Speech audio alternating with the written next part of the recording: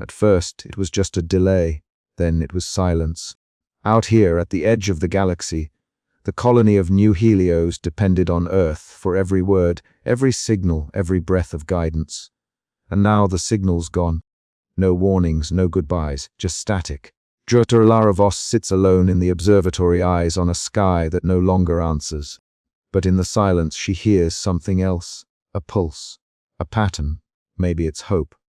Or maybe it's something calling back. The colony of New Helios had always been a fragile beacon of human endeavor, perched on the edge of a distant star system. For years, it had thrived under the steady flow of information and guidance from Earth, a constant hum of connection threading across the void. But now, as the twin suns dipped below the jagged horizon, that hum had vanished entirely.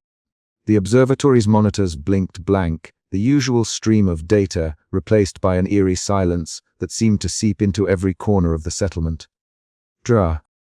Elara Voss sat alone in the dimly lit observatory, her sharp eyes fixed on the dark sky beyond the reinforced glass.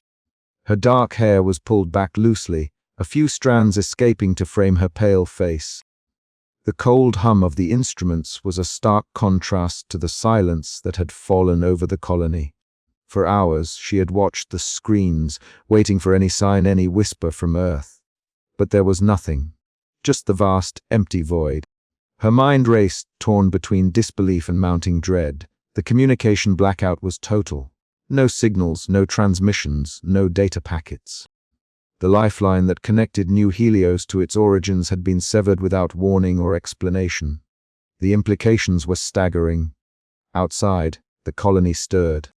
News of the silence spread quickly, igniting a firestorm of fear and speculation. In the central square, under the harsh glare of artificial lighting, settlers gathered in anxious clusters. Voices rose in heated debate, accusations swirling as the reality of their isolation settled in. Resources, once managed with careful balance, now seemed precarious. Trust fractured as factions began to crystallize, each group staking claims, asserting authority in the absence of clear leadership. Councillor Thane emerged swiftly as a figure of authority. Tall and imposing, his sharp features and cold gaze lent him an air of unyielding command. With the colony on edge, Rakov seized the moment to consolidate power, advocating for strict control and order to navigate the crisis. His words were measured but firm, appealing to a growing sentiment that only decisive leadership could prevent collapse. Yet not all were persuaded. Mira Solon, leader of a faction favoring cooperation and collective survival, countered with calls for unity and dialogue. Her short, athletic frame belied a fierce determination, her bright eyes scanning the crowd as she sought to calm fears and bridge widening divides. Amid the turmoil, Elara remained apart, observing, analyzing, searching. The weight of isolation pressed heavily on her, compounded by the absence of her younger sister, Naomi. Their relationship was strained, a quiet tension simmering beneath the surface as the colony's unraveling mirrored their growing emotional distance. On the observatory's rooftop, Elara stepped into the cool night air, the alien constellations glittering coldly overhead. She breathed deeply, the silence around her both oppressive and strangely intimate. The stars, distant and unchanged, seemed to mock the chaos below. Yet within that silence, Elara sensed something else, a pattern, a message hidden beneath the cosmic noise. Her fingers traced the worn edges of her data pad as she resolved to dig deeper, to find meaning where others saw only emptiness. The colony's fate hung in the balance. As whispers of fear and rebellion grew louder, Elara's quiet determination burned brighter. Somewhere in the silence, a signal waited to be found, and with it, perhaps the key to survival. But the path ahead was uncertain, fraught with danger both external and within. The loss of Earth's voice was more than a technological failure, it was a fracture in the very soul of New Helios. How the colony would respond, whether it would unite or fall apart, rested on fragile shoulders. Elara's gaze lifted to the stars once more. The night was endless, but so was hope. Somewhere beyond the silence, a new story was waiting to be written. The colony's silence was no longer just an absence of messages. It had become a heavy weight pressing on every mind, every corner of their isolated world.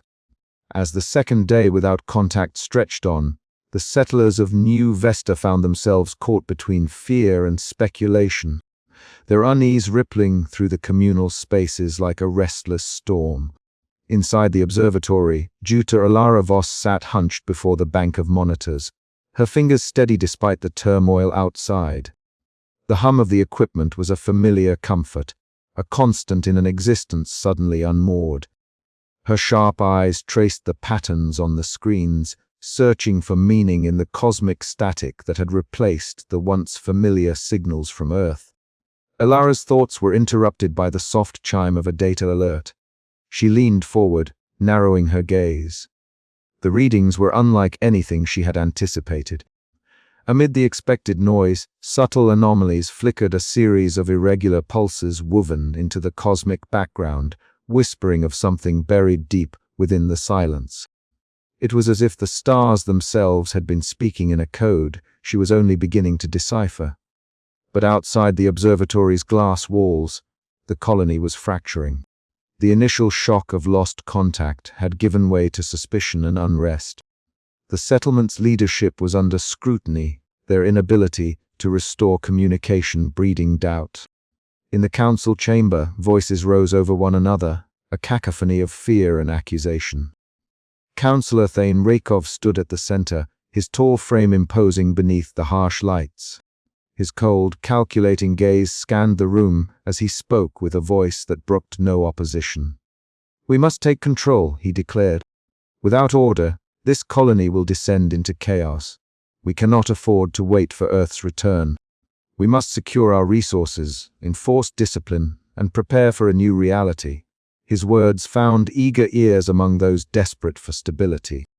Factions began to coalesce, some rallying behind Rakov's call for strict governance, others wary of his authoritarian bent. The colony's social fabric, already strained by isolation, began to tear. Elara felt the weight of the growing divide as she moved through the corridors, the sterile walls echoing with whispered doubts and guarded conversations.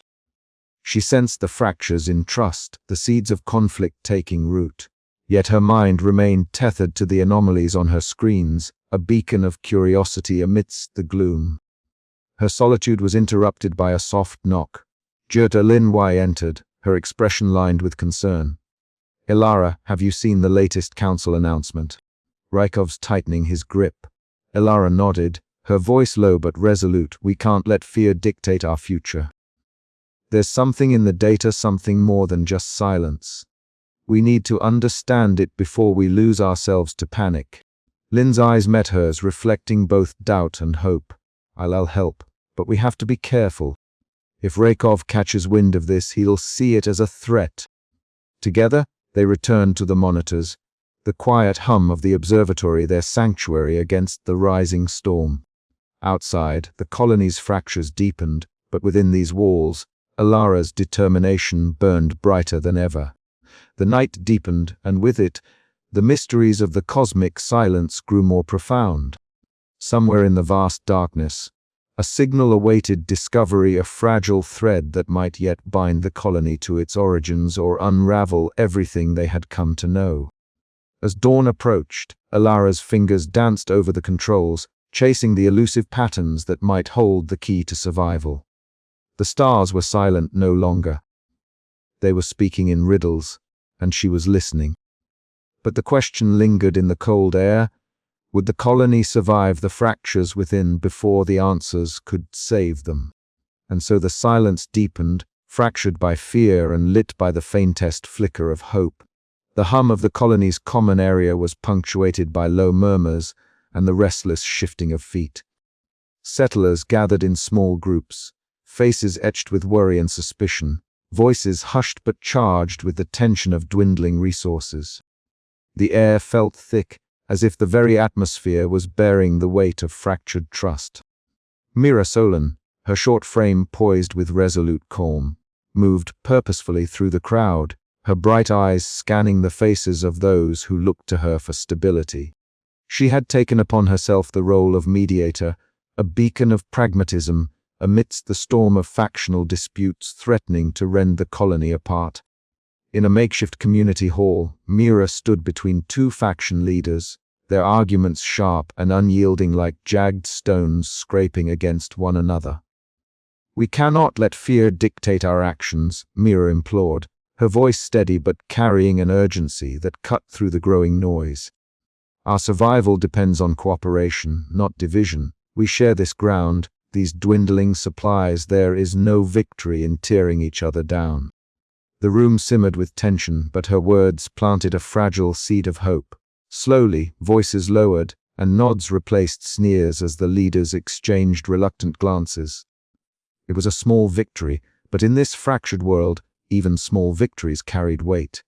Far from the crowded hall, within the sterile quiet of the observatory, Elara Voss sat hunched over a bank of glowing monitors. The soft pulse of data streams filled the room with a low electronic heartbeat. Her dark hair was pulled back tightly, eyes sharp and focused as she traced patterns across star maps projected in 3 dimensions. She was not alone this time. Beside her stood Lin Wei, the colony's communications specialist. Lin's methodical presence complemented Elara's intensity, his glasses catching the dim light as he adjusted parameters and sifted through layers of cosmic noise. "Look here," Elara said softly, pointing to a sequence buried deep within the static. "These aren't random fluctuations. There's structure patterns repeating at intervals that don't match known cosmic background radiation." Lin leaned closer, fingers dancing over the controls. "If this is a transmission, it's well hidden. But the colony's signal filters never picked it up before." "Exactly," Elara replied, a flicker of hope igniting in her chest. "It's like a whisper beneath the silence, maybe a message, something Earth left behind, or a clue to what caused the blackout." Lin nodded thoughtfully. "We'll need to dig deeper, but if you rewrite, this could change everything." Back in the communal spaces, the colony was a powder keg.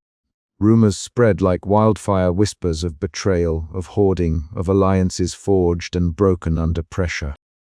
The scarcity of food and clean water twisted the social fabric, stretching it thin until it threatened to snap. Elara's solitary nature had often kept her at the edges of these disputes, but the urgency of her findings pulled her closer to the colony's heart. One evening, as the twin suns dipped below the horizon, casting long shadows across the colony's domed structures, Elara found herself on the observation deck. The glass dome above her framed the stars in a vast, ink-black expanse. Her breath fogged the cool surface as she pressed her palm against it, eyes searching for answers in the silent constellations. The void beyond was profound and impenetrable, a mute witness to the colony's unraveling. Yet within that emptiness, Elara sensed a pulse, a hidden rhythm waiting to be uncovered. Despite the fractures within her community, despite the growing divides, she clung to a stubborn belief that understanding this silence could offer a path forward. Her thoughts were interrupted by the soft footsteps of Lin Wei approaching. "You won't find answers out here alone," he said gently, joining her at the glass. "Maybe not," Elara replied, "but sometimes you have to look through the silence to hear what's really there." The night stretched on, a fragile calm settling over the colony like a thin veil. Tomorrow would bring new challenges, new disputes, new fears. But in the quiet between, the first lines in the sand had been drawn, a tentative alliance between science and hope, a fragile thread of cooperation amid the chaos. And beneath it all, the hidden signal pulsed, waiting to be deciphered. The central hall of the colony was packed, the air thick with unease as Counselor Thane Rykov stepped onto the raised platform. His tall, imposing figure cast a long shadow against the metallic walls illuminated by harsh fluorescent lighting, accentuating the sharp angles of his face and the cold, calculating gaze that had become infamous among the colony's inhabitants. Murmurs rippled through the crowd, a mixture of fear and reluctant acceptance as the counselor began to speak. "Citizens of New Dawn," Rykov's voice cut through the tense silence like a blade, "we stand on the edge of chaos. The loss of communication with Earth has plunged us into uncertainty, but we must not let disorder consume us. Effective control is not tyranny. It is survival." His words were deliberate and chilling, a call to arms disguised as a plea for order. He outlined new measures: strict rationing of food and water, intensified surveillance of faction activities, and the dissolution of unauthorized gatherings. His supporters nodded approvingly, their faces grim but resolute. Yet, in the eyes of many others, these decrees were the tightening grip of authoritarianism, a shadow stretching over the fragile hope of cooperation. Across the colony, in a less conspicuous part of New Dawn, Elara Voss sat hunched over a cluttered workbench scattered with data pads and astronomical charts. The low hum of analytical equipment filled the cramped room, punctuated by the occasional beep of incoming data streams. Her sharp eyes, framed by dark hair pulled back into a practical knot, scanned the latest waveforms she had captured from the cosmic background. The anomalies she had noticed earlier persisted, patterns buried deep within the static, faint but unmistakable. Elara's thoughts were interrupted by a cautious knock at the door. She glanced up as it creaked open to reveal a rugged figure with a weather-beaten face and quick hands. Jax Wren. A smuggler by trade, Jax was known in the colony's underbelly for his resourcefulness and knowledge of the black market's secret communication channels. "Drer. Voss," he said quietly, stepping inside and closing the door behind him. "I hear you rechasing ghosts in the noise. Maybe I can help." The air between them was thick with suspicion and unspoken questions. Elara studied Jax carefully. His guarded demeanor hinted at a lifetime of survival in the shadows. Yet beneath his cynicism was a flicker of hope, perhaps a shared desire to find answers in the silence. Their conversation was terse but charged with potential. Jax revealed fragments of information about clandestine networks and coded transmissions circulating among underground factions. If Elara could decode these, it might unlock the mystery behind the cosmic blackout and the colony's isolation. Meanwhile, the colony's atmosphere darkened. Factions loyal to Rakov's strict hierarchy tightened their grip, enforcing curfews and punishing dissent. The streets echoed with whispered fears and the distant sounds of protests. Elara found herself increasingly isolated, her advocacy for pursuing the mysterious signal met with skepticism and hostility. One evening, seeking respite, Elara retreated to the observation deck. The cold metal floor contrasted starkly with the vast heavens stretching beyond the reinforced glass. Her breath fogged the pain as she traced constellations with her eyes, searching for any sign that the silence from Earth was not the end. The distant rumble of unrest beneath the colony was a stark reminder of the stakes.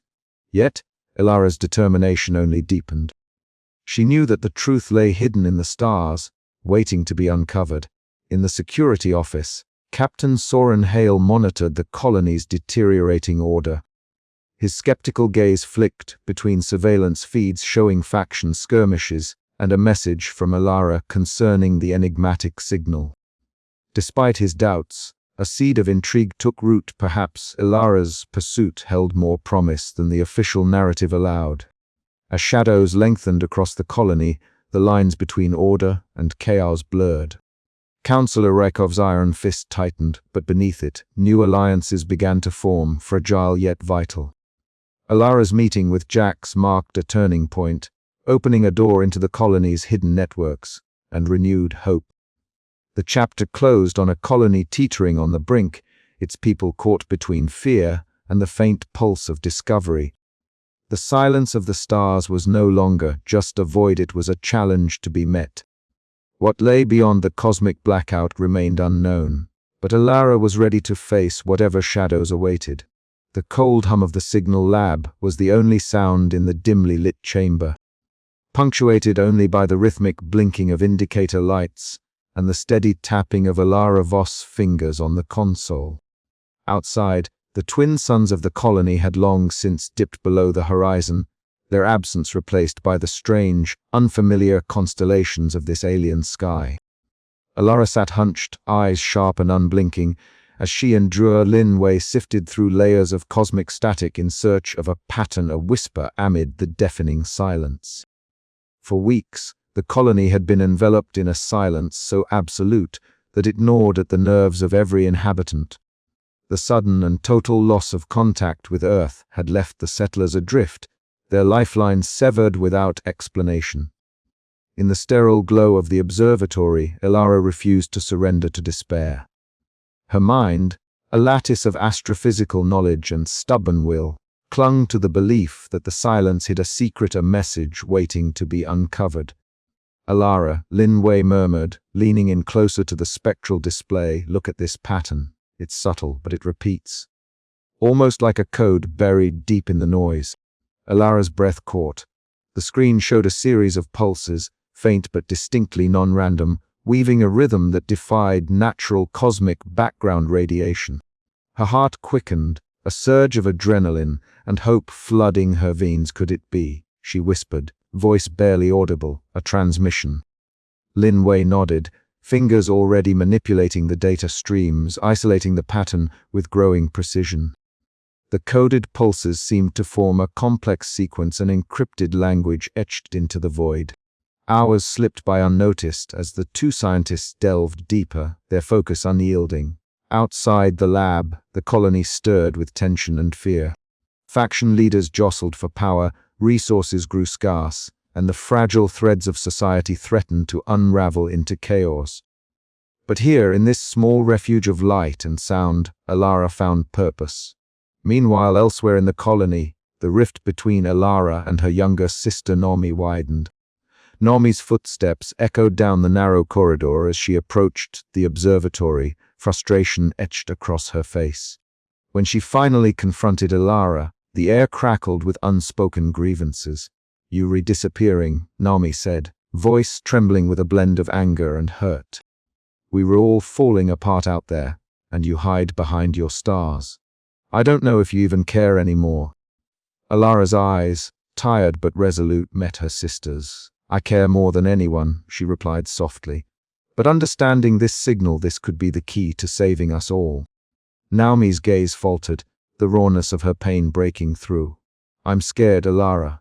Scared we were losing everything, including each other." The tension lingered, a stark reminder of the personal cost exacted by the colony's crisis. Yet Elara could not turn away from the enigma before her. Back in the lab, Linwei's voice cut through the silence. "I think I've found something, a fragment of the code that might be decipherable." Elara leaned forward, pulse pounding. The code unfolded slowly, revealing symbols and patterns that hinted at meaning beyond simple interference. It was a message, cryptic, fragmented, but undeniably deliberate. The breakthrough ignited a new spark of hope within Elara. Yet, even as the data danced across the monitors, she felt the weight of isolation deepen. Her obsession drove her further from the colony's fractured heart, a lone figure chasing a whisper in the void. As dawn crept over the horizon, painting the observatory dumb with pale light, Elara pressed onward. The secret buried in the cosmic silence was beginning to reveal itself, and with it, a fragile promise that connection might yet endure. But as the colony teetered on the edge, the question remained, what message lay hidden in the quiet, and what price would they pay to uncover it? The stars, once distant and indifferent, now seemed to pulse with a subtle urgency, an echo in the void waiting to be answered. The colony's central supply depot was a hive of unrest that morning, the tension palpable enough to taste in the stale recycled air. Lines of settlers, faces drawn tight with worry, clustered around the guarded ration stations. The scarcity of food and water had become an unrelenting pressure, squeezing the fragile equilibrium of the colony's social order. Factions, once just murmurs of discontent, now marched openly with weapons at their sides, eyes glinting with suspicion and desperation.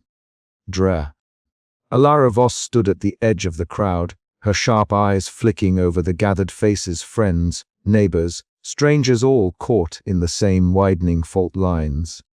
Her mind, however, was elsewhere, locked on the flickering data streams that haunted her nights. The cryptic transmission buried deep in the cosmic silence was more than a scientific puzzle. It was a fragile thread of hope in the unraveling social fabric. "We can't afford this," Mira Solan's voice cut sharply through the mounting chaos as she pushed through the throng towards Elara. Mira's short, athletic frame moved with a purposeful grace, her bright eyes scanning the crowd, taking in the tension like a second skin. "If this breaks out into open conflict, we're finished." Elara nodded, her gaze drifting to the makeshift barricades hastily assembled around the depot. Armed faction members eyed one another warily, fingers twitching near triggers. The air was thick with the metallic scent of sweat and the faint, acrid trace of burnt electronics, remnants of earlier skirmishes. "The transmission," Elara said quietly, "it's more urgent than ever. If we can decode it in time, it could shift everything." Mira's smile was tight, hesitant. "Convincing the others, especially Councillor Rykov, will be the hardest part." As if summoned by name, Councillor Thane Rykov's tall, imposing figure emerged from a side corridor. His cold, calculating gaze swept the scene like a predator surveying territory. "This obsession with signals and shadows is a distraction," he declared, voice low but firm. "Our priority is order. Without it, no transmission will save us." Captain Soren Hale, standing nearby with arms crossed, exchanged a glance with Elara. His stern, weathered face betrayed a flicker of doubt. Hale had long been the colony's security chief, a man whose allegiance was to stability above all. Yet the persistence in Elara's eyes stirred something uneasy within him. The standoff escalated swiftly. A shouted insult, a sudden shove, and then the crack of a makeshift weapon shattered the fragile calm. Panic rippled through the crowd as factions clashed, the sound of fists and crude weapons colliding echoing through the depot's cramped corridors. Mira scrambled forward, hands raised, voice rising over the din. "Enough! This will destroy us all if we let it!" Bloodied and breathless, she stood between the warring groups, her fierce loyalty to the colony's survival the only barrier against the spiraling violence.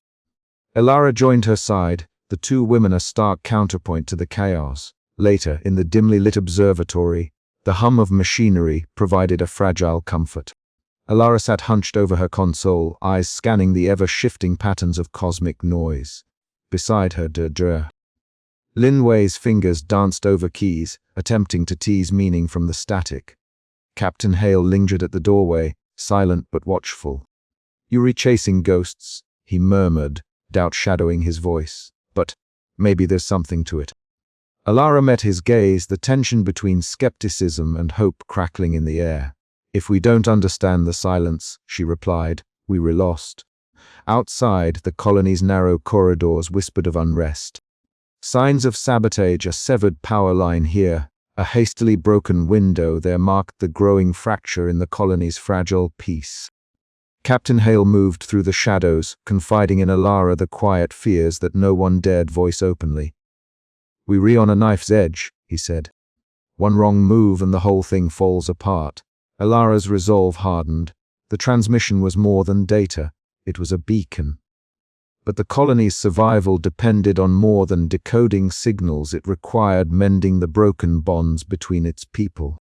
As night settled over the colony, the echoes of violence faded into uneasy silence. Yet beneath that quiet, the fault lines deepened, threatening to split the world apart. Elara, Mira, and Hale knew the coming days would test not just their courage, but the very soul of the colony. Could they find a way to bridge the divides before the fractures became chasms? The answer lay hidden in the cosmic silence and in the fragile hope of rediscovery. The communications lab was a sanctuary of flickering light and static hums, a stark contrast to the growing chaos outside. Elara Voss leaned over a console cluttered with cables and displays, her sharp eyes scanning patterns that others dismissed as meaningless noise. Beside her, Dura. Lin Wei adjusted a frequency dial, the soft click of the knob punctuating the tense silence between them. "There," Lin said quietly, pointing at the screen where a series of symbols began to coalesce from the static. "These aren't random anymore. It's a pattern, a code embedded deep within the cosmic background noise. Elara's breath caught. The discovery was more than she'd dared hope for. The colony had been plunged into silence not just from Earth, but from the stars themselves. Yet here was a whisper, a faint pulse of information that suggested they were not alone in their isolation. "How long until we can decode the rest?" Elara asked, her voice steady despite the pounding of her heart. Lin shook his head. "It's complex. The signal seems layered, like it's been encrypted with multiple algorithms, probably to survive interference. But we're making progress." Outside the lab, the colony's streets were fraying at the edges. Faction disputes erupted with increasing frequency, desperate voices arguing over dwindling resources, the air thick with suspicion and fear. The fragile order that had held since the loss of contact with Earth was beginning to crumble. It was against this backdrop of unrest that Jax Wren entered their lives. The smuggler's reputation preceded him, a man who knew the colony's shadows as well as its lights. When Elara first met him in a dimly lit tavern on the fringe of the settlement, she was wary. Trusting a man who thrived in the underworld was a risk. Jax's eyes gleamed with a mixture of cynicism and pragmatism as he spoke. "You want to know about secret channels. Frequencies the Council doesn't want you to hear. I can help, but it'll cost you."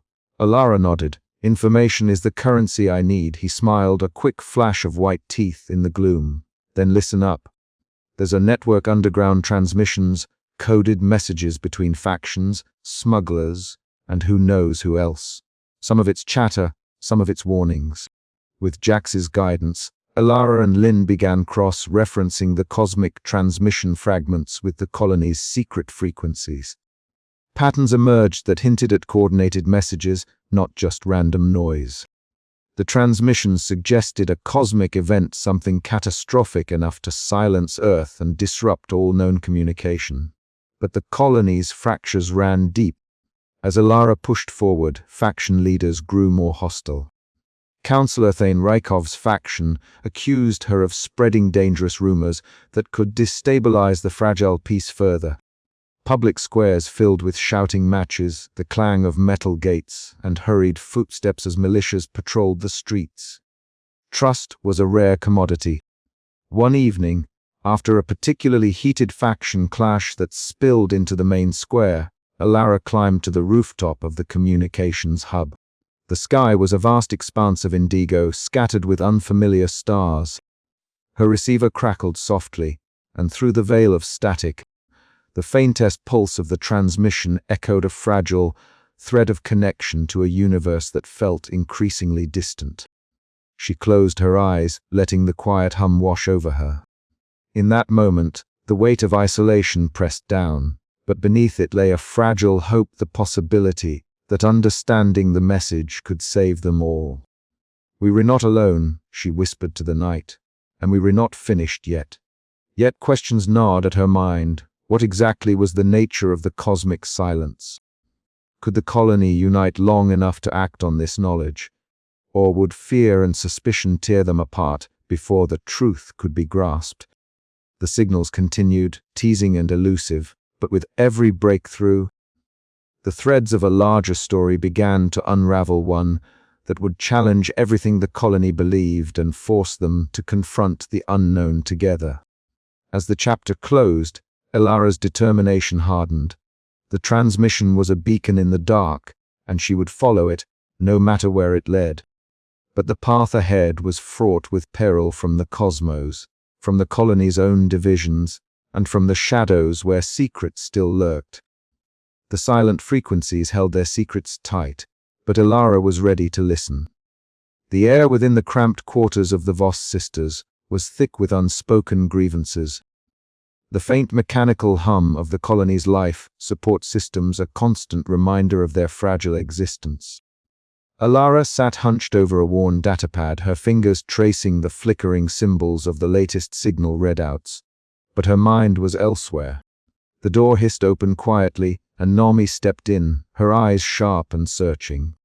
"Elara," Nami began, her voice barely above a whisper yet carrying the weight of months of pent-up emotion. You're so wrapped up in those stars you barely notice anything else anymore. I'm here. This colony is crumbling around us, and gone. Elara looked up, startled by the intensity in her sister's gaze. Her usual calm composure faltered. Naomi, I'm trying to find answers to all of this silence. If I can understand what's happening, maybe we can fix it. Fix it. Naomi's voice cracked. By hiding away in your observatory, ignoring the people who need you. I'm tired, Elara. Tired of pretending everything is fine just because you chasing ghosts in the dark. Their words hung between them, a fragile bridge teetering on the brink of collapse. Elara's thoughts swirled. She had always known her obsession came at a cost, but hearing it voiced so plainly hurt more than she expected. Later, in the shadowed corridors of the colony's council chambers, Councillor Theinrikov reviewed the latest reports with a cold, calculating eye. Elara's research, once a curiosity, had become a threat to his carefully maintained order. The encoded transmission hinted at truths that could unravel his authority. We cannot allow this madness to spread, Rykov muttered, his voice low and resolute. Deploy loyalists to discredit her findings. Control the narrative. The colony needs stability, not chaos. The metallic clangs of the chamber's infrastructure seemed to echo his resolve, a stark contrast to the fragile hope Elara clung to in the observatory. Alone under the artificial glow of the monitors, she stared into the starless void beyond, feeling the weight of Naomi's accusations and the looming political storm. Her mind raced. Could she balance the demands of her mission with the growing chasm between her and those she loved? The colony's future, and perhaps her own, depended on it. As tensions within the colony escalated, a confrontation erupted near the communal area. Voices rose in heated exchange, reflecting the wider fractures tearing at the social fabric. Naomi's frustration met Elara's determination in a clash that was as much about survival as it was about family. You think you're the only one fighting, Naomi snapped. We all are. But you can't do it alone. Elara's eyes glistened, the harsh words cutting deep, but also igniting a spark of clarity. The transmission was not just a scientific puzzle. It was a catalyst, forcing them to confront not only the silence from the stars, but the silence growing between them. As the chapter closes, Elara faces a crossroads to continue her solitary quest at the risk of losing everything she holds dear, or to reach out, bridge broken bonds, and face the colony's mounting threats together. The silence outside remains impenetrable, but within, the first cracks of a new understanding begin to form. The colony's atmosphere thickened with tension, a palpable undercurrent of fear and suspicion that hung over every gathering, every whispered conversation in the narrow corridors and communal spaces. Elara Voss moved through this charged environment with a resolute calm, her sharp eyes often cast upward toward the stars she had spent her life studying. The silence from Earth was no longer just a technical anomaly, it was a wound in the colony's collective psyche, a void that bred uncertainty and fractured trust. In the cramped, cluttered lab where the colony's communication arrays were housed, Elara had found a small sanctuary.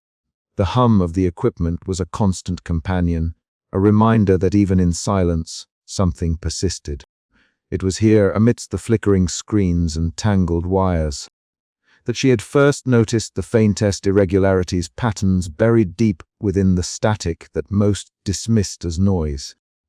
Tonight, those patterns had grown more pronounced, like whispers emerging from a void. Linway adjusted the filters on the console, her slender fingers moving with practiced precision. Look at this, she murmured, eyes scanning the data streams. The signal isn't random. There's a structure here, fragments of a message, encoded in a way that's almost intentional. Elara leaned closer, heart quickening. Could it be a transmission? Lynn nodded slowly. It's faint, erratic, but definitely a signal. Something is trying to communicate. The discovery sent ripples of cautious excitement through their small team. Mira Solon, leader of the cooperative faction, was the first to hear the news. In the dim light of the communal hall, she addressed a restless crowd, her voice steady despite the undercurrent of fear that had gripped many. "We stand at a crossroads," Mira said, her bright eyes scanning the faces before her. "This signal, whatever it means, reminds us that we are not alone in this silence. It is a beacon of hope, a call to unity rather than division. We must not let fear fragment us further." Her words resonated with some, but others remained unconvinced. Factional leaders, emboldened by the chaos, continued to vie for control, their distrust of Elara's findings growing. Councillor Thane Rykov, towering and cold-eyed, watched from his office, his mind calculating the threat this revelation posed to his grip on power. "Allowing this transmission to be pursued," he muttered, "risks destabilizing everything we have managed to hold together. I cannot let that happen." Back in the lab, Elara and Lynn worked tirelessly, piecing together fragments of the encoded message. The task was daunting. The signal was interrupted, distorted by cosmic interference and the vast distances it had traveled. Yet, with every breakthrough, the image of a cosmic event, a massive, universe-altering phenomenon, began to emerge. "It's not abandonment," Elara whispered one long night, exhaustion etched into her features. "Earth didn't turn its back on us. Something happened out there, something catastrophic." Lynn's gaze was grave but resolute. "If this is true, it changes everything. We are not isolated by choice, but by circumstance." Mira joined them frequently, bridging the divide between scientific inquiry and community leadership. Her optimism was a balm against the growing paranoia, her pragmatic approach fostering fragile alliances. Together, they formed a small coalition, united by a shared need to understand the truth and prepare the colony for whatever lay ahead. But the path was perilous. As news of their progress spread, Councillor Rykov's opposition grew fiercer. He deployed his loyalists to discredit Elara's research, casting doubt and fear. Rumors circulated that the transmission was a hoax, or a threat designed to fracture the colony further.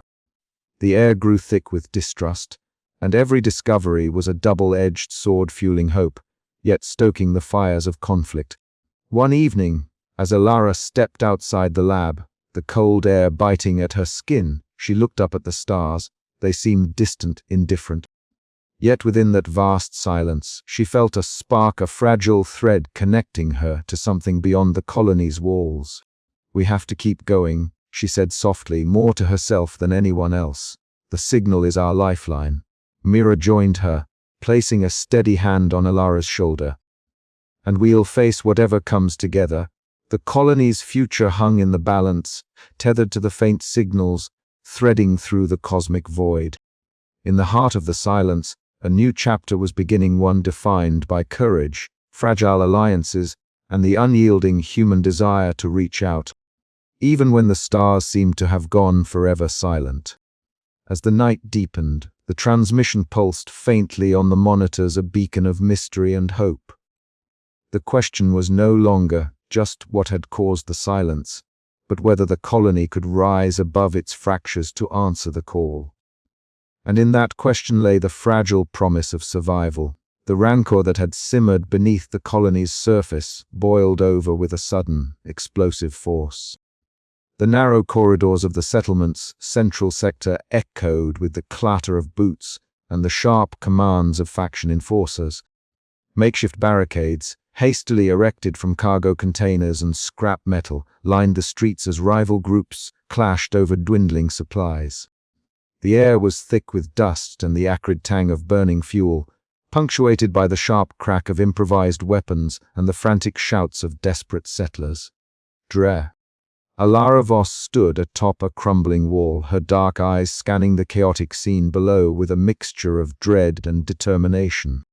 The colony she had known her entire life, the fragile community that had grown from Earth's distant seed, was fracturing before her very eyes. The loss of contact with their homeworld had not only severed lines of communication, but also unraveled the fragile social fabric that sustained them. Now, amidst the din of conflict, the true cost of isolation was laid bare. Elara's thoughts were interrupted by the low rumble of a hover vehicle approaching. Captain Soren Hale, the colony's security chief, emerged from the dust and chaos, his imposing frame silhouetted against the fading light. Known for his stern discipline and unwavering loyalty to order, Hale had long maintained a wary distance from Elara and her scientific pursuits. Yet the mounting violence, the palpable fear in the eyes of settlers, had begun to erode even his steadfast resolve. "This can't go on," Hale said, voice rough but steady as he joined Elara atop the barricade. "If we don't find a way to stop this, the colony won't survive the week." Elara nodded, her mind racing. "The transmission, it's the key. There's a message hidden in the cosmic silence, a warning, maybe even a solution. But no one will listen while the colony is tearing itself apart." Hale's gaze shifted toward the chaos below. "I saw what happened near the northern supply depot. Factions are armed and ready to fight for every ration. We can't afford to be divided." The two stood in silence for a moment, the distant cries of conflict underscoring their shared urgency. Finally, Hale broke the silence. "I'll help you. But we do this my way, organized, secure, with clear objectives. No room for mistakes." Elara felt a flicker of hope. The alliance she had long sought with the colony's security forces was finally within reach. Together, they made their way to the command center, a cavernous room lined with arrays of blinking consoles and scattered data pads. There, Mira Solon, leader of the cooperation-focused faction, awaited. Her bright eyes held a steady optimism that belied the grim realities outside. Lin Wei, the communications specialist, was already immersed in analyzing signal patterns, her fingers dancing across the holo display. "Captain," Mira greeted Hale with a nod, "glad you could join us. We need every hand if we're going to decode this transmission and save the colony." Hale gave a curt nod, his gaze lingering on Elara. "I'm here because I believe in the mission, but we move fast and we move together." Lin Wei brought up a complex waveform on the screen, its layered frequencies pulsing faintly. "This is where we left off," she explained. "The transmission is fragmented, but patterns are emerging. We need coordinated efforts to piece it together." Jax Wren, the rugged smuggler with knowledge of underground networks, arrived quietly, his presence a reminder of the colony's shadowed underbelly. "I've got contacts who can intercept faction chatter," he offered. "Might help us anticipate moves and keep the mission safe." The room hummed with a cautious energy, the disparate figures united in a fragile but vital alliance. Plans were drawn, roles assigned, and communication channels secured. Outside, the colony's factions bristled with suspicion and hostility, but within these walls, a new order was taking shape, a beacon of hope amid the chaos.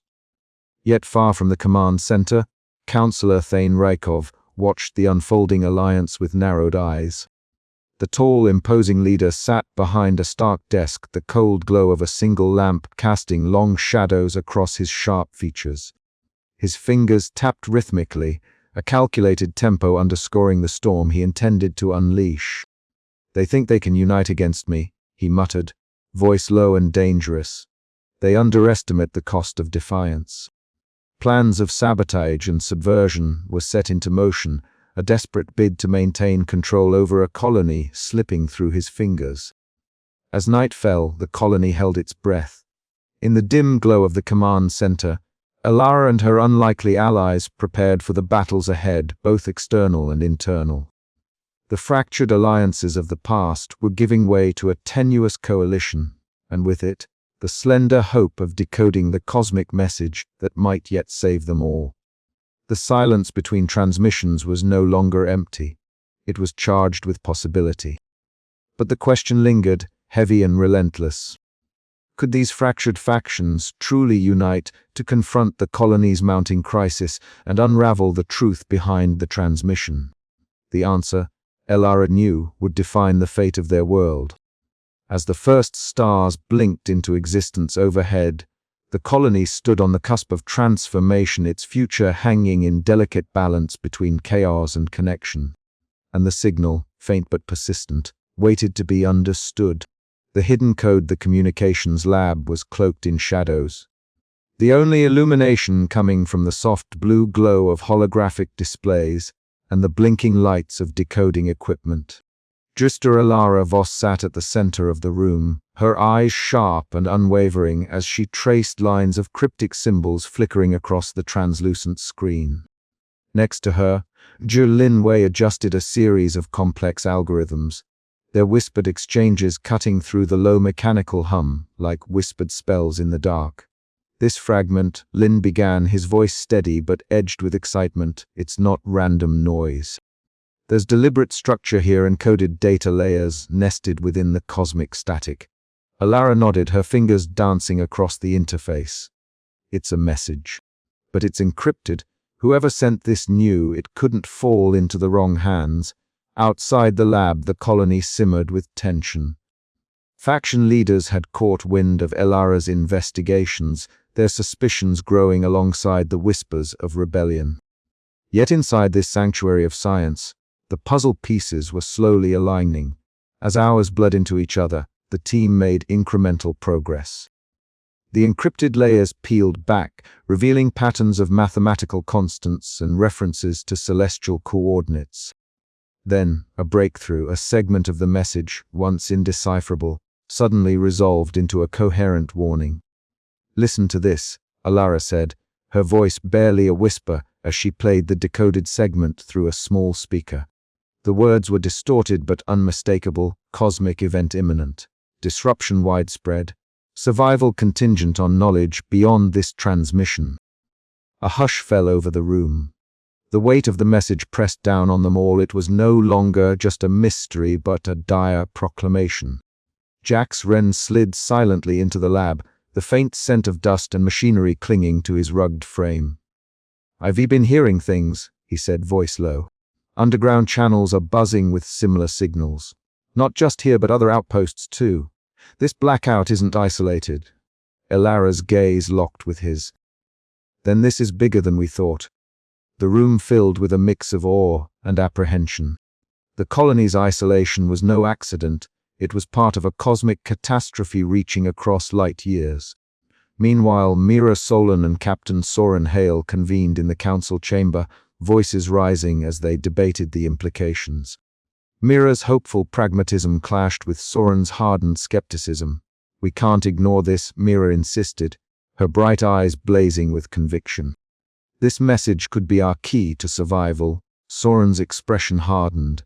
"Or it could be a trap. We risk everything chasing shadows while our people starve and fight."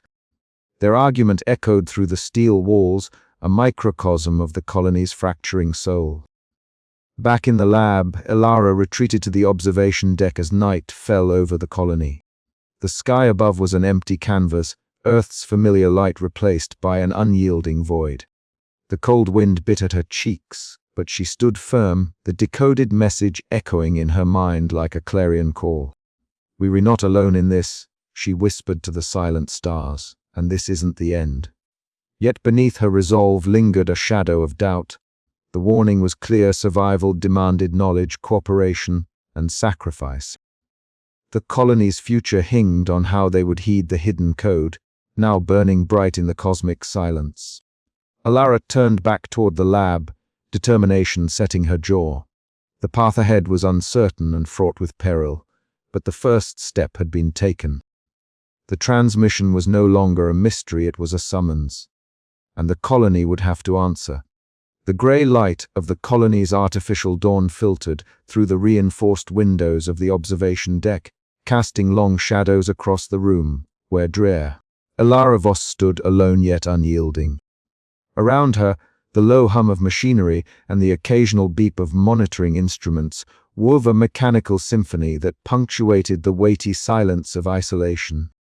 She traced her fingers along the worn console, eyes sharp and unwavering as they scanned the latest digital readouts. The fragments of the transmission continued to tease her mind, buried whispers in the cosmic static, hinting at a message just beyond full comprehension. Outside, the colony's heart beat unevenly. The loss of Earth's voice had fractured more than just communication lines. It had shattered trust, splintered alliances, and set the stage for a power struggle that threatened to unravel everything the settlers had built.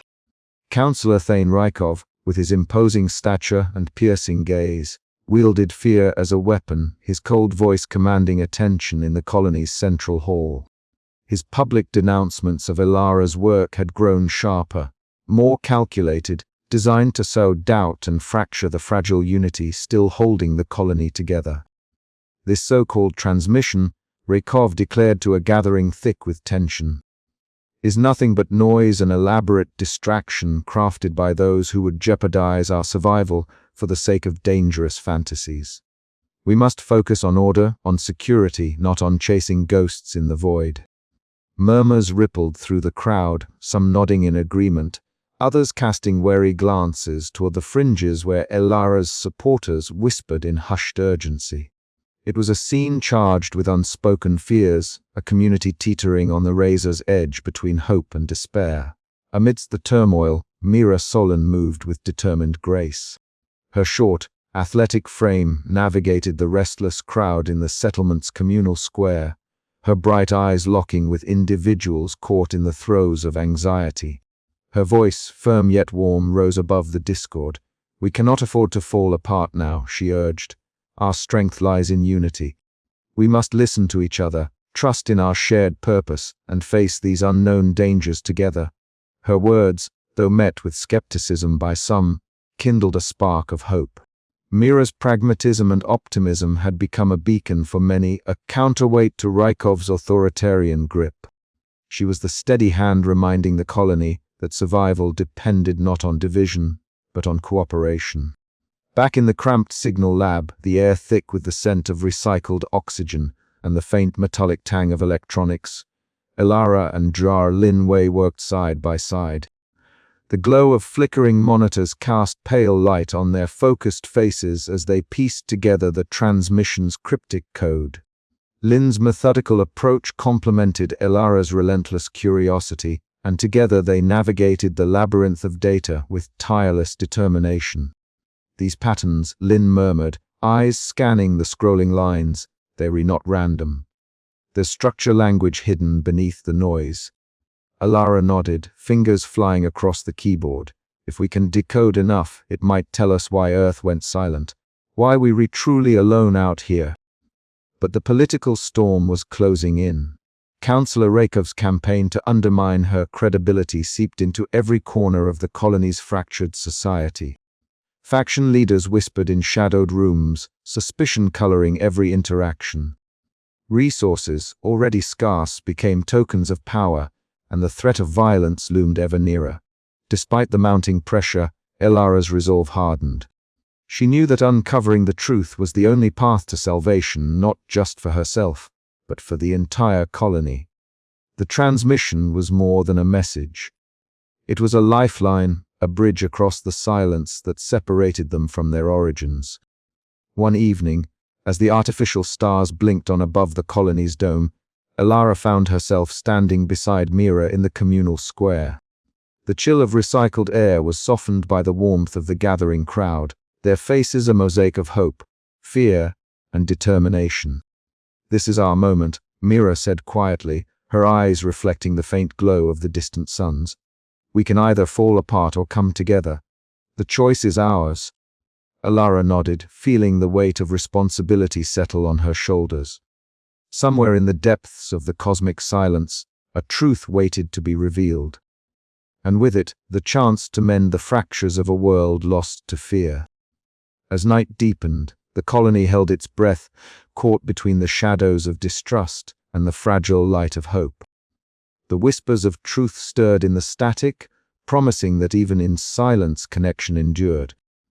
But the question remained, could Elara break through the walls of suspicion before the colony tore itself apart? The answer lay hidden in the stars, waiting for those bold enough to listen.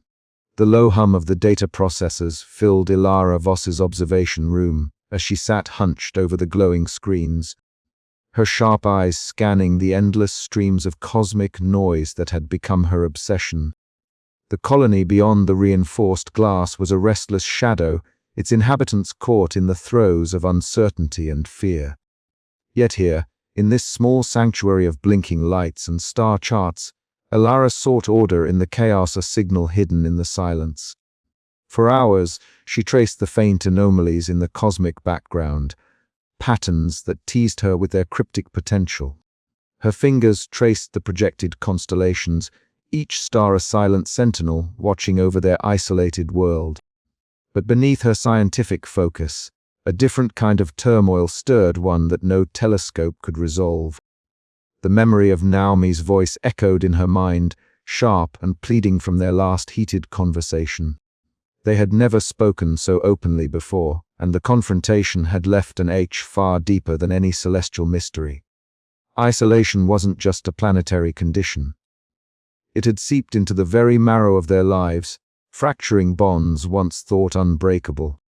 Elara closed her eyes, recalling the narrow corridor where Naomi had confronted her. The younger sister's face had been etched with exhaustion and sorrow, her voice trembling as she implored Elara to remember who she was beyond the data and discoveries. "We were more than stars and signals," Elara, Naomi had said. "We were people, and we were breaking apart." That moment lingered, casting a shadow over Elara's relentless pursuit. She knew that her obsession with the transmission, with the hope of restoring Earth's connection, had come at a cost. She had retreated into solitude, shunning the fragile human interactions that now seemed as vital as oxygen. Determined to understand not just the cosmos, but the fractures within her own heart, Elara rose and made her way to the observation platform. The night sky stretched endlessly above the colony, a tapestry of silent stars that mocked their predicament. The cosmic void was vast and indifferent, yet within its depths lay a promise, a whisper of connection waiting to be heard. As the cold night air brushed against her skin, Elara felt the weight of solitude pressing down, yet beneath it, a fragile spark of hope kindled. She thought of Naomi, of the colony's fractured families and factions, all caught at a crossroads between despair and survival. Returning to their quarters, Elara found Naomi waiting, her eyes searching for a bridge across the growing divide. Their conversation was tentative at first, words laced with pain and apology. Elara shared her fears and doubts, while Naomi revealed the loneliness that had gnawed at her spirit. In that exchange, a tentative reconciliation began to form, fragile but real. The sisters understood that their personal healing was inseparable from the colony's fate. If they were to survive the silence, this cosmic blackout that threatened to unravel them all, they would need to find balance between obsession and empathy, between the stars and the human heart. As dawn's pale light crept over the horizon, Elara felt a renewed resolve. The path ahead was uncertain, fraught with conflict and sacrifice, but also with possibility. The transmission awaited decoding, and with it, the chance to redefine their future. In the quiet moments before the colony stirred, Elara vowed to embrace both the scientific quest and the fragile ties that bound them, for only together could they hope to navigate the darkness and find a new constellation to guide them home. The crossroads had been reached. The journey was just beginning. The cold hum of the communications lab was the only sound accompanying the faint flicker of the holo display as Elara Voss and Linway pored over the enigmatic patterns that had haunted them for days. The cosmic silence had pressed down on the colony like an unyielding shroud, and now, for the first time, the silence was broken not by noise but by meaning. Elara's sharp eyes scanned the lines of data, her fingers deftly manipulating the interface. "Lynn," she whispered, voice taut with disbelief, "look at this segment, the recurring pulses. They were not random. This pattern, it's deliberate." Lynn leaned closer, the soft glow of the holo casting shadows across her focused face. "It's a coordinate," she said, her voice steady but laced with awe. "A location on our planet, and a warning." The room seemed to shrink as the weight of the discovery settled over them.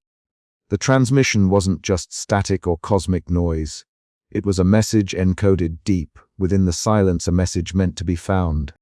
The coordinate pointed to a remote region on the planet, far from the colony's center, and the warning spoke of an impending cosmic event, one that could threaten their fragile existence.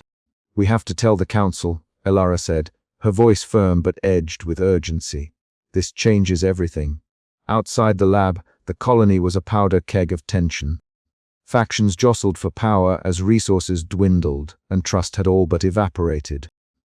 At the council chamber, Councillor Theinrikov stood before the gathered leaders, his imposing figure commanding the room. His cold, calculating gaze swept over the assembly as he spoke with measured authority. "This transmission," he said, voice dripping with controlled disdain, "is a distraction. A dangerous rumor born of fear and desperation. We cannot allow ourselves to be swayed by unverified messages that threaten our order."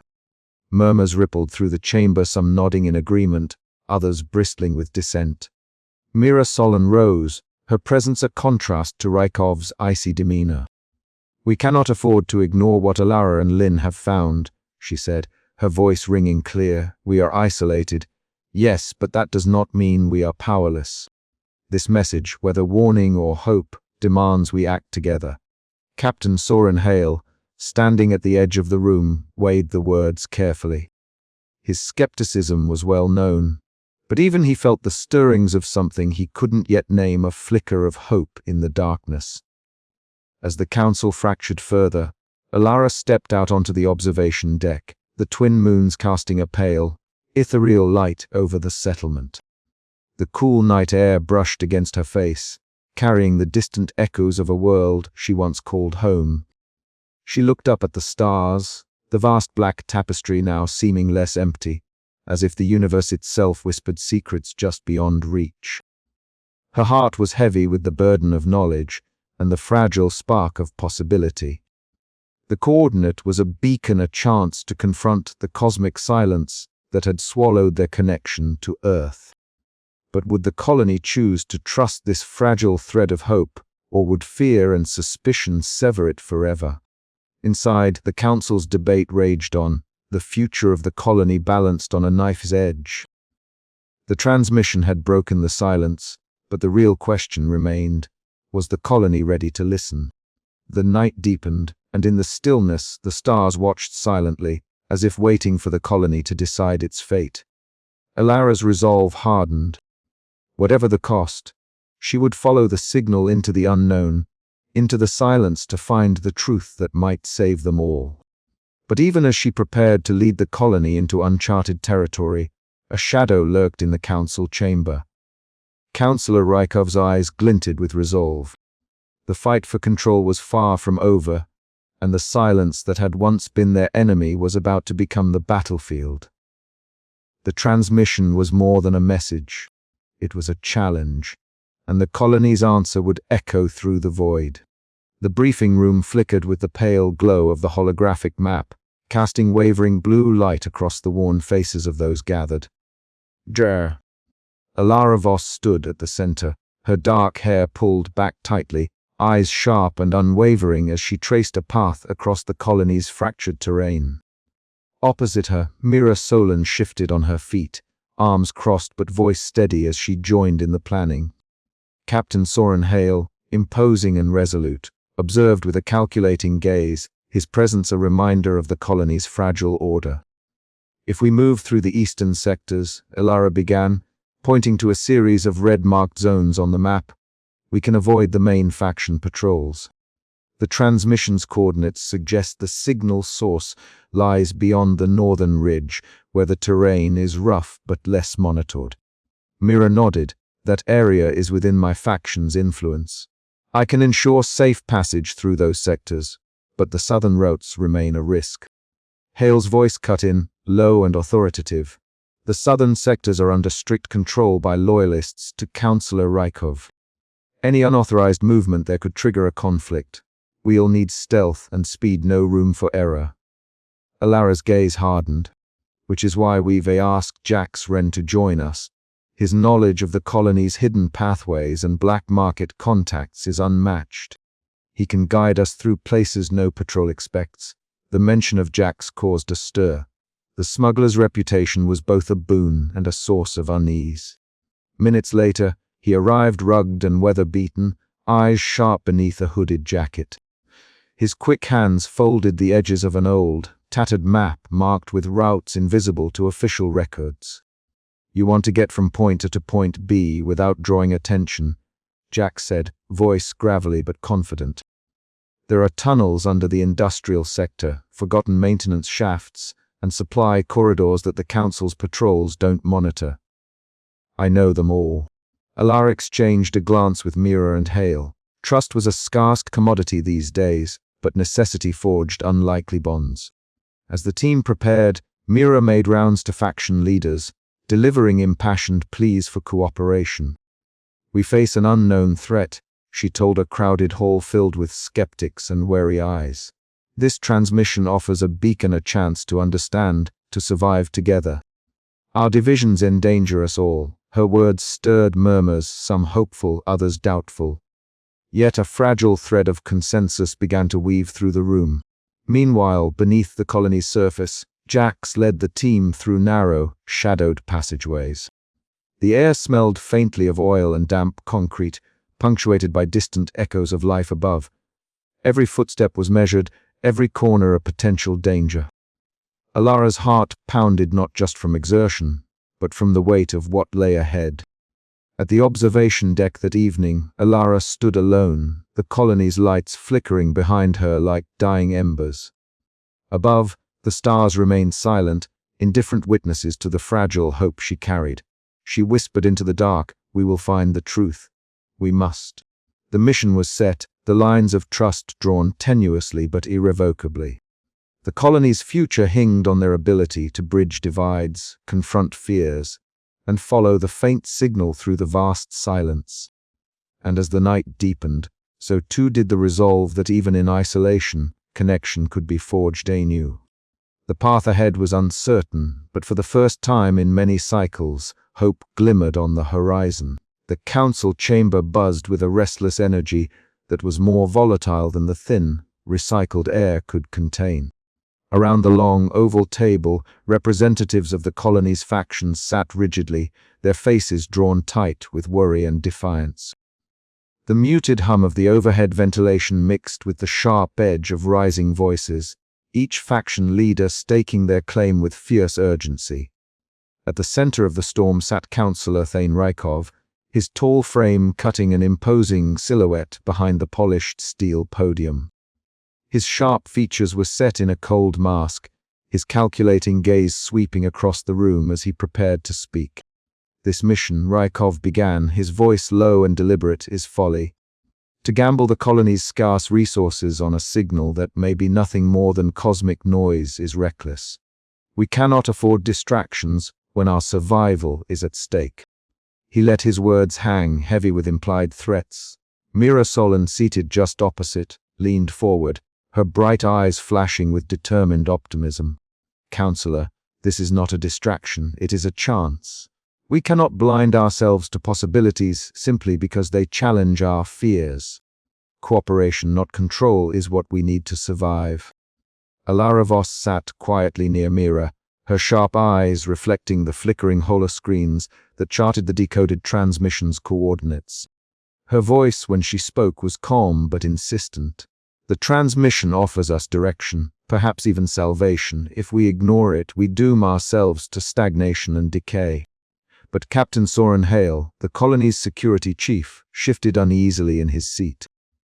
His disciplined posture betrayed his internal conflict as he weighed loyalty to the colony's order against the growing evidence Elara presented. "We must prepare for all outcomes," he said cautiously. "But we cannot afford civil unrest." The room erupted as factions voiced their fears and suspicions. Accusations flew about hidden agendas and betrayals. The fragile trust that had held the colony together since the loss of Earth's contact was unraveling. Meanwhile, in the shadows of a cavernous warehouse on the colony's outskirts, Councillor Rykov gathered his loyalists.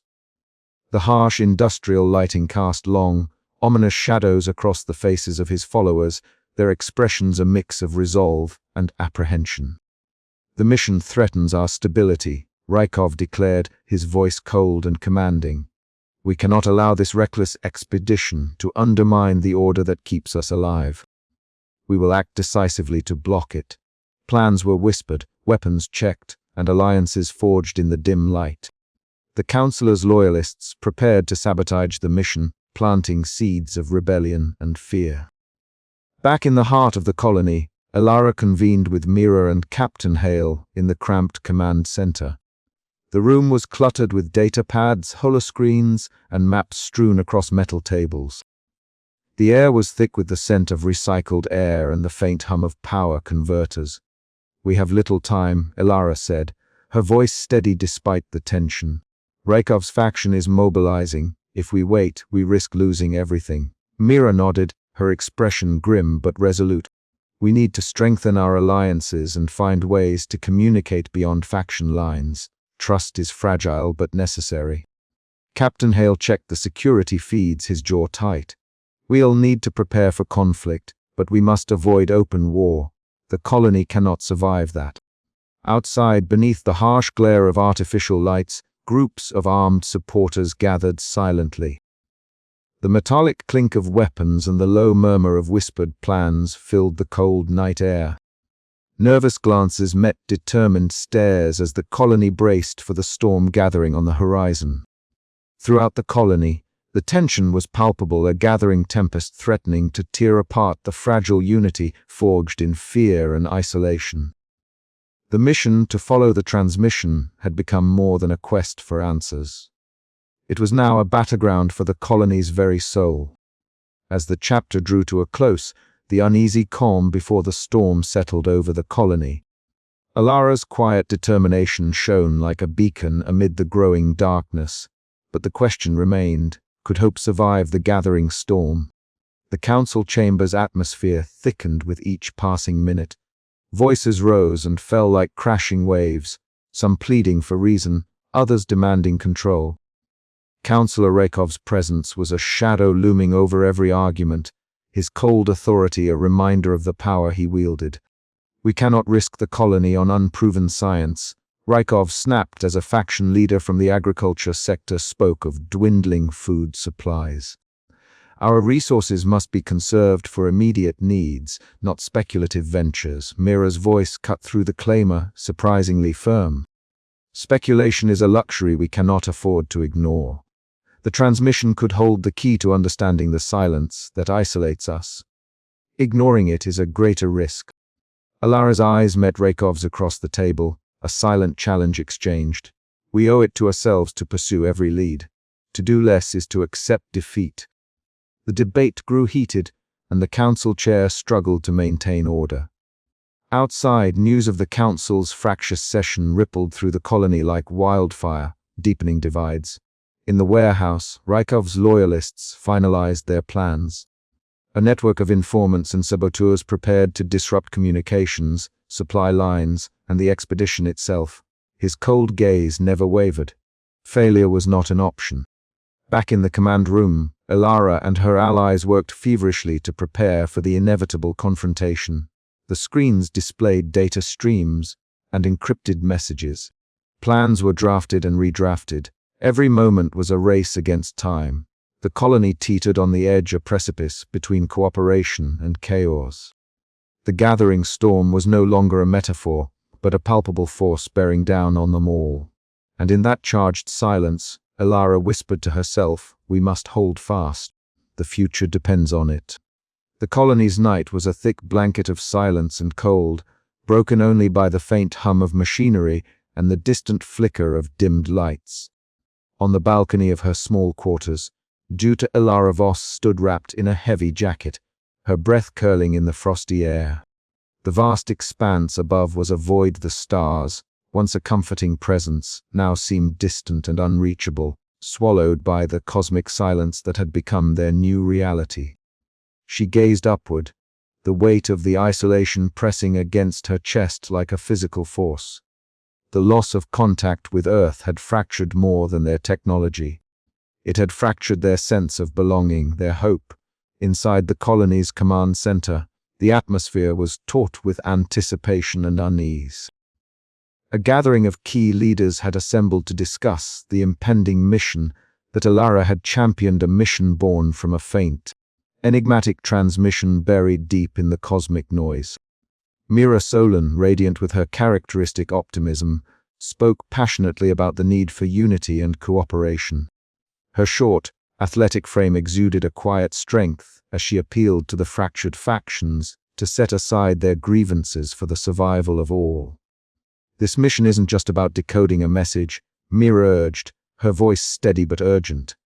"It's about reclaiming our future. We cannot afford to fall apart now." Captain Soren Hale, the colony's security chief, leaned forward, his brow furrowed beneath his worn uniform. His voice was cautious, laced with the weight of responsibility. "We must be prepared for the unknown. The risks are high not just from external threats but from the instability within. Our defenses need to be solid." Councillor Thane Rakov, tall and imposing, cut through the discussion with his cold, calculating gaze. "We are risking everything on a hope, a cryptic message that could lead us into chaos. Stability comes from control, not from chasing shadows." The tension in the room was palpable, a stark reflection of the colony's fractured state. Elara listened silently, her sharp eyes tracing the lines of conflict etched into each face. She knew that the mission's success depended not only on decoding the transmission, but on navigating the volatile political landscape that threatened to unravel them all. Later, in the cramped quarters she shared with her younger sister, Naomi, the emotional toll of their predicament settled in. Naomi's restless eyes searched Elara's face, seeking a connection that had grown tenuous under the strain of isolation and obsession. "You're always out there," Naomi said quietly, her voice tinged with hurt.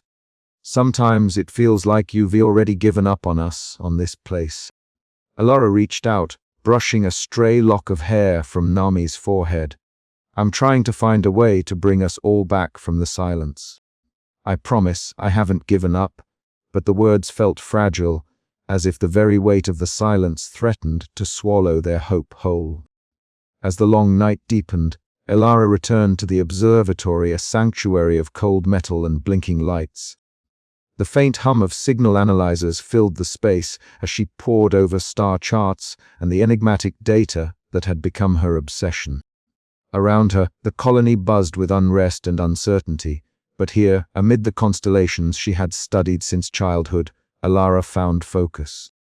Her fingers traced the patterns in the data, each anomaly a whisper in the darkness, a promise that the silence was not absolute. The transmission, faint and cryptic, was a thread of fragile lifeline connecting them to a truth beyond their fractured world. The night stretched endlessly before her, a vast expanse of unknowns. Yet in the midst of the darkness, Elara felt a flicker of resolve, an ember of hope that no matter how deep the silence, the human spirit could find a way to light the way forward. Outside, the colony slept uneasily, its fractured society poised on the brink of either collapse or renewal. The mission would soon depart into the unknown, carrying with it the fragile hopes of a people desperate to rediscover their place in the universe. And as Elara prepared to lead them, she knew that the long night was far from over. It was only the beginning. The stars above might be silent, but the light of determination burned fiercely within her. The colony's fate hung in the balance, and the dawn of a new chapter awaited on the horizon. "We will not be lost," Elara whispered to the night. "Not while I still breathe." Her voice faded into the endless dark, a quiet promise against the vast silence. The long night would test them all, but it would not break them. Not yet. The colony's landing platform was bathed in the fading glow of a bruised twilight. A sky streaked with heavy purples and deepening blues that pressed down on the barren landscape. The wind howled faintly through the skeletal framework of the outpost, carrying with it the scent of dust and cold metal. At the edge of the platform, the vessel stood ready, its hull scarred from years of use, but steadfast. Engines hummed low, a steady thrum that seemed to pulse in rhythm with the racing hearts of those assembled. Dra. Elara Voss stood apart from the gathered crowd, her dark hair pulled back tightly, sharp eyes reflecting the dimming light. She wore the practical, worn clothing suited for fieldwork, the subtle stains of oil and dust marking her as one who spent her days immersed in the machinery and mysteries of the stars. Around her, the disparate members of the mission gathered, Mira Solon, whose bright eyes held a determined optimism. Captain Sorenhale, tall and imposing, his posture rigid with discipline. Jax Wren, rugged and restless, his fingers twitching with impatience. And Lin Wei, calm and methodical, quietly checking instruments and data readouts. There was a palpable tension in the air, a mingling of hope and fear that stretched taut among them. The colony, fractured by months of isolation and factional strife, had found a fragile thread of unity in this mission. It was a thread woven from the encoded transmission. Elara had uncovered a cryptic signal buried deep within cosmic silence, offering coordinates, warnings, and a promise of something beyond their shattered world. Mira stepped forward, her voice soft but unwavering as she addressed the group. This is more than a mission. It's a leap into the unknown. We leave behind everything familiar, but we carry with us the hope that we might find answers, or at least understanding. We owe it to our people to try. Elara nodded, feeling the weight of those words settle heavily on her shoulders. The transmission is our beacon. If there's a chance, however small, that we can break through the silence, this is it. We must face whatever awaits us with open eyes and steady hearts.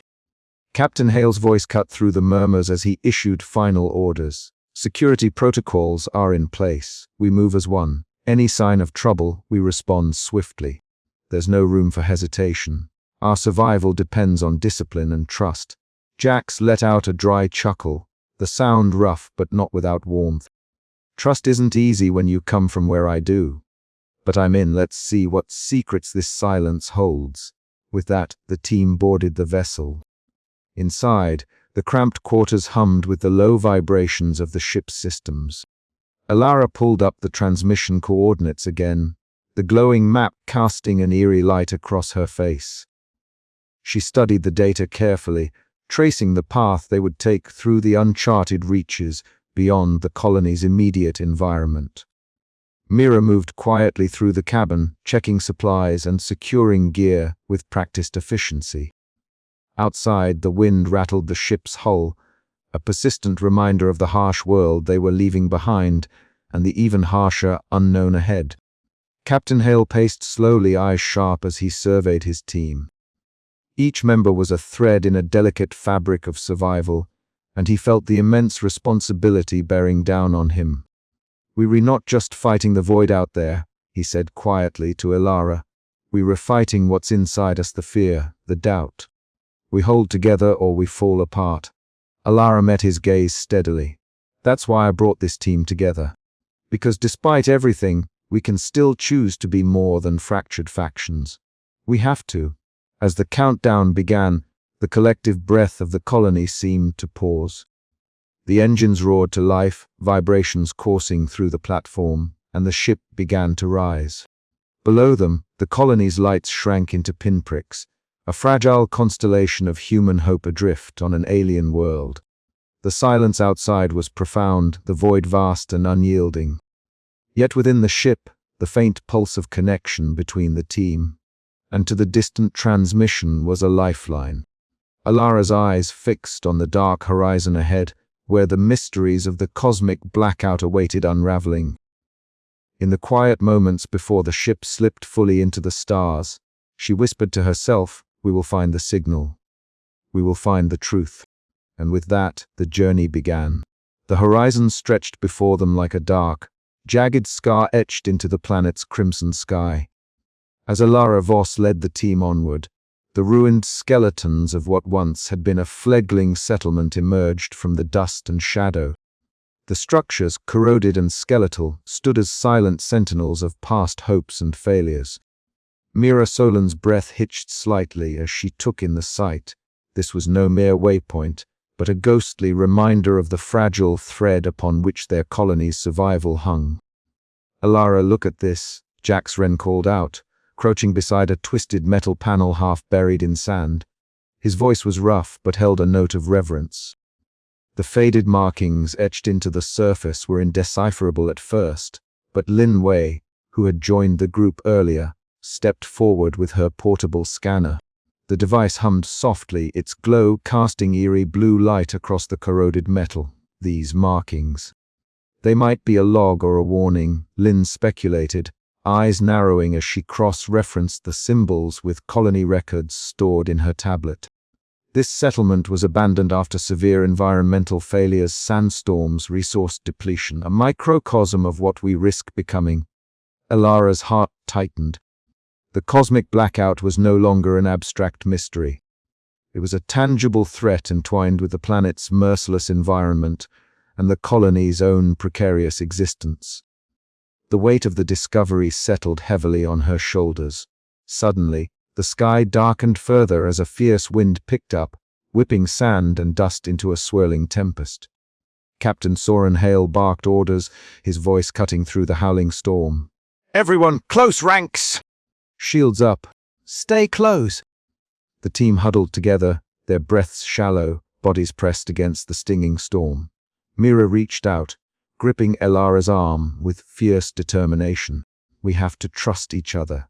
This storm is just the beginning. In the midst of chaos, the shared vulnerability forged bonds deeper than words." Elara caught Jax's eye. The usual cynicism softened into a rare flicker of trust. The storm raged around them, but within their circle, a fragile warmth blossomed. Hours later, as the storm subsided and the first stars pierced the twilight, the team emerged from their shelter. The alien landscape, once hostile and unyielding, now seemed to cradle them in a quiet embrace. Elara's gaze lifted to the heavens, those distant points of light held promise, a reminder that even in darkness, connection endured. "This journey is far from over," she murmured, voice steady despite the exhaustion. "But together we'll find the way." Mira nodded, a smile breaking through the grime on her face. For the colony, for hope. The ruins behind them whispered of lessons learned and sacrifices made. Ahead, the unknown beckoned, vast and uncertain, but no longer faced alone. The fragile threads of trust wove a tapestry of resilience, and in that, Elara found a light brighter than any star. As they prepared to move forward, a distant echo of a transmission hummed faintly through their equipment, a delicate promise from the cosmic silence, urging them onward. Elara's fingers tightened around the controls, her mind racing with possibilities. The horizon was dark, but not devoid of light. The observatory was quiet except for the soft hum of machinery and the rhythmic tapping of keys. Elara Voss sat hunched over the spectral analyzer, her eyes narrowed as the complex patterns flickered across the screen. Lin Wei stood beside her, fingers dancing across a holographic interface, pulling up layers of data from the cosmic background. The usual static of the void was punctuated by something faint, but unmistakably patterned, a signature buried deep within the noise. "Look at this," Elara whispered, pointing to a series of anomalous readings. "This isn't random interference. It's a transmission or something very close to it." Lin Wei adjusted the filters, enhancing the faint signal. "It's unlike anything we've seen before. The frequency shifts suggest a massive energy discharge, but it's structured, purposeful." The two scientists exchanged a glance. Years of frustration and solitude had culminated in this moment. For the first time since the communication blackout, a thread of hope wove through the suffocating silence. Outside, the colony lay shrouded in the cold grip of night. The wind whispered through empty streets, carrying the faint echoes of distant machinery and restless thoughts. Elara stepped outside, the chill biting at her skin as she gazed up at the stars, a familiar tapestry now tinged with loss and uncertainty. Her mind raced. The data suggested something catastrophic had unfolded light years away, an event so vast it had disrupted all communication channels, severing the fragile lifeline between the colony and Earth. Back in the communications hub, Captain Soren Hale awaited her arrival. His usual stoic composure was tempered by a flicker of anxiety as she approached. "You really think this changes everything?" he asked, voice low but steady. Elara met his gaze. "It does. This isn't abandonment or failure. Its survival. Earth itself is silent because it's caught in the aftermath of a cosmic disaster. We're not alone in this, but our reality has shifted." Soren's expression softened, the lines of command etched deeply but now shadowed by uncertainty. Then we have to prepare, not just for survival here, but for what comes next. The next day, Elara stood before a gathering of faction leaders and colony citizens, the air thick with tension and guarded hope. With Lin Wei's assistance, she broadcast the decoded message, a warning, a beacon, and a call to unity. Whispers rippled through the crowd as the truth settled like dust. The cosmic blackout was not a punishment or a failure. It was a shared trial. And in that realization, a fragile thread of connection began to weave itself through fractured hearts. Elara's voice rang clear, "We face the unknown together. Our strength lies not in isolation, but in rediscovery and resilience. The stars have gone silent, but our spirit will not." As the colony absorbed the revelation, a new chapter unfolded, one where hope was not a distant dream but a tangible beacon, lighting the way across the vast, silent void. Yet, even as the first stirrings of cooperation took root, Elara knew the path ahead would be fraught with challenges. The cosmic event that silenced Earth was a reminder of humanity's vulnerability, but also of its capacity to endure. The stars might be silent, but the colony was listening and ready to answer. The dome's transparent ceiling stretched above them like a fragile glass ceiling separating the colony from the endless void beyond. Under its soft, artificial glow, Elara Voss and her younger sister Naomi sat side by side on a low bench in the observation chamber. Their shoulders almost touching, but years of distance and silence still lingering in the space between them. Outside, the distant stars shimmered faintly, their twinkling forms dimmed by the planet's thick atmosphere, yet to Elara, they were a bittersweet reminder of a home that had gone silent. Naomi shifted uncomfortably, her fingers tracing absent patterns on the cool metal surface of the bench. "I never thought we'd sit like this again," she said softly, eyes fixed on the far horizon where the last vestiges of twilight clung stubbornly. Elara's gaze remained locked on the sky. "Neither did I." Her voice was steady but carried a quiet weight. "But it's good to be here now. We've lost so much, but maybe there's still something to hold on to." The colony's fracturing had taken its toll on everyone, but for Elara and Naomi, it was personal. The silence from Earth had been more than a cosmic mystery. It had severed the last threads connecting their family to their origins. Memories of childhood under Earth's blue sky, their parents' stories, and the warmth of distant kin surfaced with a piercing clarity that both comforted and ached. Naomi swallowed hard, her eyes glistening. "I was angry at you for leaving me behind, for getting lost in your work when we needed each other the most." Elara turned to face her sister fully, her sharp eyes softening. "I was trying to find a way to bring us back, to bring Earth back. I thought if I could understand the silence, maybe I could fix it." The sisters sat in silence for a moment, the unspoken apologies weaving between them like a fragile thread of hope. Around them, the hum of the colony's life pulsed faintly, distant chatter, the clinking of tools, footsteps echoing through the halls. It was a world on the edge, torn by fear and suspicion, but also by the faint pulse of resilience. Elsewhere in the colony, Mira Solon met with Captain Soren Hale in one of the communal halls. Their conversation was low but earnest, the tension between the factions palpable even in their cautious words. "We can't afford another breakdown," Mira said, her bright eyes scanning the room as murmurs of unrest rose from nearby clusters of settlers. "If Elara's right about the transmission, we need to come together fast." Captain Hale's expression was grim. "Rykov won't stand for that. He's tightening his grip, and his loyalists are ready to strike at the first sign of weakness." Mira nodded. "Which is why we need to build trust where we can. We have to be the bridge." Back in the observation chamber, Elara had pulled up holographic recordings, fragments of Earth's past, captured in flickering light and sound. Images of oceans, sprawling cities, and endless forests danced before her eyes, each one a ghostly echo of a world that felt more like a dream than reality now. Her fingers hovered over the controls, pausing on a recording of a sunset from her childhood home. The warm hues bathed the room in a soft glow, stirring a longing that settled deep in her chest.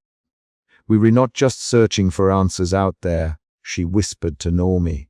"We were searching for ourselves, for the humanity we thought we'd lost." Normie reached out, her hand finding Elara's in a rare gesture of connection. "Then let's make sure we don't lose each other again."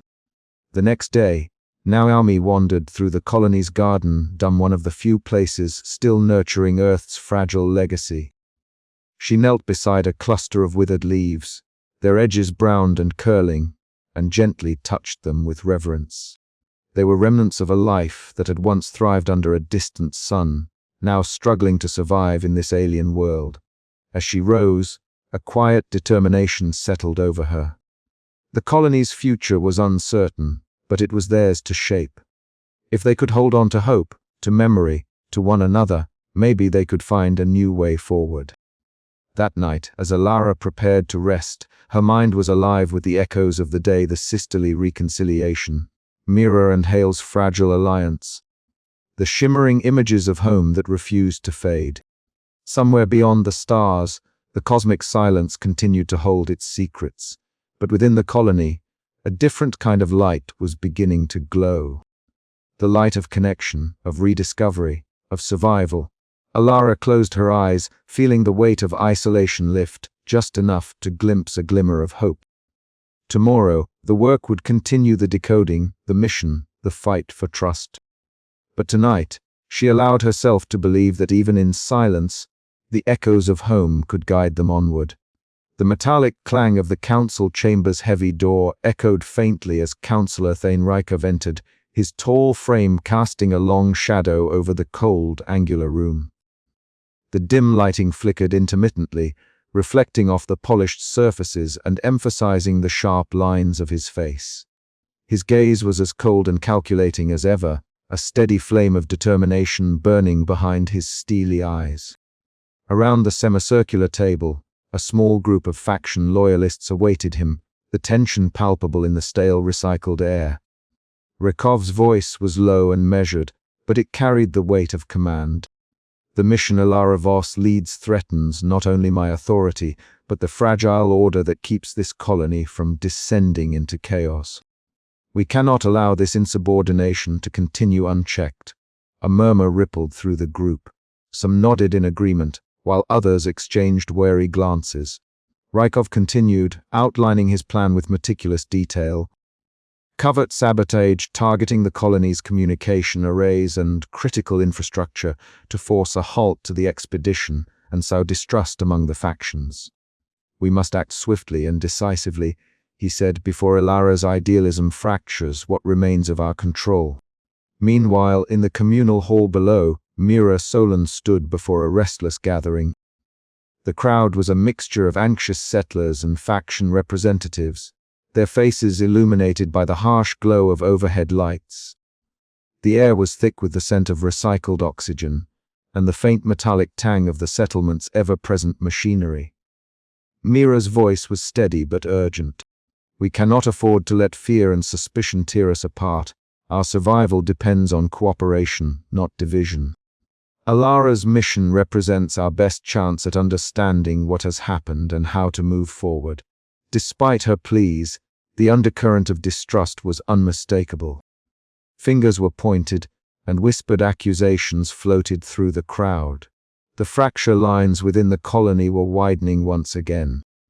Elsewhere, Captain Soren Hale moved through the dim corridors beneath the settlement, his boots echoing against steel grates and the hum of malfunctioning equipment filling the silence. Emergency lights flickered erratically, casting long shadows that danced along the walls. Hale's face was set in a grim expression as he inspected the damaged communications, arrays the very lifeblood of the colony's tentative connection to the outside universe. "Sabotage," he muttered under his breath, scanning the fractured circuitry. This was no accident. The realization brought a surge of frustration and urgency. The colony's security forces were stretched thin, and any disruption risked igniting open conflict between already fragile factions. Back in the observatory, Elara Voss stood alone beneath the vast dome, her sharp eyes fixed on the unyielding void beyond. The usual tapestry of stars was absent, replaced by an endless black silence that seemed to press in on her very soul. The hum of the instruments around her was a faint comfort, a reminder of the data she tirelessly pored over each night. Her thoughts were a turbulent mix of fear and fierce hope. Fear that the colony might fracture beyond repair, hope that the transmission she had uncovered was a key to survival. She clenched her fists, the weight of responsibility settling heavily upon her shoulders. Suddenly, the observatory's comm panel beeped, breaking the silence. A message from Captain Hale flickered onto the screen. Sabotage confirmed. Systems failing rapidly. Security breach suspected. Immediate action required. Elara's heart quickened. The enemy was not only out there in the cold silence of space, but within their own walls. The mission, the fragile peace, everything was at risk. As the night deepened, the colony braced itself. The threads holding their society together were pulling taut, stretched by fear and mistrust. Yet in the midst of shadow and uncertainty, a spark of defiance kindled in Elara's gaze. The silence might be overwhelming, but the human spirit was not so easily extinguished. The central hall of the colony was thick with the heavy murmur of unrest, voices weaving into a tapestry of dissent and fear. Mira Solon stood at the eye of this storm, her posture firm yet inviting as she raised her hands slightly, seeking silence. The gathered faction leaders, their faces tight with frustration and guarded suspicion, hesitated then quieted. The faint hum of the overhead lights mingled with the restless shifting of boots on the metal floor. "We are at a crossroads," Mira began, her voice steady and clear, cutting through the tension like a beacon. "Each of you holds the future of this colony in your hands. But division will only hasten our ruin. We must find a way to work together, or we will all fall apart before the silence beyond these walls can be understood." Her gaze swept the room, catching the eyes of hardened veterans, wary technicians, and anxious settlers alike. Some nodded reluctantly. Others remained tight-lipped, their distrust like a shield around their hearts. But the seed of hope was planted. Meanwhile, in the cramped confines of the laboratory, Elara Voss sat hunched over her console, eyes sharp and unblinking beneath the harsh glow of the monitors. Streams of data scrolled endlessly, each fragment a puzzle piece from the cosmic silence enveloping them. The faint patterns she and Drea Lin Wei had uncovered began to coalesce into something more than random noise, a message encoded in the void. Her hands, calloused from years of meticulous work, danced over controls, adjusting frequencies, running algorithms, chasing the elusive truth buried beneath a galaxy of static. The weight of exhaustion pressed on her, but so did the relentless drive that had fueled her since the day the last transmission from Earth fell silent. Every decoded symbol, every broken phrase carried the promise of understanding and survival. Outside the lab, Captain Soren Hale entered the makeshift meeting room where Mira was still negotiating fragile peace. His authoritative presence commanded attention, and even the most reluctant faction leaders paused their bickering to regard him. After long moments of silence, he spoke, his voice low but resolute. "Have you seen what division brings?" he said, eyes scanning the room.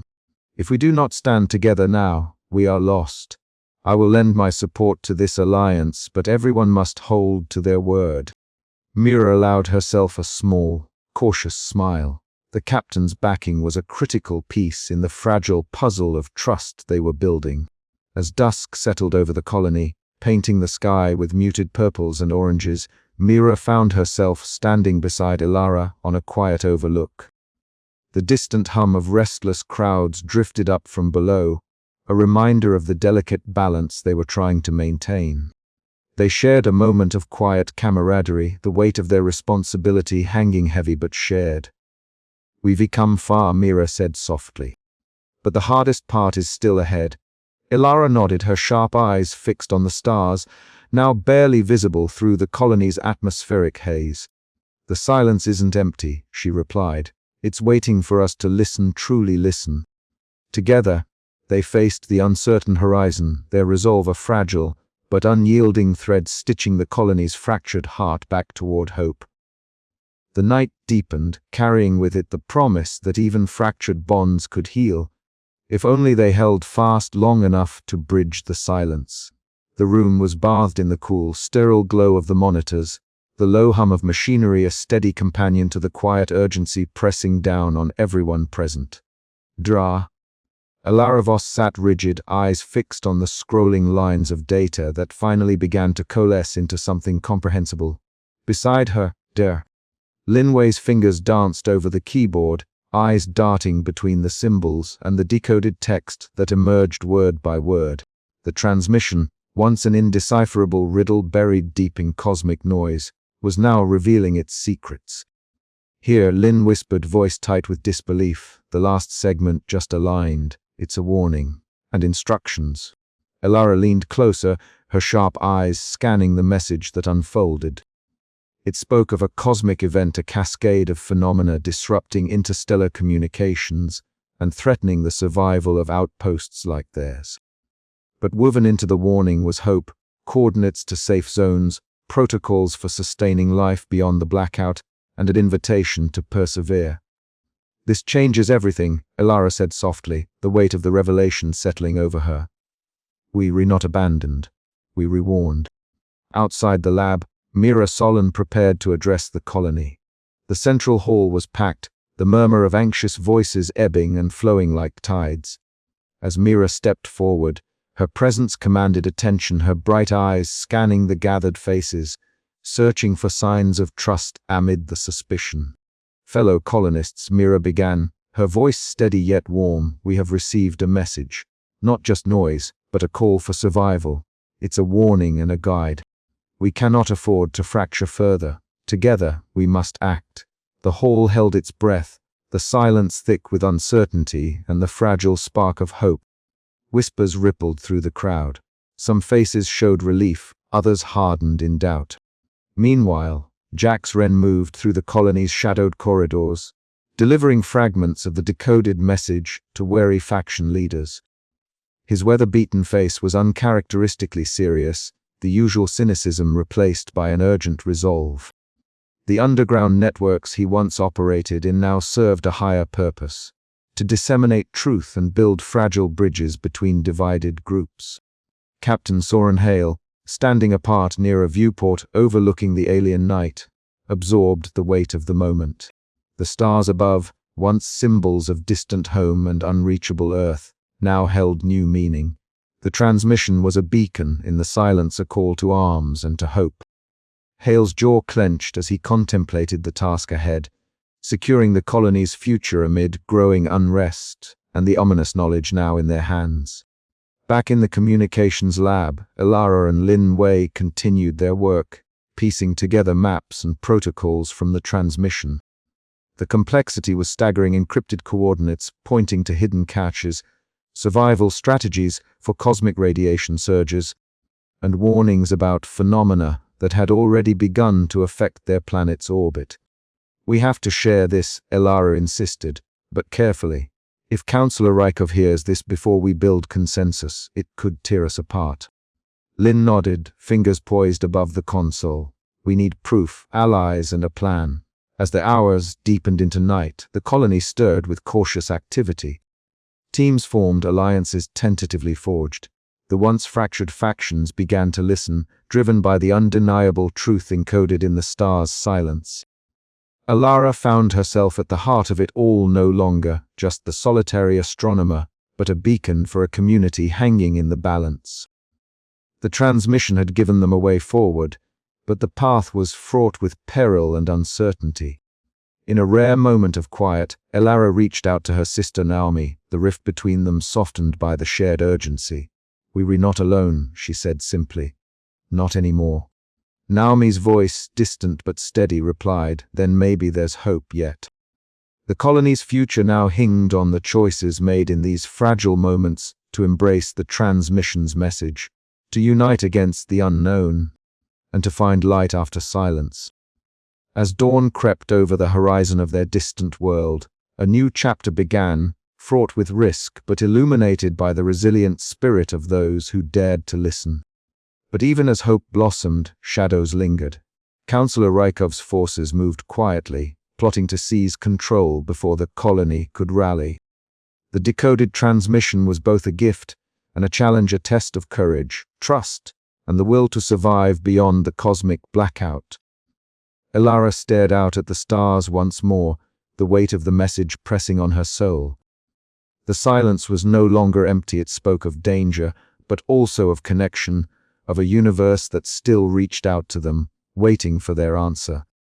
"We will answer," she vowed, voice steady despite the tremor in her heart. "Together." And with that, the colony took its first steps toward rediscovery. The transmissions signal a fragile thread weaving them back from isolation into a future uncertain, but alive with possibility. The starship's engines hummed softly as it descended through the thin atmosphere of the colony planet, its sleek frame slicing through the dusty twilight. Below, clusters of settlers, their faces etched with worry and wariness, gathered near the landing platform. Whispers carried on the dry wind, some hopeful, others skeptical as the ship's shadow stretched long across the cracked concrete and rusted metal of the once bustling colony hub.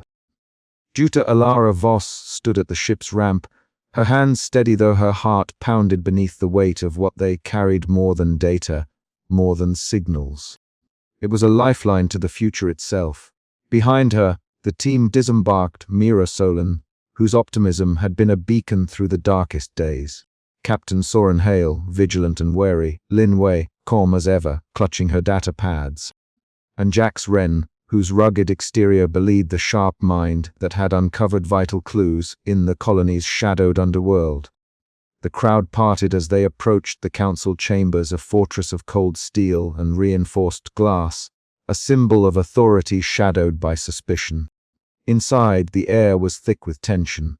Faction leaders sat in rigid rows, their expressions ranging from guarded interest to outright hostility. At the head of the chamber, Councillor Thane Rakov's cold eyes fixed on Elara with a mixture of disdain and calculation. Elara stepped forward, voice steady as she began to unfold the transmission secrets. Patterns once dismissed as cosmic noise now revealed a structured message, fragments of warnings, coordinates, and a plea for survival beyond the blackout that had severed their link to Earth. The room's atmosphere shifted, a charged hum of disbelief and dawning realization. "This changes everything," Elara said, meeting skeptical gazes with quiet resolve. "Our isolation is not abandonment. It is a consequence of a cosmic event that affects more than just us. The transmission offers us a path forward if we choose to take it." Murmurs rippled through the chamber. Mira stepped beside Elara, her voice firm. "We cannot afford to fracture further. This message is a chance, perhaps the only one, to unify and survive." Councillor Raykov's voice cut through the moment like a blade. "Or it is a threat disguised as hope. We cannot gamble the colony's stability on uncertain signals and untested theories." Debate flared, faction lines drawn sharp and clear, yet beneath the discord, a seed of change had been planted.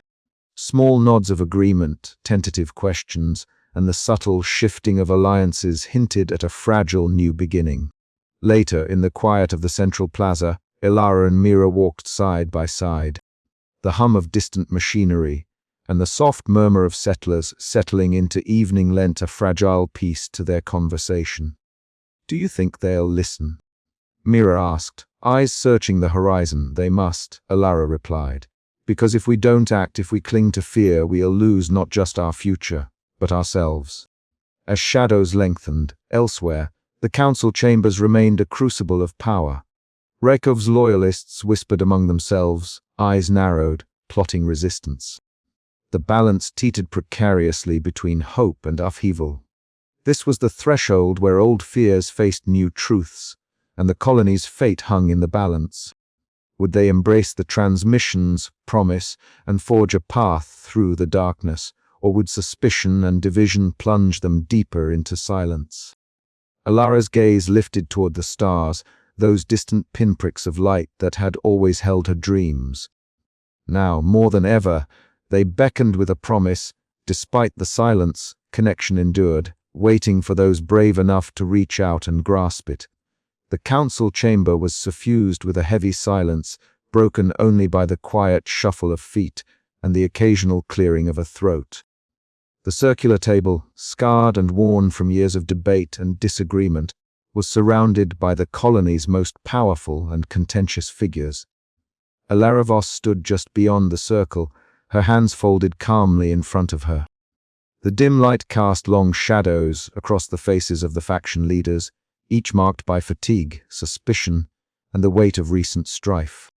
Councillor Thane-Rakov, his imposing frame silhouetted against the stark walls, sat rigidly at the head of the table. His sharp gaze flicked with barely concealed disdain as he glanced at Elara, the scientist who had appended his carefully maintained order with her cryptic transmission and unrelenting insistence on truth. The murmurs of dissent had begun to swell as the meeting started, but Elara raised a hand, her voice cutting through the tension with a clarity that demanded attention. "We stand at a crossroads," she began, her eyes sweeping the room, meeting the wary gazes of every leader. "The transmission we have uncovered is not a threat from within, but a warning from the stars. We cannot afford to fracture further. If we do, we risk losing everything." Mira Solon, seated to Elara's left, nodded encouragingly. Her presence was a balm to the room, a reminder of the cooperative faction that had long advocated for unity despite overwhelming odds. Mira's optimism was infectious, her bright eyes shining with pragmatic hope as she added, "We must find common ground. Our survival depends on it." Captain Soren Hale, standing slightly apart with his arms crossed, weighed Elara's words carefully. His loyalty to the colony's security was unwavering, yet he recognized the necessity of this fragile alliance. "We can no longer view each other as enemies," he admitted, voice low but resolute. "The threat is greater than any factional dispute." Councillor Rykov's lips pressed into a thin line, the battle between his ambition and the colony's needs playing out silently across his expression. After a long moment, he spoke, voice cold but measured. "This truce is temporary. Order must be restored, and that means control. But for now, we will listen." The room exhaled collectively, the tension easing just enough to allow a tentative consensus to form. Outside the chamber, Mira moved through the gathered colonists, her presence a steadying force amid swirling fears. The colony's fractured society looked to her and Elara as beacons of hope, their alliance a fragile thread woven through the fabric of uncertainty. Her whispered reassurances and firm resolve helped quell the rising panic, reminding all that cooperation was the only path forward. In the security briefing room, Elara and Captain Hale stood side by side, poring over maps illuminated by flickering holoscreens. The transmissions decoded data revealed coordinates and instructions that could alter the colony's fate. Their collaboration was tentative but growing in trust, bridging the gap between military pragmatism and scientific inquiry. Each shared discovery reinforced the possibility of survival and the hope of rekindling lost connections. Meanwhile, in the solitude of his quarters, Councillor Rykov stared out at the colony beneath the twin moons. The vast silence of space seemed to echo his internal conflict. The fragile truce weighed heavily on him, a reminder that control was slipping through his fingers. Yet beneath his cold exterior, a reluctant acceptance stirred. The colony needed unity, even if it meant sharing power. As the meeting adjourned, Elara lingered, gazing out at the colony skyline.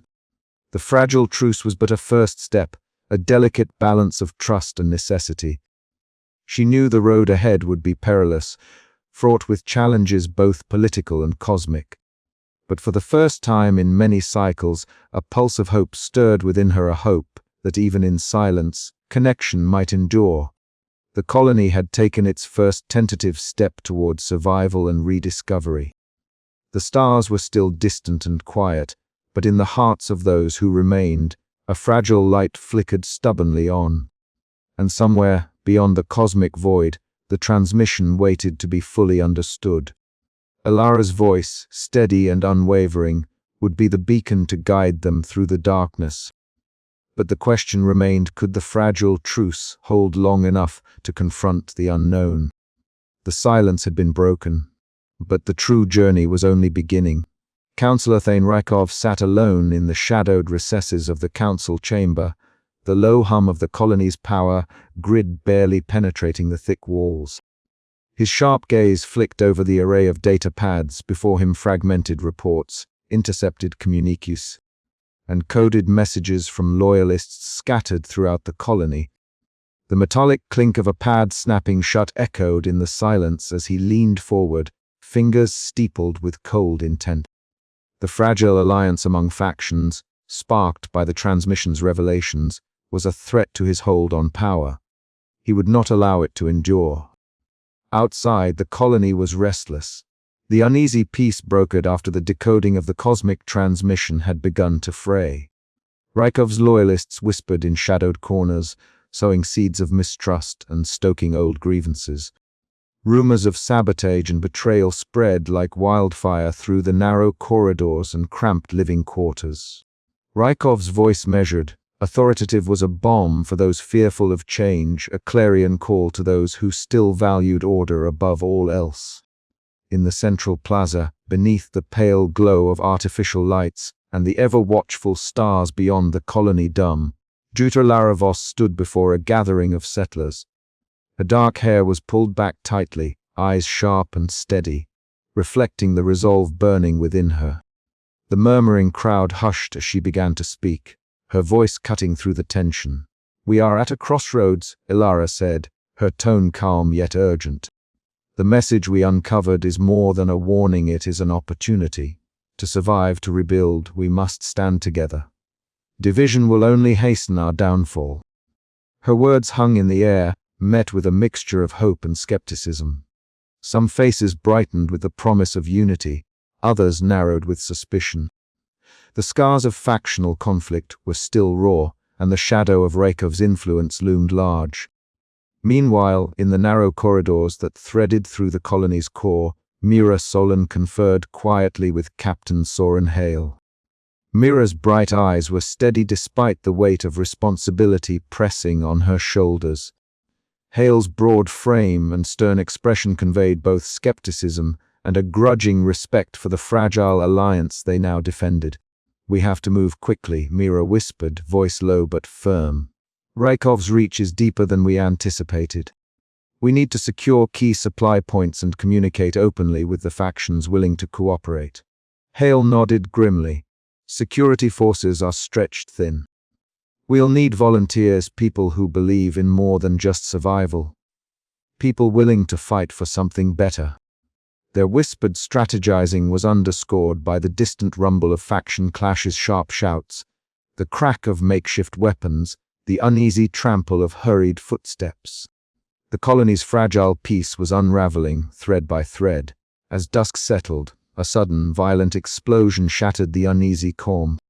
Flames erupted from a supply depot near the residential sectors, casting flickering shadows that danced across the anxious faces of bystanders.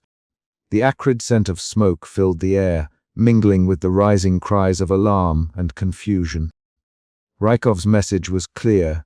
The seeds of rebellion had been sown, and the colony's fragile social order teetered on the brink of collapse. In the flame's glow, Elara's resolve hardened. She would not allow fear and division to consume them. The path ahead would be perilous, but hope, fragile, flickering, still burned. Back in his hidden chamber, Rykov allowed himself a thin, tight smile. The pieces were moving as he intended.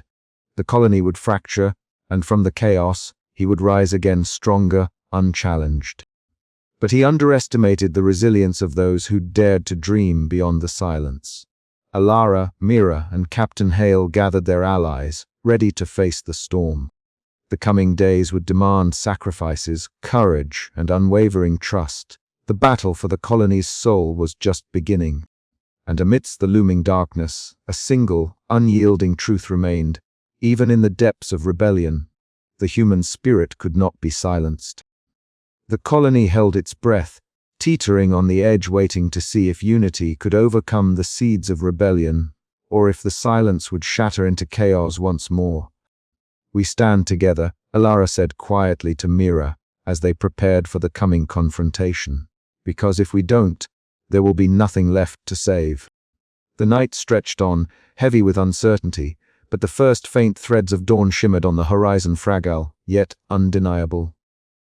The fight was far from over. The low hum of the colony's aging power grid mingled with the soft flicker of holographic stars suspended in the strategy room. Elara Voss stood at the center, her sharp eyes scanning the intricate constellation of points and lines glowing before her. The new map, painstakingly constructed from the decoded transmission, pulsed quietly with promise and peril. A thin bead of sweat traced down her temple despite the cool recycled air, a testament to the mounting weight of responsibility resting on her shoulders. Around her, the core team gathered, each member reflecting the gravity of the moment in their posture and expressions. Mira Solon, ever the pragmatist with a spark of unyielding optimism, stood beside Elara, fingers interlaced as she absorbed the details. Captain Soren Hale, his military bearing tempered by recent alliances, scrutinized the data with a mixture of skepticism and resolve.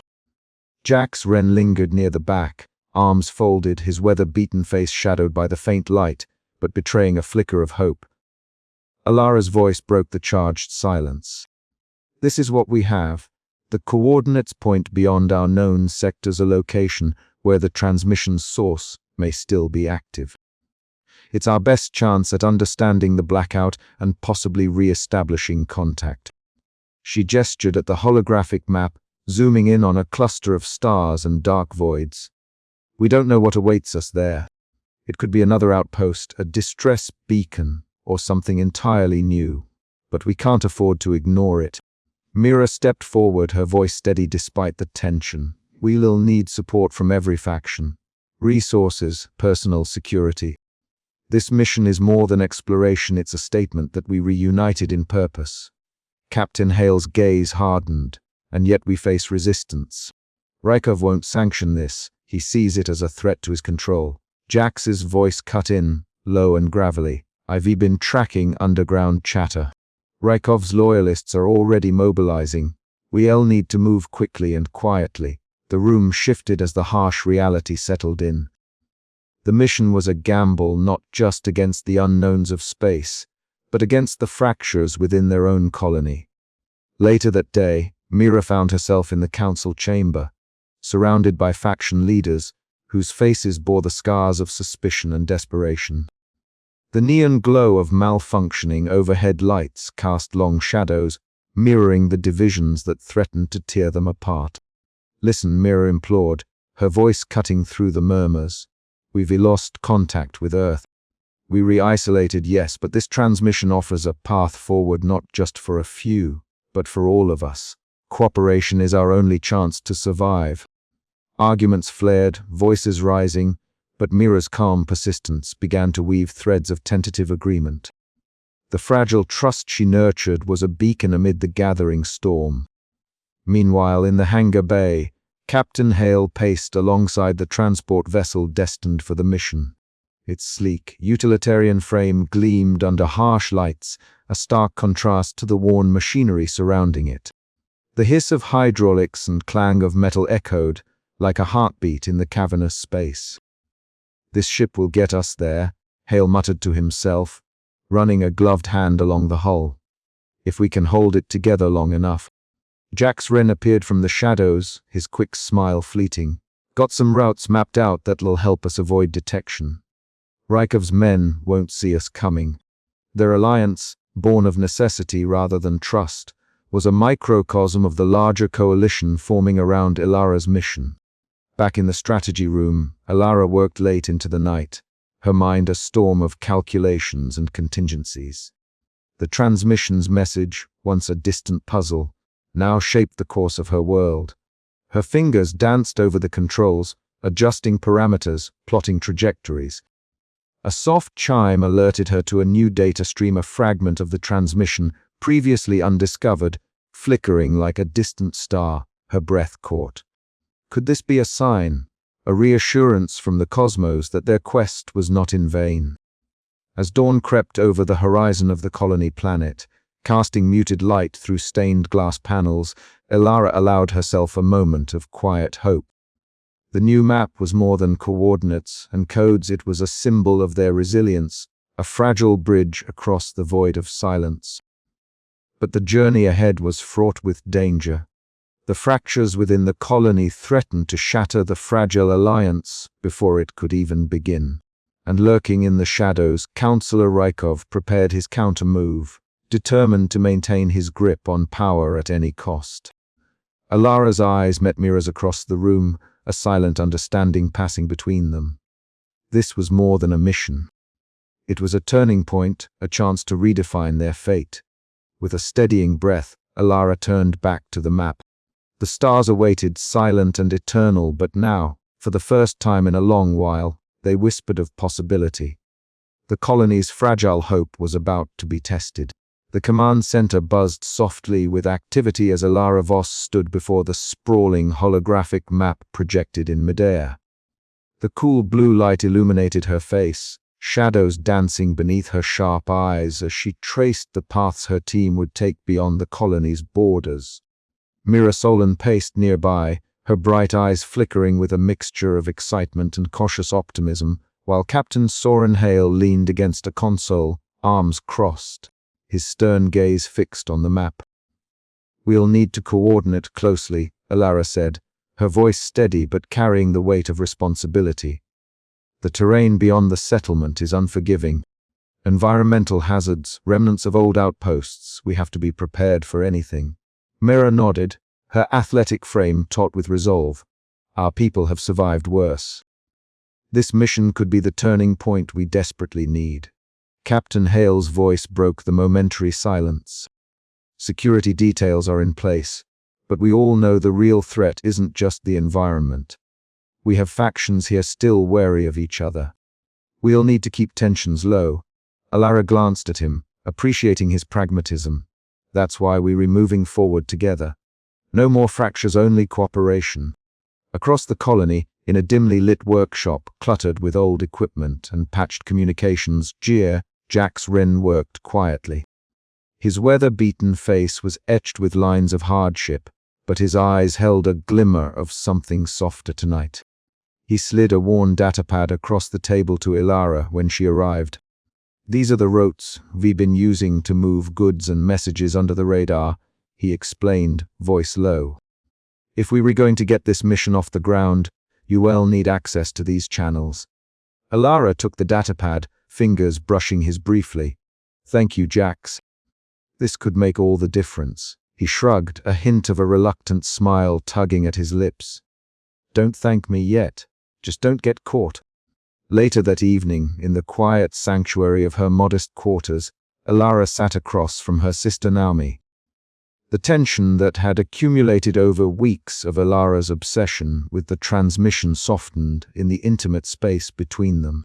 Naomi's expressive eyes searched Elara's face. "You've been so distant," Naomi said gently. "I'm worried about you and about us." Elara's gaze dropped before she met her sister's again. "I know, I've been consumed by this, but it's not just about the signal. It's about hope, something to hold on to when everything else is falling apart." Naomi reached out, taking Elara's hand. "We need each other. Don't lose sight of that." Outside, in the grand hall where factions had gathered, the atmosphere was charged with tension. Representatives from opposing groups exchanged wary glances, their voices rising in heated debate. Yet beneath the clamor, a shift was palpable. Arguments gave way to tentative proposals, and grudging respect began to bridge old divides. Mira stood at the center, her voice calm but resolute. "This colony's survival depends on unity. The transmission offers us a chance not just to understand what's happened, but to build something new together."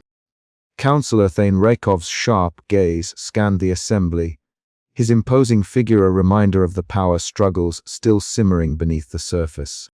Yet even he nodded slowly, the cold calculation in his eyes acknowledging the necessity of compromise. As the session drew to a close, Elara felt a surge of cautious hope.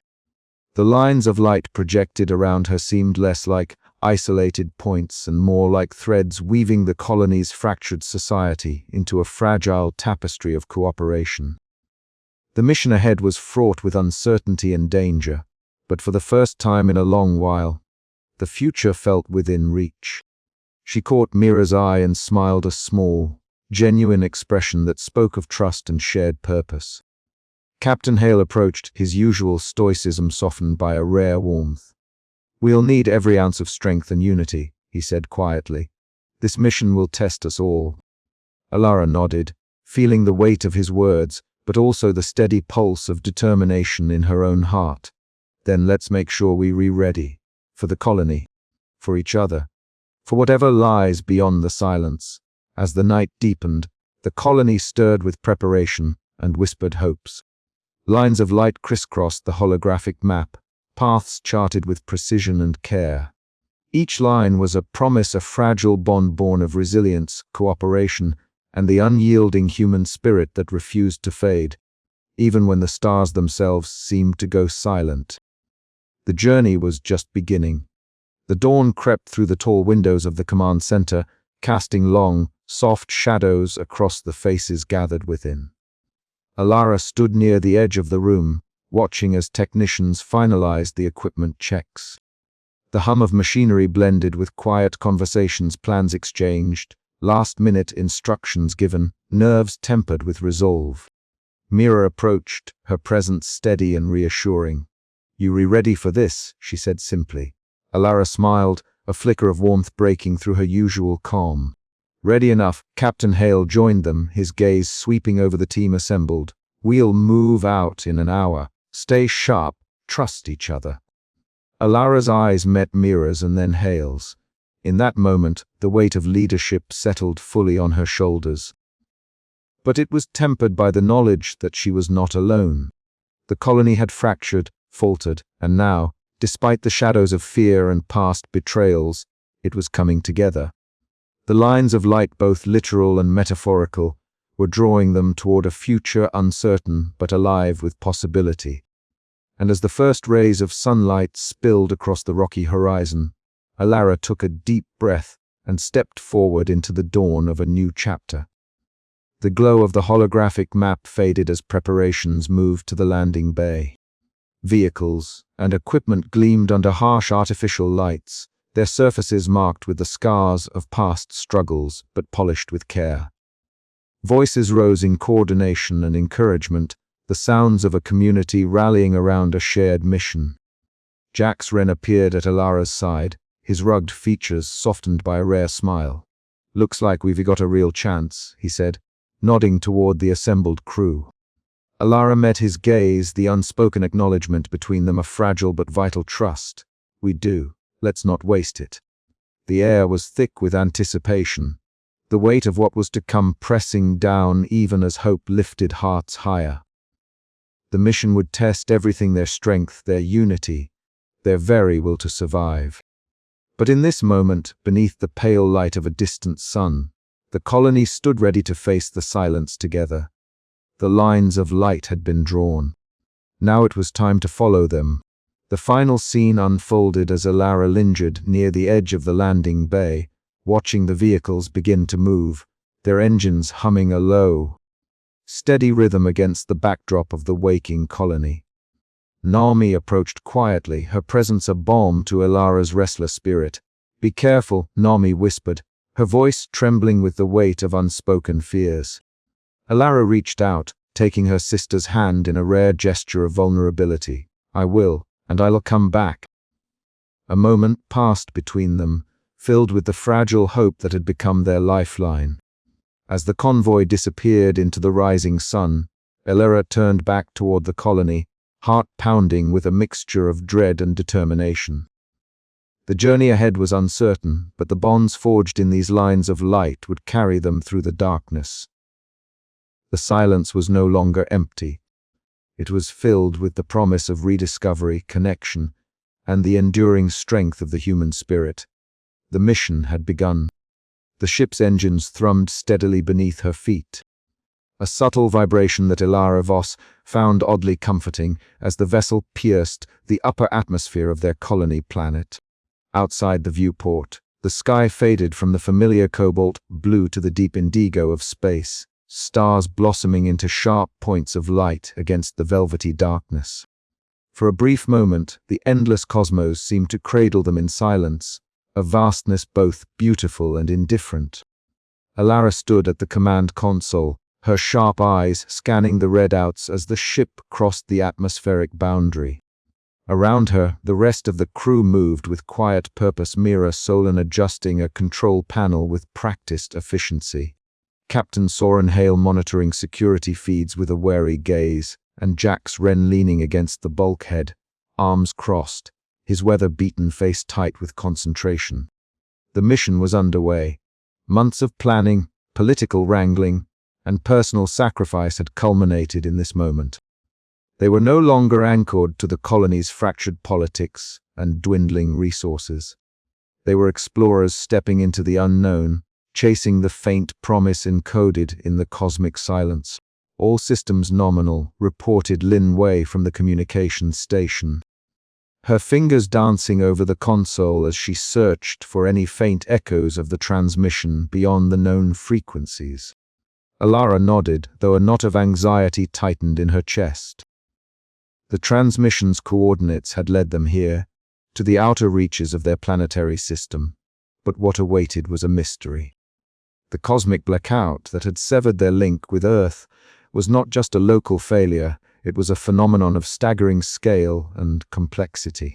"Steady as she goes," Mira murmured, her voice carrying a note of optimism that Elara desperately wanted to share. "We've come too far to turn back now." But the mission was more than a simple journey through space. It was a crucible testing the fragile alliances forged in the colony's turmoil.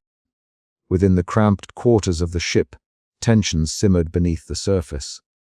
The lingering mistrust between factions had not vanished with their departure. It had simply followed them into the void.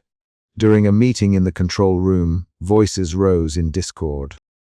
Captain Hale argued for a conservative approach, emphasizing security and the need for caution.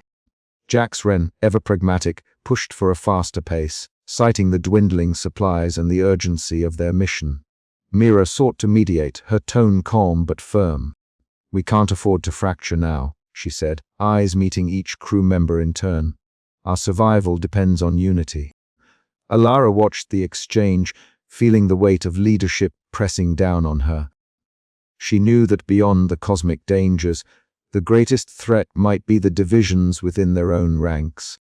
Later, as the ship cruised through the star-speckled darkness, Elara found herself stepping onto the airlock deck. The barren surface of a distant outpost loomed before her, its skeletal remains whispering tales of forgotten hope and failed attempts at survival. The alien wind was cold and biting, carrying the silence of a world abandoned.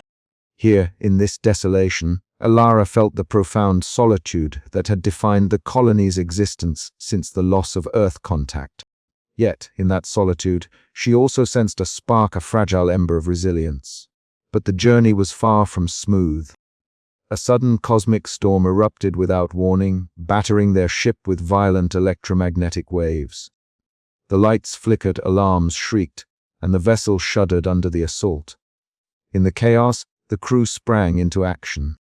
Captain Hale barked orders, Mira coordinated damage control teams, and Jax worked feverishly to route power. Elara's voice cut through the din, steady and resolute. "Focus on stabilization. We survived this together." The storm was relentless, but the crew's cooperation held firm. The shared struggle forged bonds that had been mere threads before, knitting them into a cohesive unit capable of facing whatever lay beyond. As the storm passed, the ship emerged battered but intact. The cosmic silence resumed, punctuated now by the renewed heartbeat of hope. Elara allowed herself a brief moment of reflection. They had crossed the divide, not just the physical boundary of their planet's atmosphere, but the chasm of fear and isolation that had gripped their society. The path ahead was uncertain, fraught with danger and doubt, yet it was theirs to walk. "We were not alone out here," she whispered to herself, eyes fixed on the stars. Not anymore. And with that, the mission pressed onward, into the vast unknown, where silence held secrets yet to be uncovered and a future waiting to be reclaimed. The next hours passed in a tense rhythm of observation, calculation, and cautious exploration. Elara and her team worked tirelessly to interpret the data streaming from sensors and instruments, piecing together a picture of the cosmic phenomena that had silenced their world. Personal moments flickered amidst the technical focus. Mira's easy smile surfaced occasionally, a balm against the growing strain, while Captain Hale's stern demeanor softened in private conversations with Elara, revealing a man grappling with the burden of responsibility. Jax's stories of underground networks and smuggling routes lent a gritty realism to their mission, grounding their lofty hopes in the harsh truths of survival. Despite their differences, the crew was finding its rhythm, a delicate dance of trust and cooperation that might just carry them through the darkness. But the cosmic storm was a stark reminder that the universe was indifferent to their struggles, a vast expanse where survival was never guaranteed. As the ship sailed deeper into the void, Elara's thoughts returned to the transmission, the encoded message that had set them on this path.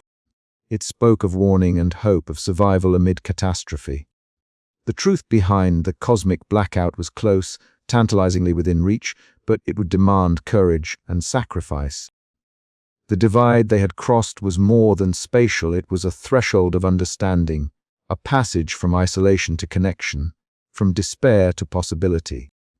And as the stars wheeled overhead, silent sentinels in the endless night, Elara vowed to lead her people through whatever darkness lay ahead, toward the light of rediscovery. The journey had truly begun.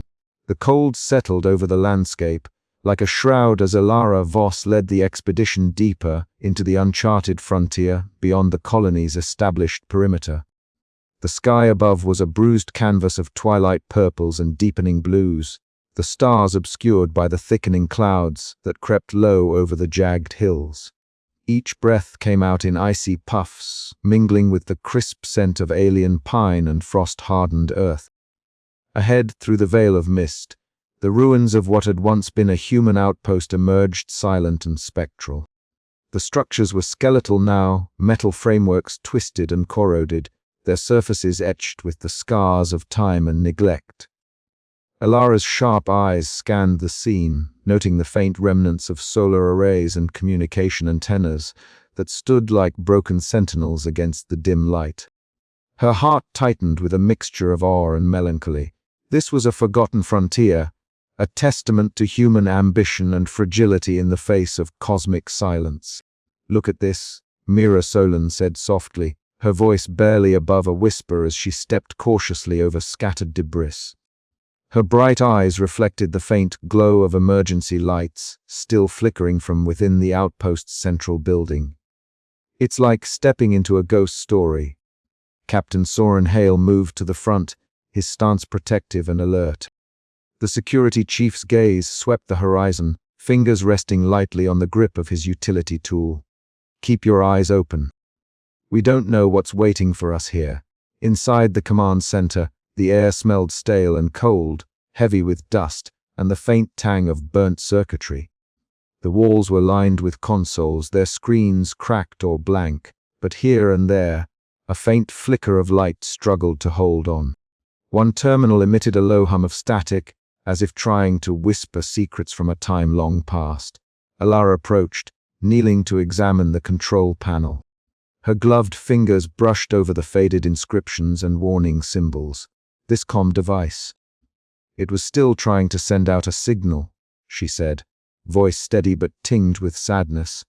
Whatever happened here, they were fighting to stay connected. Jax Wren, ever the pragmatist despite his weather-beaten face, crouched near a shattered console. His wrist screen cast a pale light as he sifted through the digital ruins. "Found something," he murmured, eyes narrowing. "Coordinates and logs point to other outposts, lost like this one." The revelation rippled through the team. The blackout wasn't confined to their colony, it was a vast, cosmic phenomenon that had severed multiple human footholds across the stars. The implications were staggering. Outside, Mira and Captain Hale stood beneath the bruised sky, the tension between them palpable. "We can't afford to hesitate," Mira urged, voice firm yet laced with concern. "If these outposts are lost, we need to find out why and fast." Hale's gaze was steady but cautious. "Agreed. But rushing in blindly could doom us all. We need a plan." Their breath mingled in the cold air, visible and fleeting. In that fragile moment of uneasy truce, the weight of their shared mission pressed upon them the fate of their colony, and perhaps all human survivors, hinged on what they discovered next. As night deepened, Jax's fingers danced over his wrist screen, breaking through layers of encrypted data. The coordinates he uncovered hinted at settlements scattered like distant stars lost in the void. Hope flickered in the dim command center, a fragile flame against the encroaching darkness. Elara stood at the threshold of the outpost, the silence pressing in around her. The stars beyond remained hidden, but within the ruins a new signal was stirring, a promise that even in the vast loneliness of space, humanity's reach was not yet broken. "We are not alone in this," she whispered to herself, the words a balm and a challenge, "and we are not done yet." The expedition prepared to move forward, deeper into the silent frontier, where answers awaited amid shadows and stars. The path ahead was uncertain, fraught with danger and discovery. But for Elara and her team, every step was a testament to resilience, a refusal to surrender to the cosmic silence. As they departed the outpost, the cold night air seemed to hum with possibility, and the faintest flicker of signal danced just beyond the horizon, beckoning them onward into the unknown. The communications lab was cloaked in the low hum of machinery and the soft flicker of screens, casting long shadows across walls lined with arrays of monitors and antenna controls. Elara Voss sat hunched over the main console, dark hair pulled back tightly, eyes sharp and unblinking as she traced the jagged line of static scrolling over the display. Beside her, Duer. Linway adjusted the delicate filters, fingers nimble and practiced, narrowing the bandwidth to isolate any meaningful pattern hidden in the cosmic white noise that blanketed the colony's fragile network. "Try lowering the threshold by another decibel," Elara murmured, her voice steady despite the pounding in her chest. "If there's anything out there, we'll find it." Lin nodded, lips pressed in concentration, then slid a slider down slowly. The static hissed and spat, then a faint series of beeps emerged, almost imperceptible against the background. Elara leaned closer, fingers poised to record every nuance. "There," Lin whispered, pointing to the screen. "Do you hear that? It's not random. It's a pattern." Jax Wren stood near the entrance, arms crossed, his weather-beaten face shadowed by the lab's dim light. His usual cynicism was tempered by a flicker of something new, cautious hope. "Heard something like that before," he said quietly. Down in the old sector's black market frequencies picked up faint chatter. Never lasted long. Maybe we're not alone after all. Captain Soren Hale remained just outside the door, his attention divided between the quiet lab and the restless murmurs of the colony beyond. His stance was rigid, muscles taut like a drawn bowstring. Trust was a fragile commodity in these times, but even he could feel the weight of this moment. Elara's fingers danced over the console, decoding lines of code and translating pulses into data. The signal was weak and intermittent, but it carried a rhythm, something artificial, deliberate. She exchanged a glance with Lin, who nodded with quiet excitement. "If this is what I think it is," Elara said, voice barely above a whisper, "it means there are others out there. Survivors, or something else." Jax's eyes narrowed. "Or a trap. Could be anyone sending signals to lure us into the open." "We don't know," Elara admitted, "but we can't ignore it." The room fell into a tense silence, the only sound the steady beeping from the console as the signal repeated its coded message. Elara felt a surge of determination. The vast silence that had gripped the colony since Earth's disappearance was no longer absolute. Flickers of connection, however faint, were emerging from the void. Over the following hours, the team worked in relentless shifts, refining their filters and cross-referencing the signal with known patterns. Each breakthrough brought a wave of exhilaration tempered by the knowledge that with hope came risk. The colony's factions, already on edge, would seize on this discovery to advance their own agendas. Yet for Elara, it was proof that the cosmic silence was not the end, it was a beginning. Outside, the colony's night deepened, stars glittering cold and distant. But inside the lab, a fragile thread of light wove through the darkness, binding fractured spirits with the promise of something beyond isolation. The journey was far from over, but for the first time in many cycles, Elara dared to believe that connection still endured. As dawn crept over the horizon, she whispered to herself, "We are not alone." And with that, the fragile hope of the colony was reborn. The signal pulsed again steady, persistent, a beacon in the void that beckoned them forward. The cramped quarters of the mission's temporary base felt smaller with every passing hour. The recycled air pressed heavy with unspoken grievances and the weight of unresolved tensions. Elara Voss stood near the central console, her sharp eyes flicking from the flickering data feeds to the faces around her faces, taut with frustration and exhaustion. Mira Solan's voice cut through the low murmur of dissent, sharp and resolute. "Jax, you can't keep withholding information. We need transparency if we were going to survive this." Her bright eyes, usually so full of optimism, now glinted with impatience. Jax Wren's rugged face twisted into a sneer, quick hands clenched tightly on the edge of his worn jacket. "You think I don't want to share? You don't know what's out there, the risks I take, just to keep this group alive. I've seen what happens when you trust the wrong people." His tone was edged with bitterness, a product of the colony's collapse and his own disillusionment. Elara stepped forward, her voice calm but firm. "We don't have the luxury of fractures right now. Every piece of information, every resource counts. We're all here because we want the same thing, a chance to understand, to survive, and maybe to reconnect with Earth." The room grew silent, save for the mechanical hum of the equipment and the distant echoes of the planet's restless winds outside the sealed habitat.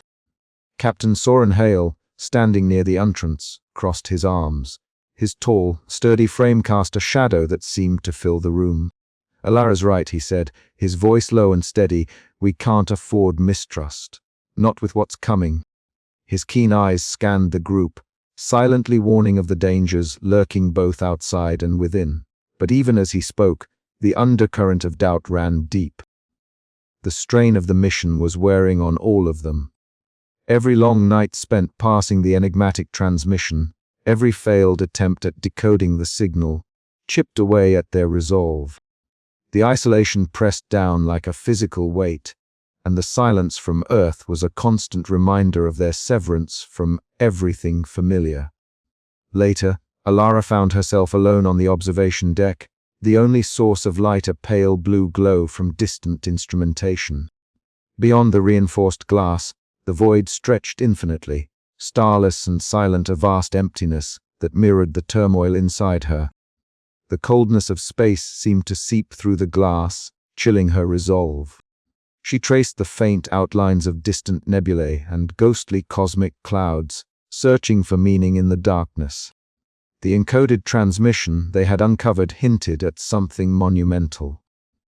A cosmic event that had silenced Earth and fractured the colony's fragile connection to their origin. Yet here, in this moment of quiet, Elara felt the weight of doubt creeping in. Was their mission doomed to fail? Could she truly hold together this fractured group of disparate souls, each carrying their own fears and agendas? A sudden flicker, then darkness. The power fluctuated unexpectedly, plunging the observation deck and the entire base into a heavy blackout. The hum of equipment ceased, replaced by the soft sounds of whispered fears and hurried footsteps. In the blackness, shadows seemed to writhe, feeding the anxiety that gripped their hearts. Mira's voice rang out, steady despite the panic. "Everyone, stay calm. We've trained for this. Systems will restore any moment now." The blackout lasted only a few seconds, But in that brief void, suspicion and fear ignited like dry tinder. Accusations flew in hushed tones. Was this sabotage, a sign of internal dissent? The fissures that Elara had worked so hard to mend threatened to splinter the fragile trust they had built. Captain Hale's firm voice cut through the murmurs. No one acts alone here. We'll find the cause. But we must stay united. Elara gathered her strength, stepping to the center of the room. This mission is bigger than any one of us. We face a cosmic silence that could swallow us whole if we falter. We need to stand together, trust each other, or we lose everything. Her words hung in the air, a fragile bridge over the widening chasm of uncertainty. The team looked to her, searching for the resolve she so quietly bore. Among them, the echoes of conflict still whispered, but beneath the surface, a flicker of shared purpose remained. The path ahead was uncertain, fraught with danger both external and internal. Yet Elara knew that if they could weather these storms, if they could mend the fractures within, they might just find a way through the silence, a way to bring light to the darkness. As the power hummed back to life and the screens flickered on, a renewed determination settled over the team. The mission was far from over, and the true test of their unity was yet to come. But in that fragile moment of reconciliation, hope flickered an ember amidst the void, urging them onward.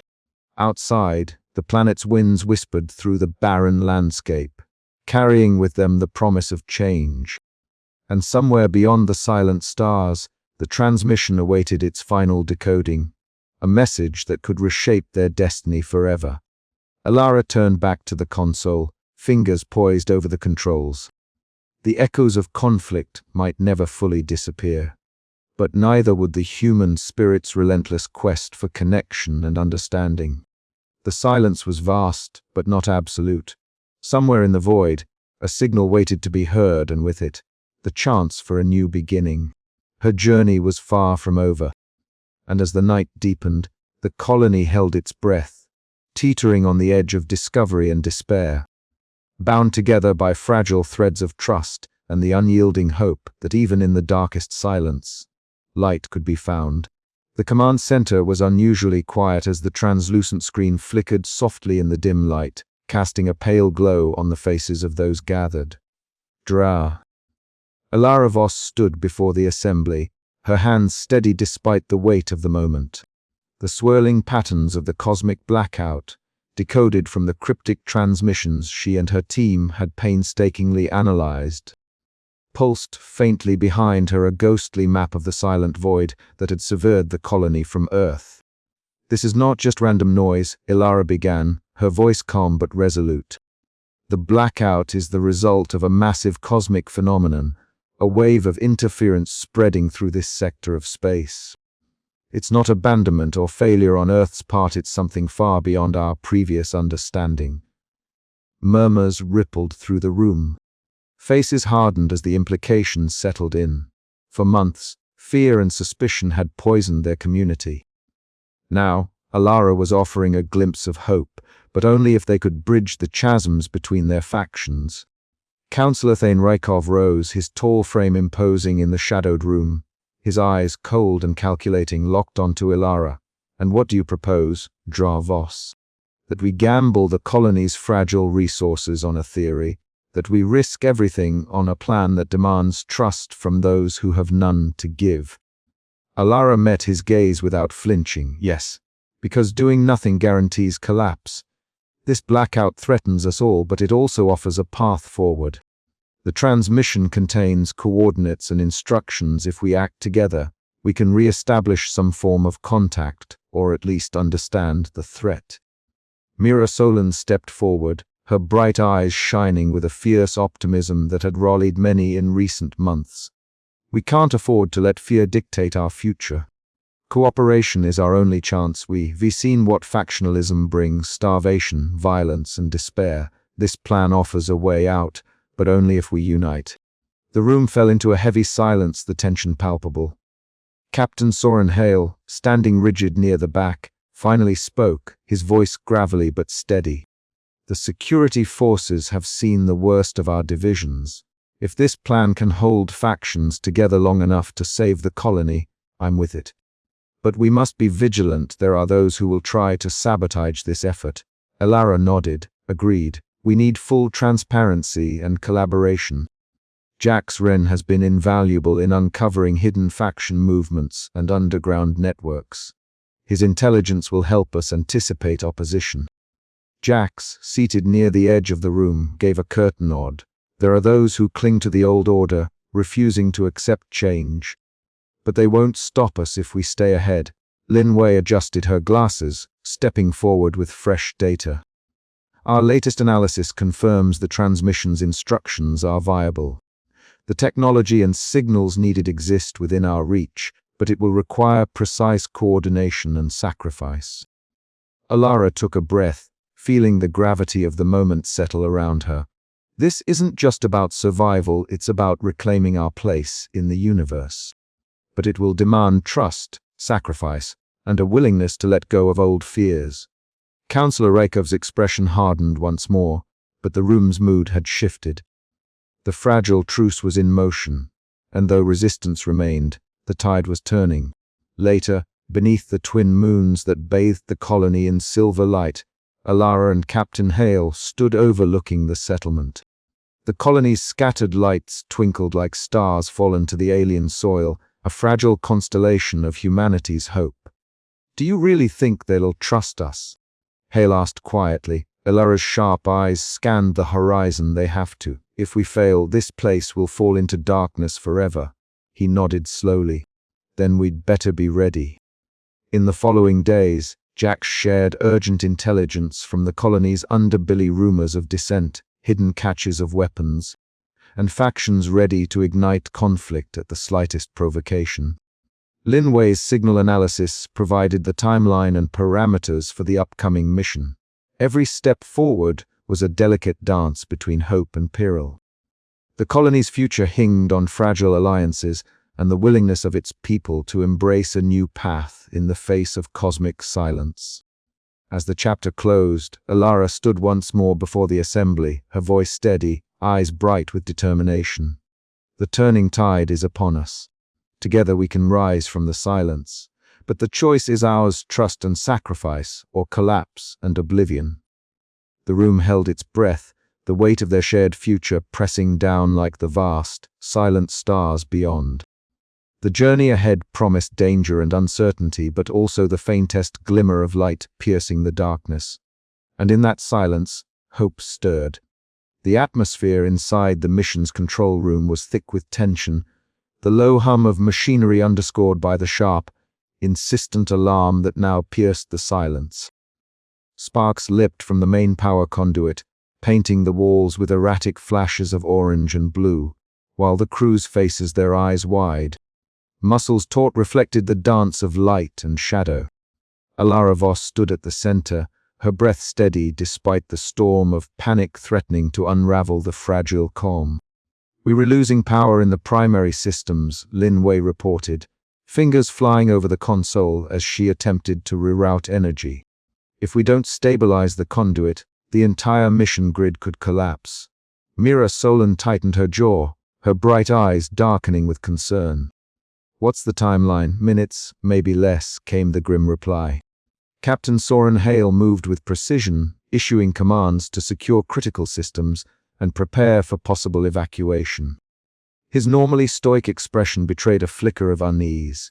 Elara's mind raced, weighing options, risks, and the unbearable cost of failure. The mission had already stretched the limits of their endurance and faith.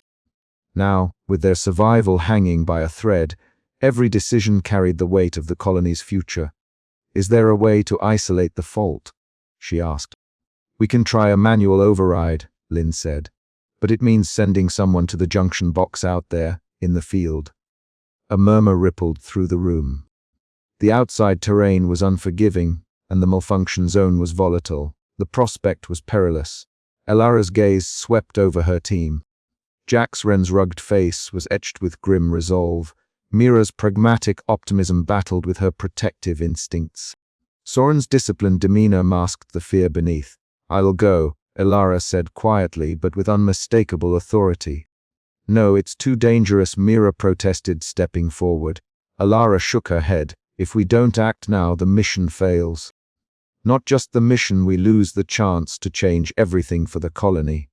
The room fell silent, the weight of her words settling like a tangible force. The cost was clear, the stakes impossibly high. Later, as she prepared her gear beneath the alien sky, the cold air bit at her skin. She pulled her jacket tighter, her breath forming clouds in the stillness. Above, the stars glimmered distant, indifferent witnesses to their plight. For a moment, Elara allowed herself a private reflection, recalling the stories of Earth's lost light, the dreams her parents had carried across the void, and the fragile hope now entrusted to her. The mission team gathered in the cramped shelter while Elara ventured out, their voices low but urgent as they strategized. The emergency lights flickered, casting uncertain glows on faces drawn tight with anxiety and determination. Jax shared intelligence about hidden pockets of instability in the terrain, guiding Elara's path remotely. Captain Hale coordinated security measures, ensuring no threats from hostile factions or environmental hazards could jeopardize the operation. Suddenly, a deafening explosion shattered the fragile calm. Dust and debris stormed the air, throwing the team into frantic action. The ground trembled beneath their feet, a visceral reminder of how precarious their existence was. Elara's voice crackled over the comms. "I'm fine. The override is almost complete. Just a few more moments." Back inside, Mira clenched her fists, eyes fixed on the screen showing Elara's progress. "Come on, Elara. We need you." Minutes stretched into an eternity before the system stabilized. The alarms ceased, replaced by the steady hum of restored power. Relief washed over the team, tempered by exhaustion and the sobering realization of the toll exacted. Elara returned, dirt smudged on her face, clothes torn but spirit unbroken. The team rallied around her, their bond forged stronger in the crucible of crisis.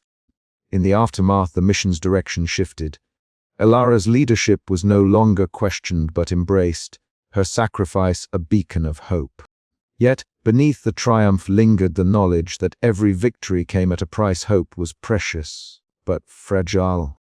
As the colony awaited news from their emissaries and began to prepare for the uncertain path ahead, Elara stood once more beneath the stars, her thoughts a tangled web of fear, resolve, and the unyielding human spirit that refused to be silenced. This was their crucible. The price of hope was steep, but it was the cost they were willing to pay. The night stretched on, silent save for the whispered promises of the cosmos. And in that silence, Elara found a quiet strength, a signal beyond any transmission, a connection that transcended the void. The air in the colony had thickened, heavy with the weight of impending violence. Councillor Thane Rykov stood before his gathered followers, the underground bunker's low ceiling pressing down like the burden of his ambition. Flickering fluorescent lights cast jagged shadows across grim faces, eyes burning with a mix of fanatic loyalty and raw fear. His voice carved through the stale air, steady and cold, weaving a narrative of survival that demanded absolute control. "This colony stands at the precipice," he declared, his tone ironclad. "Only through strength and order can we weather the chaos that threatens to consume us. Those who oppose us wish to see us fall into ruin. We will not let that happen."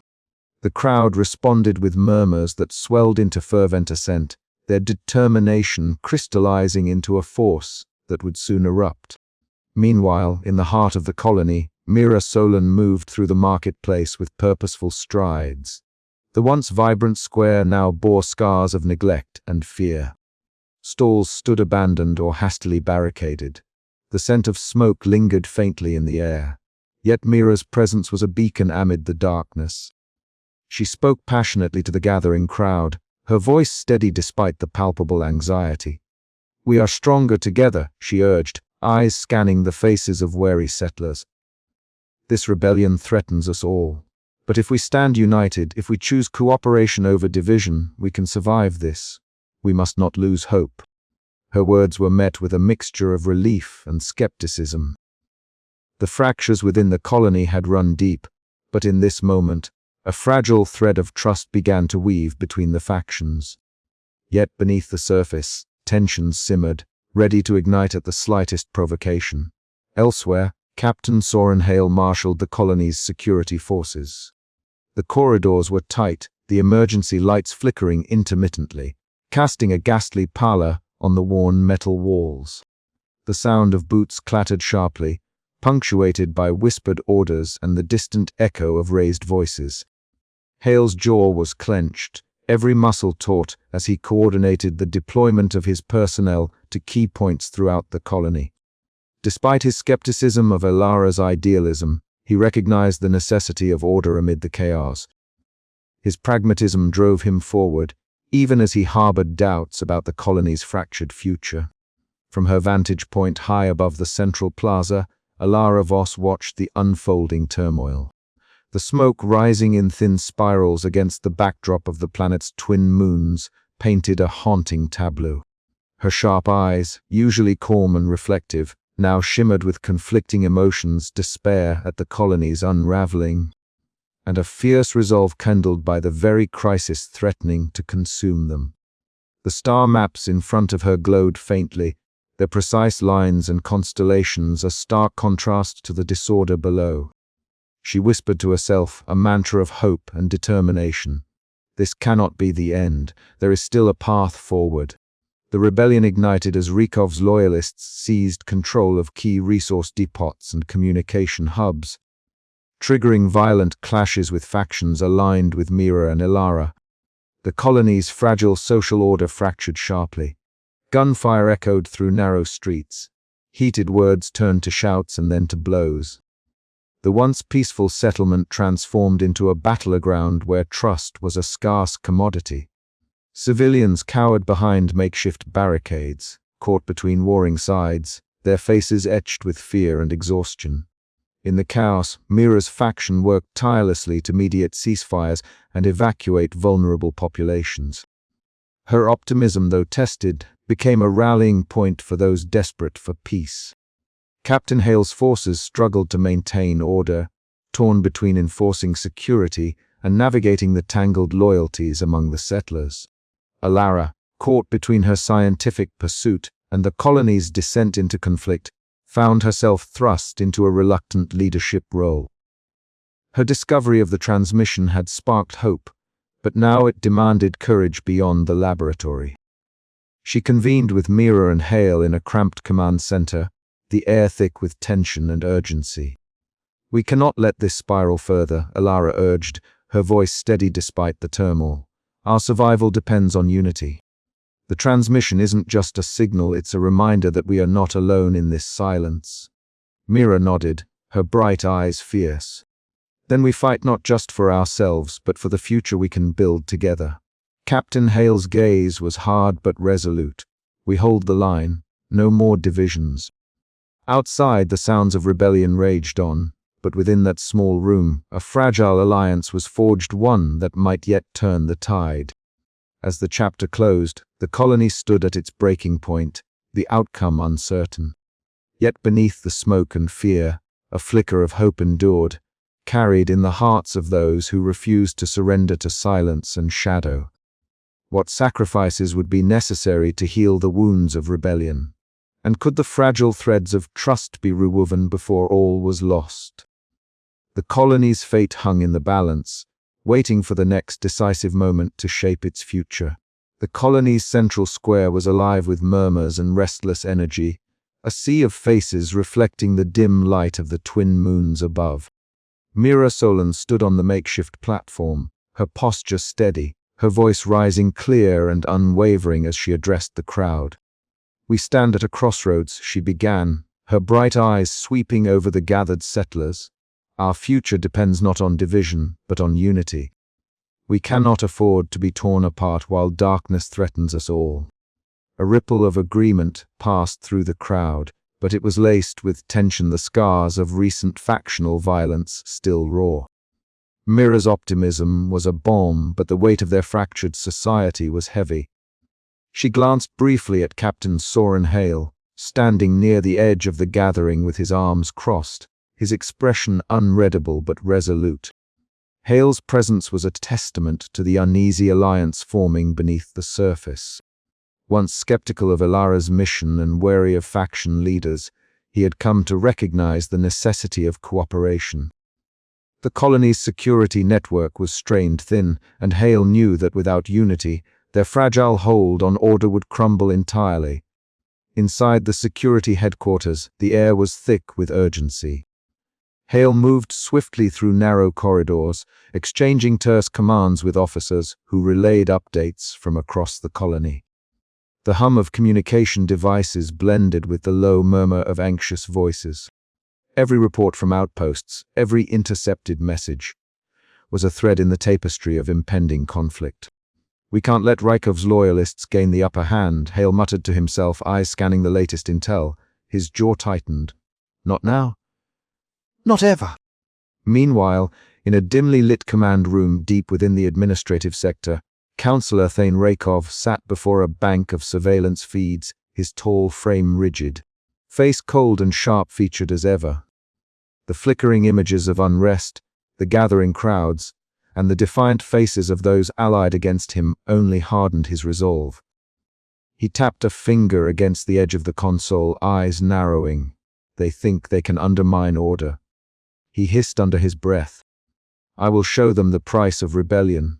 Rykov's strategy was ruthless, born from years of military discipline and political cunning. His faction, loyal to strict hierarchy and control, viewed the chaos as an opportunity to seize absolute power. But the colony was not yet ready to fall under his shadow. Back in the heart of the colony, Elara Voss met Mira in a shadowed alcove illuminated by the soft glow of data screens. The two women leaned close, their whispered conversation a counterpoint to the chaos outside. "We need to coordinate," Elara said, fingers tracing patterns on the screen. "The transmission gave us hope, but Rykov's rebellion threatens to undo everything." Mira nodded, her smile tight but determined. "We'll rally the factions, bring as many as we can to the table. If we can show them a future worth fighting for, maybe we can hold this fragile peace." Their plan was ambitious, relying on the trust they had painstakingly built and the shared dread of collapse. The colony's survival depended on transcending old grievances and fears, forging an alliance strong enough to resist Rykov's bid for dominion. As the night deepened, the square buzzed with growing anticipation. Mira's voice rose again, calling settlers to action. Captain Hale coordinated patrols, ensuring the safety of key locations and preparing for any violent outbreaks. Elara's research team scrambled to keep lines of communication open, their success a beacon to those still uncertain. The first skirmishes broke out near the resource depots, but the coordinated response from Mira and Hale's coalition quickly quelled the unrest. Messages of solidarity spread, and more faction leaders chose to stand with them rather than with Rykov's oppressive vision. In the final hours before dawn, the colony held its breath. The rebellion's momentum was checked, but the threat remained.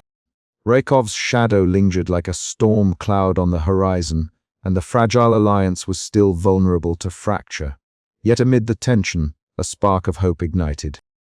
The unlikely coalition had shown that even in the depths of isolation and civil collapse, the human spirit could rally, resist, and begin to heal. Elara stood beside Mira and Hale, watching the first light of the planet's dawn seep into the sky. "This is only the beginning," she said softly. But it's a beginning nonetheless.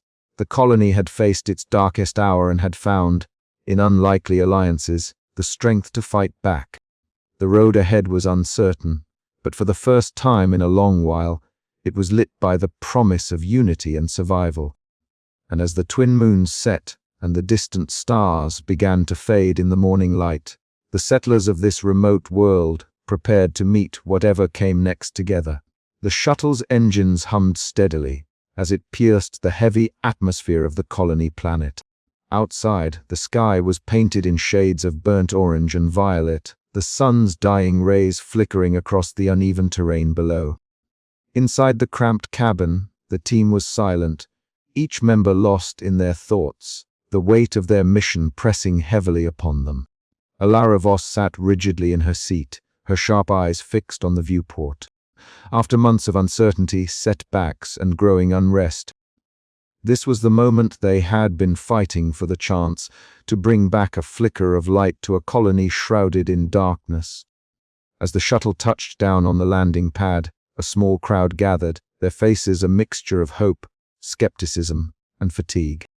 Mira Solon stepped forward, her short frame commanding attention despite the exhaustion etched into her features. "We welcome you back," she said, her voice carrying over the murmurs. "Your journey is our hope." Elara led the team swiftly into the makeshift laboratory, a space cluttered with equipment, blinking consoles, and walls adorned with star charts and hastily scribbled equations. At the center was a communication array, long silent but now humming faintly with anticipation. From her bag, Elara carefully withdrew the device they had recovered, a sleek, compact instrument of unknown origin pulsing softly with an ethereal blue light. "This is unlike anything we've seen," Linway murmured, stepping forward to examine it. "Its energy signature is stable and it appears to be designed for communication, but on a scale far beyond our current technology." Elara nodded, her mind racing. "If we can integrate this with our systems, we might restore at least partial contact or discover new signals hidden in the cosmic background." Outside, tension simmered as factions lingered near the perimeter. Councillor Thane Rykov's loyalists watched with narrowed eyes, distrust evident in their stance. Yet even they could not ignore the palpable shift in the air, a collective yearning for hope that transcended factional lines. Mira took to a makeshift stage, her voice steady and clear. "This device is more than technology. It is a symbol of what we can achieve when we unite. Our survival depends on cooperation, on setting aside old grievances to face the unknown together." Her words were met with cautious applause, the fragile threads of trust beginning to weave a tentative tapestry of unity. Back in the lab, Elara and Linway worked feverishly to interface the alien device with the colony's communication array. Hours passed in a blur of technical adjustments and data analysis. Then, suddenly, the array crackled to life, emitting a burst of static that filled the room. A faint, rhythmic pulse echoed through the speakers, a signal, unmistakable and alive. Gasps and whispers swept through the gathered group. Elara's heart pounded as she recognized the pattern, a beacon of connection, a promise that silence could be broken. "We've done it," she whispered, tears glistening in her eyes. "We were not alone." The room erupted in a mixture of cheers and stunned silence. For the first time in months, the colony dared to dream again. Yet, beneath the jubilation, Elara knew the road ahead was long and fraught with challenges. The technology was unfamiliar and fragile, the factions still fragile and wary. But for now, in this moment of shared triumph, the colony found strength in the light piercing the darkness. As night fully descended, the distant stars shimmered above silent witnesses to a new chapter unfolding beneath their watchful gaze. Elara stood by the viewport once more, the device's blue glow illuminating her face. In the vast cosmic silence, a new signal pulsed steadily, a beacon of hope, a testament to resilience, and a call to rediscovery. "This is only the beginning," she murmured, determination burning bright within her. "We will find our way back." Outside, the colony stirred with renewed purpose, the fragile bonds of unity knitting tighter with each passing moment. The light in the darkness was no longer a distant dream, but a tangible promise, one that would guide them through the shadows yet to come. And as the first tentative messages crackled through the revived communication channels, a profound truth settled in Elara's heart, even in the vast silence of space. Connection endures. The council chamber was heavy with anticipation, its usual sterile atmosphere charged with palpable unrest. Councillor Thane Rykov entered with his customary steely gaze, the cold calculus of his expression failing to mask the flicker of unease beneath. The flickering holoscreens cast eerie blue light over the assembled faction leaders' faces etched with skepticism, wariness, and a hunger for change. Elara Voss stood at the center, unwavering, her voice steady as she presented the evidence that had begun to unravel the threads of Rykov's control.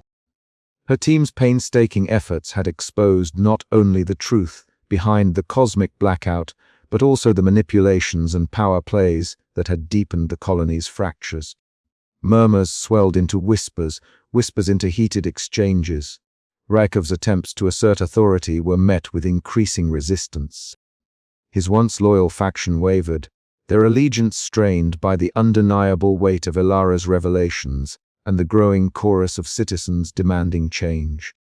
Outside, under the vast expanse of the colony's night sky, a crowd gathered, voices rising in chants of unity and renewal. Mira Solon moved among them, a beacon of calm and encouragement, her bright eyes reflecting the stars above as she spoke of cooperation, survival, and hope. Inside a secure briefing room, Captain Soren Hale and Jax Wren coordinated with Elara, their faces drawn tight with determination. The air was thick with urgency. Every moment counted. Plans were laid to prevent violent clashes that could shatter the fragile progress. Jax's knowledge of the colony's shadowed corners and secret routes became invaluable, enabling swift, precise actions to neutralize remaining loyalists without bloodshed. Soren's steady command of security forces reassured allies and citizens alike, bolstering the collective effort to reclaim the colony's future. Meanwhile, isolated within the cold austerity of his quarters, Councillor Rykov gazed out over the colony he had sought to control. The stars above mirrored the fractures within his ambitions, the silence a stark contrast to the turmoil below. His mind wrestled with bitter reflections, the loss of power, the crumbling of his vision, and the inexorable tide of change sweeping the colony. Resignation settled over him, tinged with a grudging respect for the resilience that had risen against his rule. As the confrontation reached its climax, the colony held its breath. Elara's measured words, backed by irrefutable evidence and the resolve of her allies, pierced through the fog of fear and division. The authoritarian grip loosened. Factions realigned, citizens found their voices. The reckoning was not just the fall of one man, but the birth of a new era, one forged in the crucible of adversity, and tempered by the collective will to survive and thrive. The echoes of the night's events resonated deeply. Trust, though fragile, began to weave anew across the fractured society. The transmission's message of warning and hope had ignited more than just a mission, it had sparked a movement. As dawn crept over the horizon, bathing the colony in soft light, Elara stood among her people, a symbol of resilience and renewal. The path ahead was uncertain, fraught with challenges, but for the first time in a long while, the colony dared to believe in the possibility of unity and a shared future. Yet, as shadows of the past lingered and the work of rebuilding loomed large, an unspoken question hung in the air: could this fragile truce endure? Or would the scars of isolation and civil collapse threaten to unravel the fragile hope that had been so painstakingly won? The colony's fate now rested not on any single leader, but on the collective heart and spirit of its people, determined to find light after silence. The cold fluorescent lights of the council chamber flickered faintly as Elara Voss stepped up to the podium, her steady gaze sweeping across the gathered representatives. For months, the colony had been fractured, a shattered mosaic of factions vying for survival in the silence left by Earth's inexplicable blackout. But today, a new chapter began, one forged by the cryptic transmission Elara and her team had decoded, a message that carried with it a fragile promise of hope. "We stand at a crossroads," Elara began, her voice calm but resolute. "The transmission we've uncovered is more than just a warning, it is a call to unity, a roadmap for survival beyond the silence. We must rebuild not just our systems and shelters, but trust itself." Murmurs rippled through the chamber. Faces once hardened by suspicion softened as delegates exchanged glances. Mira Solon, the pragmatic faction leader famed for her empathy and tenacity, nodded approvingly from her seat. Captain Soren Hale, the colony's wary security chief, sat upright, his eyes reflecting a cautious hope. The message had done more than illuminate the cosmic blackout's origins. It had become a catalyst. Elara's leadership, tempered by her introspective nature and unwavering resolve, had begun to mend the fractures that had once seemed irreparable. Outside the chamber, the colony was stirring to life. Mira moved through the streets, her presence a balm to tense nerves. She spoke softly with families, helped organize resource distributions, and mediated disputes with a warmth that rekindled communal bonds. The dusty air was thick with the hum of machinery as repair crews restored power lines and water systems, while children's hesitant laughter echoed from newly opened play areas.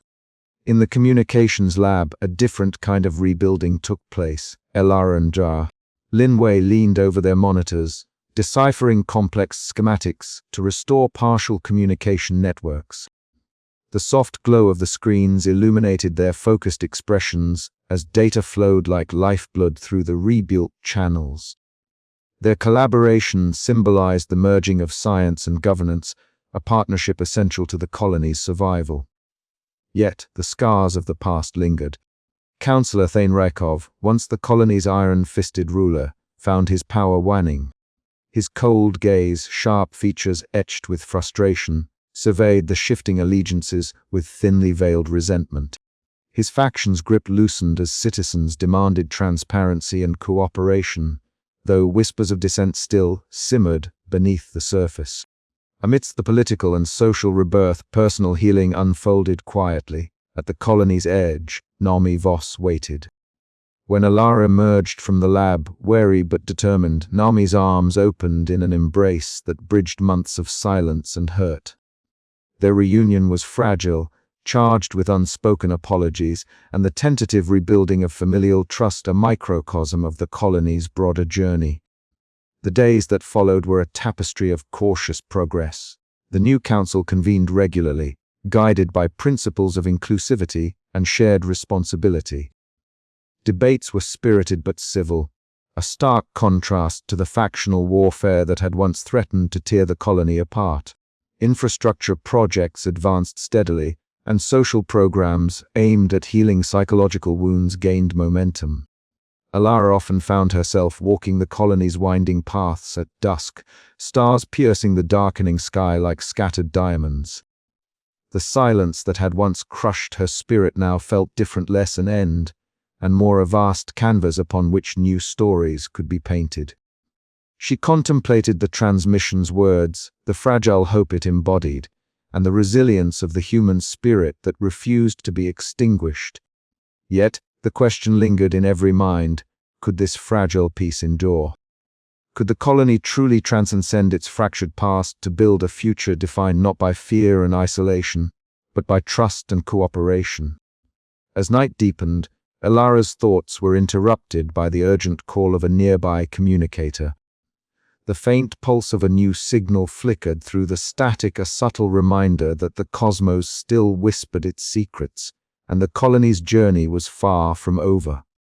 With a deep breath, Elara squared her shoulders. The darkness was profound, but within it flickered the light of possibility. And as long as that light endured, so too would the colony. The silence was no longer empty. It was filled with the promise of rebuilding bridges between people, factions, and the stars themselves. The next chapter awaited, and Elara was ready to lead the way. The twin suns of the colony planet had just begun their slow ascent over the jagged horizon, casting long, warm fingers of light through the observatory's massive glass dome. Elara Voss stood alone at the summit, her sharp eyes tracing the familiar yet alien constellations that stretched out above her. The air was crisp, carrying with it the faint scent of ionized dust and cold metal, a reminder of the colony's fragile existence on this distant world. As dawn crept forward, the sky shifted from deep indigo to soft lavender and amber, a breathtaking canvas that belied the turmoil beneath. Elara's mind was a whirlwind of calculations and possibilities, the encoded transmissions they had deciphered still echoing in her thoughts.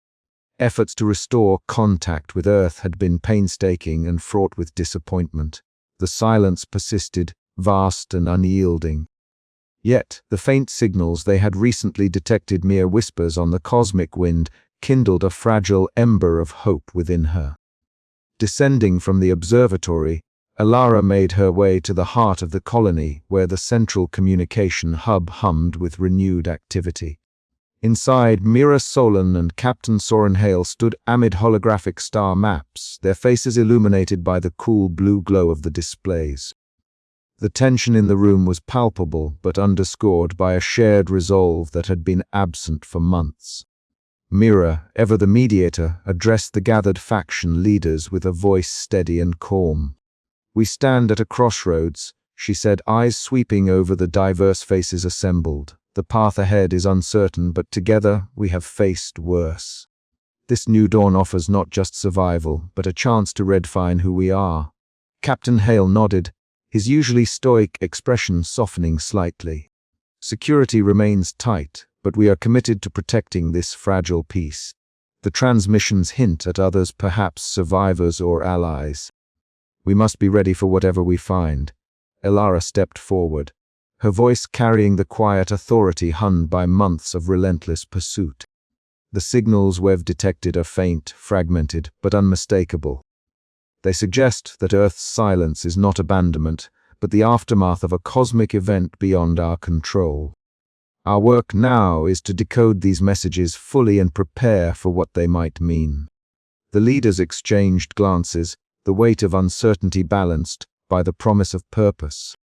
Plans were laid to upgrade the colony's receivers and expand their listening range, with Elara's team at the helm. The hours that followed were a blur of activity, cables strung, consoles calibrated, algorithms refined. The faint crackles and pulses from the vast beyond became a symphony of potential, filling the sterile rooms with an almost sacred energy. Meanwhile, outside the walls of the compound, the colony's citizens gathered in the open squares as evening fell. Fires sputtered to life, casting dancing shadows against the alien architecture. The air was alive with the hum of conversation, bursts of laughter, and the soft strumming of makeshift instruments. Stories of loss, survival, and hope intermingled beneath the emerging stars, weaving a tapestry of resilience that bound the community closer than ever. Elara wandered through the crowd, absorbing the warmth and determination that radiated from her people.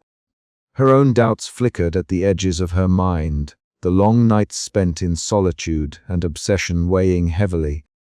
Yet, seeing the faces around her scarred but unyielding, she felt a renewed sense of purpose. The colony was no longer just an outpost lost to the void. It was a living testament to human endurance, a beacon flickering defiantly in the cosmic silence. As the night deepened, Elara returned to the communications center, where the team's latest data streams revealed new, tantalizing hints of life beyond their isolated world. The signals were still faint, their meaning cryptic, but they were there, proof that the universe had not forsaken them entirely.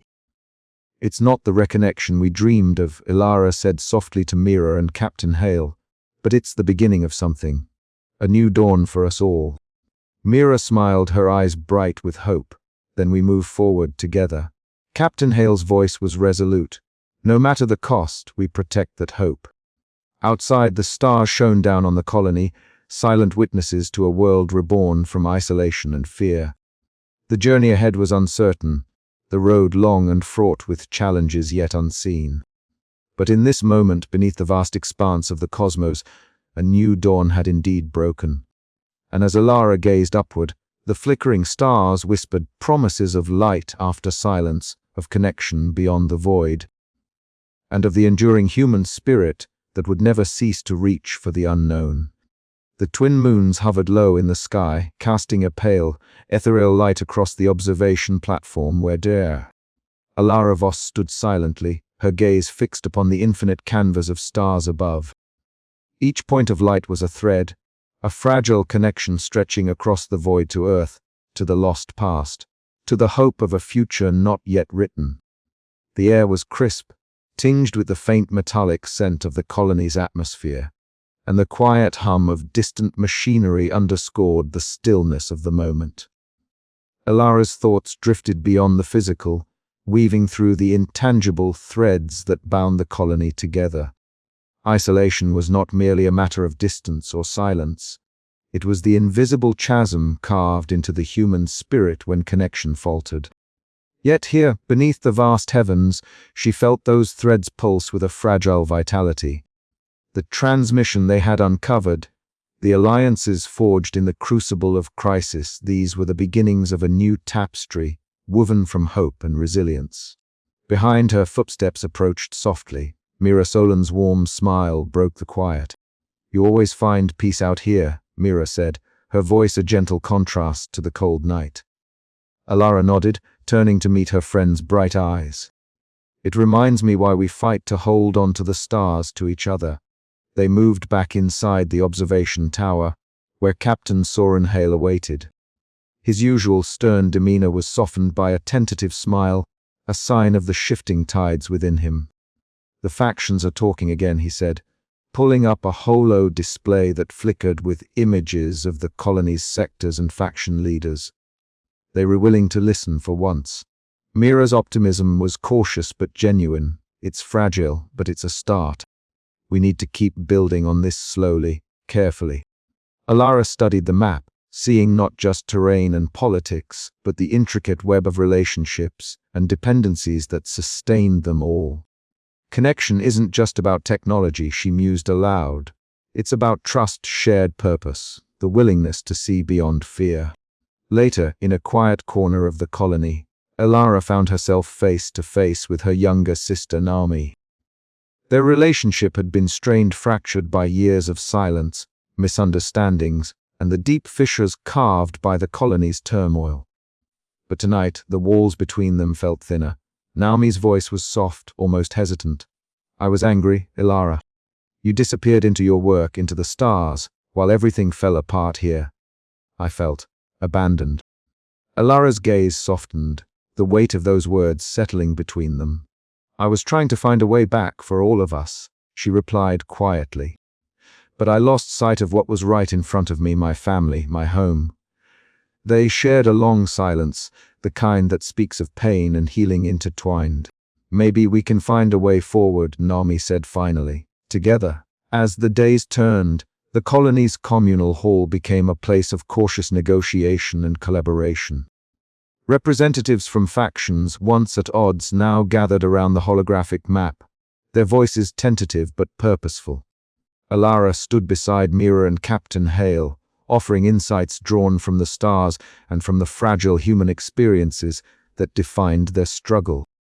The discussions were punctuated by moments of tension. Old fears and grudges surfaced like shadows, but each was met with a steady hand, a patient word, a reminder of their shared fate. The colony was no longer a fractured collection of isolated enclaves. It was becoming a living network of connections, woven from threads of trust, hope, and a collective will to survive. Elara's heart swelled with a quiet, determined hope. The journey ahead was uncertain, fraught with dangers seen and unseen. But as she looked around at the faces illuminated by the holographic glow, she saw something that had been missing: connection in its most human form. And in that connection lay the promise of a new dawn. The stars above continued their silent vigil, but beneath their watchful gaze, the colony's light was rekindling, one thread at a time.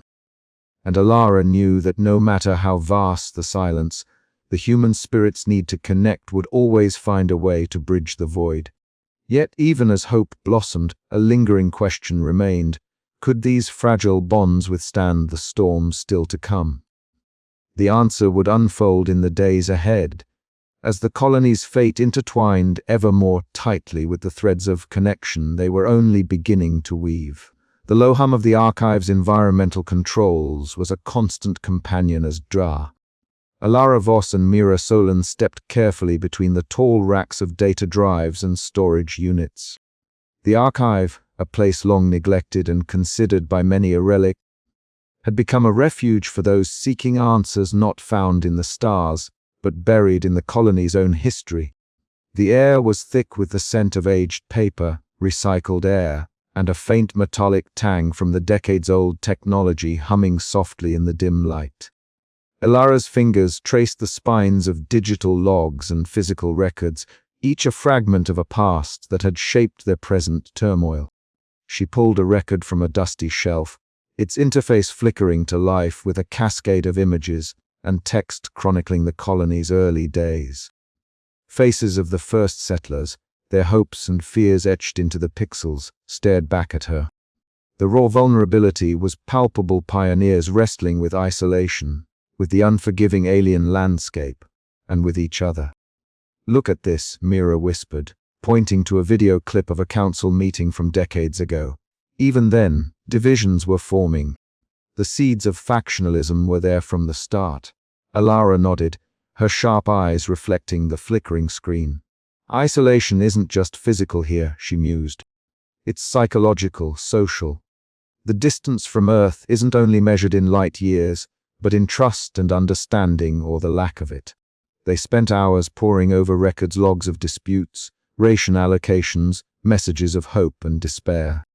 The colony's history was a tapestry woven with moments of unity and threads of fracture. Each document, each recording, peeled back layers of collective memory, revealing the profound impact of isolation on human behavior. Later, the team ventured beyond the archives to one of the colony's earliest settlements.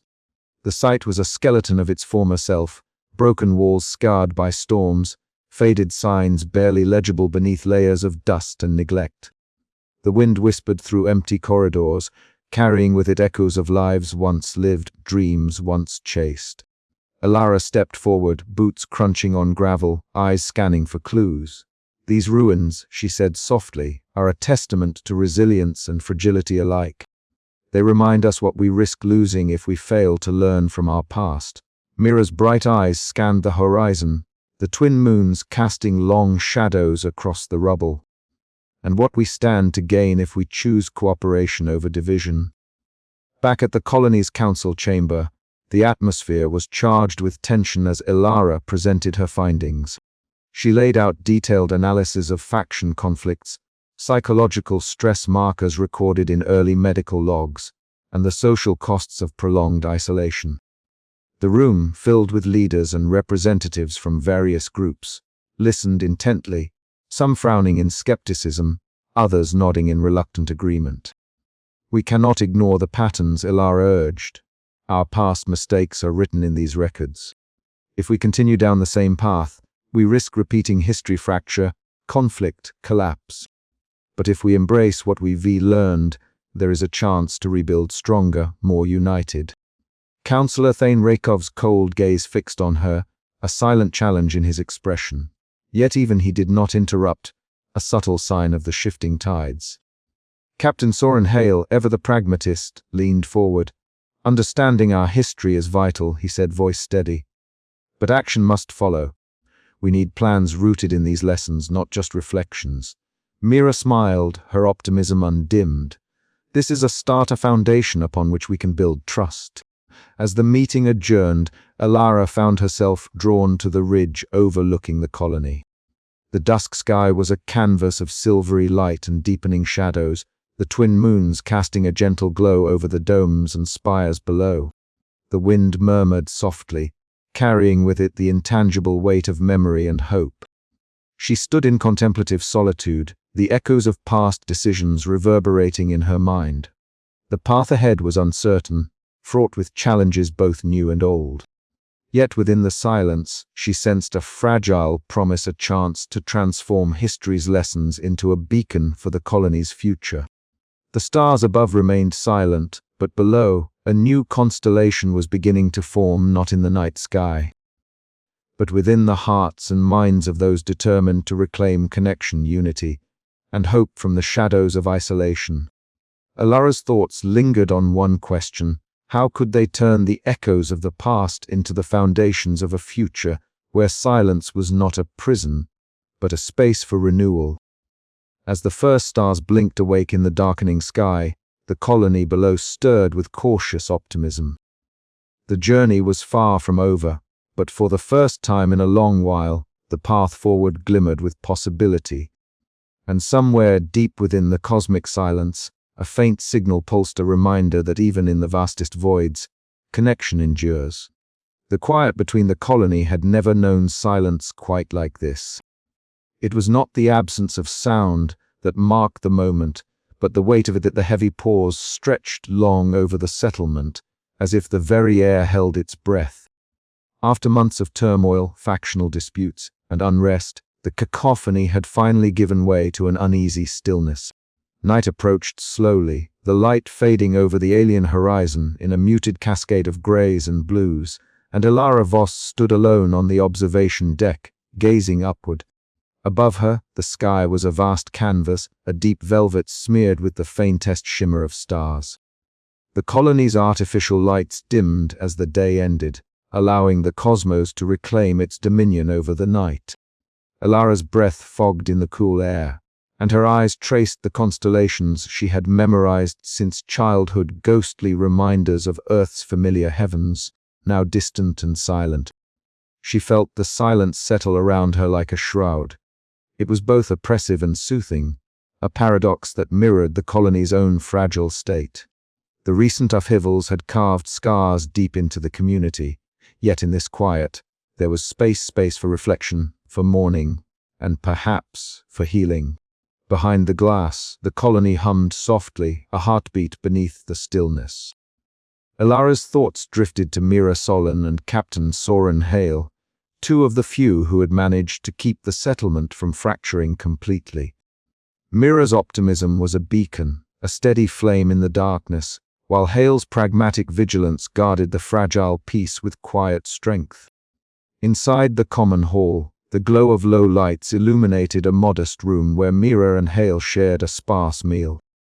Their conversation was subdued but earnest, words chosen carefully as they navigated the delicate path from conflict toward cooperation. Mira's bright eyes, usually so full of fire, were tempered now with fatigue and thoughtfulness. Hale's imposing frame seemed less rigid, his voice softening as he spoke of hopes for a future where factions might dissolve into a single, united community. "We have a chance," Mira said quietly, her gaze steady. "But it depends on us on whether we can let go of the past enough to build something new." Hale nodded, his fingers tapping rhythmically against the table. "Trust will take time. But this silence, it's a chance to listen, to really listen." Their words echoed in Elara's mind as she left the observation deck and retreated to her quarters. The room was small, practical, littered with data pads and scattered star charts. The hum of the colony's life support systems was a constant companion, steady and reassuring.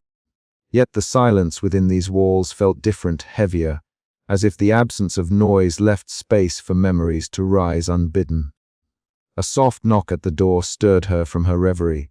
Naomi stood there, hesitant, the younger sister's features drawn tight with unspoken emotion. The months of separation, the strain of isolation, and the fractures between them were visible in the guarded way Naomi entered.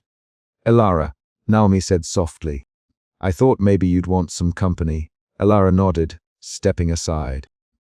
The two sat together in the dim light, their conversation halting at first, fraught with the weight of what had been left unsaid.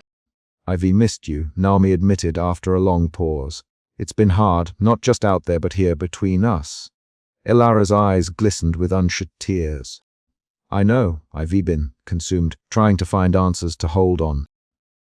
They spoke then of fears and hopes, of the loneliness that had wrapped around them like a shroud, and of the fragile threads still connecting their hearts despite the silence. It was a quiet moment of reconciliation, a tentative step toward healing the personal fractures that mirrored the colony's own. Outside, a gentle night breeze stirred through the open corridors, carrying with it faint echoes of laughter and whispered conversations. Small groups gathered in clusters, sharing stories, rebuilding bonds frayed by hardship. The colony, though battered and weary, breathed anew. Elara stood once more beneath the starlit sky, feeling the quietness not as an emptiness but as a canvas blank, waiting to be filled with new stories, new connections. The silence between them was no longer just a void but a space pregnant with possibility. Yet beneath the peace lay an unspoken question. Could this fragile calm hold before the next storm?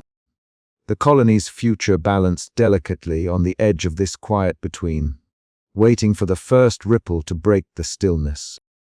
And Elara, standing beneath the vast cosmos, knew that the journey was far from over. The hum of the communications lab was a familiar comfort to Elara Voss, but tonight it carried a weight far heavier than routine static.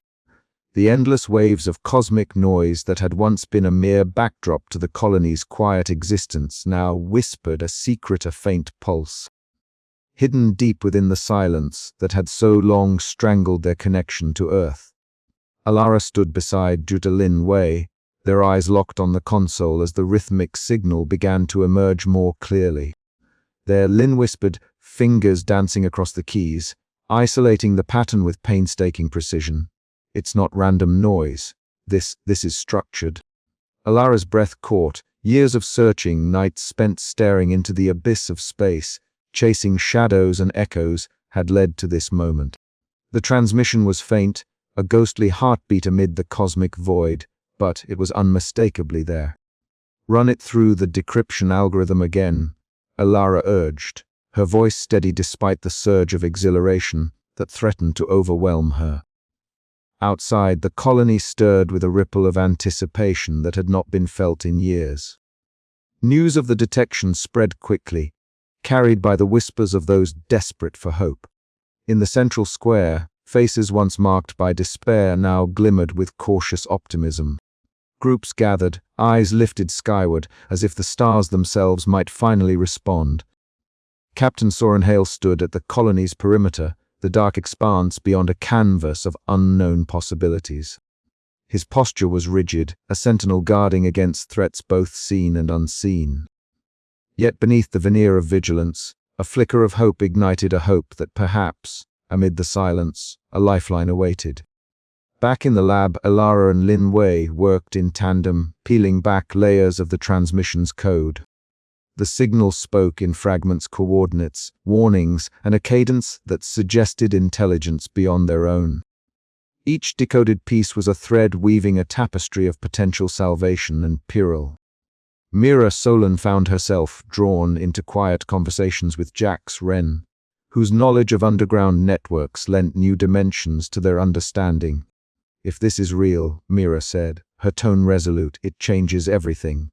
We can't afford to let fear fracture us again." Jax nodded, eyes sharp despite the wariness etched on his face. The signal could mean others out there, survivors, or maybe something else. We need to be ready for whatever comes. The colony's factions, long divided by scarcity and suspicion, now faced a crossroads. Elara's discovery challenged the narrative of abandonment and isolation that had defined them. It was a call to unity, a beacon in the darkness urging them to bridge their divides. As the night deepened, the lab's lights cast long shadows, mirroring the uncertainties ahead. Elara glanced at the constellation of stars beyond the viewport's silent witnesses to their struggle and hope. The transmission was not just a signal. It was a promise that the silence could be broken, that connection could endure even when the cosmos seemed to turn its back. But questions lingered like a low thrum beneath the promise. What was the true origin of the signal? Did it herald allies reaching across the void, or warnings of dangers yet unseen? Could the colony's fragile alliances withstand the revelations to come? Elara knew the path forward would be fraught with peril and sacrifice. Yet, in this moment, as the pulse of the transmission echoed through the lab, she felt the stirrings of something long dormant, hope. Hope that from the vast silence, a new chapter was beginning, one where rediscovery and resilience would light the way. The colony held its breath, poised at the edge of a future uncertain yet brimming with possibility. And in the heart of the silence, a signal pulsed steady, insistent, a call to awaken, to listen, and to believe once more. The sky above the colony was a vast canvas of stars, more vivid and infinite than ever before, yet beneath that serene expanse, the colony buzzed with a fragile hope. Elara Voss stood atop the highest communication tower, the last rays of the twin suns painting the horizon in hues of amber and violet. Her fingers deftly adjusted the transmitter arrays, the soft mechanical hum blending with the whispering wind that swept across the barren plains beyond the domes. It was here, above the fractured settlements, that she envisioned weaving a new web of connection and network that could finally bridge the chasms carved by fear, suspicion, and isolation. For months, the colony had been fractured, its people divided into factions locked in a precarious dance of distrust. Councillor Theinrikov's iron grip had faltered, shaken by the revelations of the cosmic blackout and the transmission Elara had uncovered. In his place, a new leadership began to emerge, one that dared to dream of cooperation and shared survival. Mira Solon, with her unyielding optimism and pragmatic spirit, had become the rallying voice for those yearning to rebuild the colony's shattered social fabric. Elara's plan was ambitious. Instead of relying on centralized hubs that had been vulnerable to sabotage and factional control, she proposed a decentralized communication network. This new system would use a lattice of transmitters scattered across the colony's expanse, each node capable of independently sending and receiving signals. Such a design promised resilience. If one node fell, the network would reroute, maintaining vital lines of communication. Inside the faction hall, the atmosphere was charged yet hopeful. Representatives from the major factions sat clustered around a rough-hewn table, the soft glow of holographic schematics bathing their faces in cool blue light. Mira stood at the front, her voice steady and warm as she addressed the room. "This network is more than technology," she said, her eyes sweeping the assembly. "It's a statement that we choose connection over division, cooperation over conflict. We can't rebuild our future alone. We need each other." Her words hung in the air, a balm to some, a challenge to others. But beneath the initial hesitations, a cautious optimism began to take root. Meanwhile, in the communications hub, the hum of consoles and the flicker of screens filled the space. Captain Soren Hale, ever the pragmatic security chief, worked alongside Jax Wren, the rugged smuggler whose knowledge of underground networks had become invaluable. Their fingers flew over controls, troubleshooting interference, tuning frequencies, and hardening the system against potential threats. "Never thought I'd be working with a security chief," Jax quipped, a wry smile tugging at his lips. "Don't get used to it," Soren replied, eyes fixed on the readouts. "But we need every advantage if this is going to work." Their banter, laced with mutual respect, was a testament to the shifting alliances that defined the colony's new chapter. Back atop the tower, Elara and Dra. Linway monitored the incoming signals, their faces bathed in the soft glow of data streams cascading across the screens. Patterns emerged from the cosmic static, faint, flickering transmissions that whispered of other presences beyond the void. There Lin pointed to a pulse of light, a new signal, not just noise. Elara's heart quickened. After months of silence and despair, this was a beacon, fragile but real. "It's a beginning," Elara said softly, sharing a smile with Lin, a bridge across the void. As the colony's factions tentatively embraced the network, the air shifted. Messages of cooperation began to flow where once there had been only suspicion. Emergencies were reported and addressed swiftly, resources coordinated with newfound efficiency. And the people found themselves drawn together by threads of communication that transcended old boundaries. Yet beneath the cautious hope lay questions unspoken. Could this fragile unity withstand the pressures of dwindling resources, the shadows of old grievances, and the vast unknowns that stretched beyond their world? The stars above remained silent watchers, indifferent and eternal. Elara knew the path ahead would be fraught with challenges. But as she gazed out over the colony, the twinkling lights of the new network glowing like constellations on the ground, she felt a surge of something profound, a resilience that refused to be extinguished. And in that moment, the silence between the stars seemed just a little less empty. The night deepened, wrapping the colony in a quiet embrace. Somewhere in the distance, a faint, alien signal pulsed, a reminder that in the vastness of the cosmos, connection was still possible, still waiting to be found. Elara's voice, steady and resolute, broke the silence as she addressed her team and the colony beyond. "We are not alone, and we will find our way, together." But as the network hummed to life and messages began to flow, a subtle shadow moved at the edge of the settlement, a reminder that even bridges built with hope must be guarded against those who would see them fall. The story was far from over, and in the deepening darkness, new challenges awaited. The void was vast, but the colony's light burned brighter than ever. And Elara, the astronomer who had dared to listen to the silence, stood ready to lead them through it toward rediscovery, toward connection, and toward a future forged in unity. The first light of dawn crept gently over the rugged horizon, casting a pale gold sheen across the settlement nestled in the valley below. Elara Voss stood alone atop the eastern ridge, the chill morning breeze tugging at the edges of her worn jacket.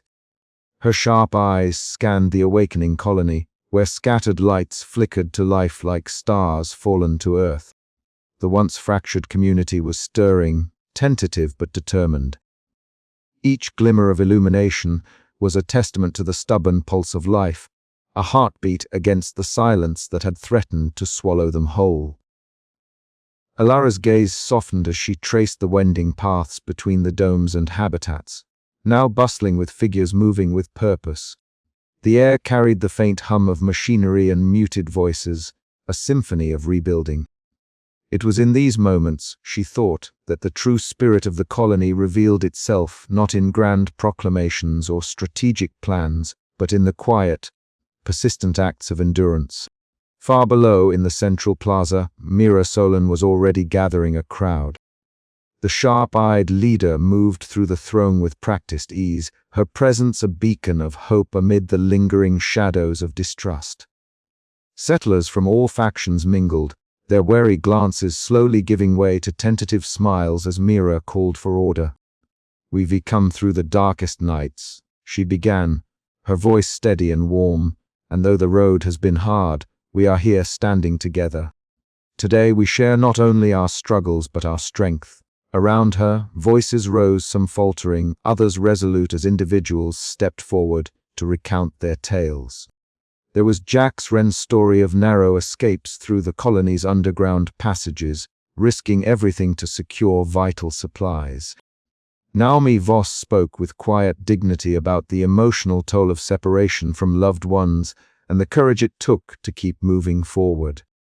Even Captain Soren Hale, usually reserved and imposing, shared his perspective on the sacrifices made to maintain fragile peace. The plaza seemed to pulse with newfound energy, a tapestry of human resilience woven from countless threads of hardship and hope.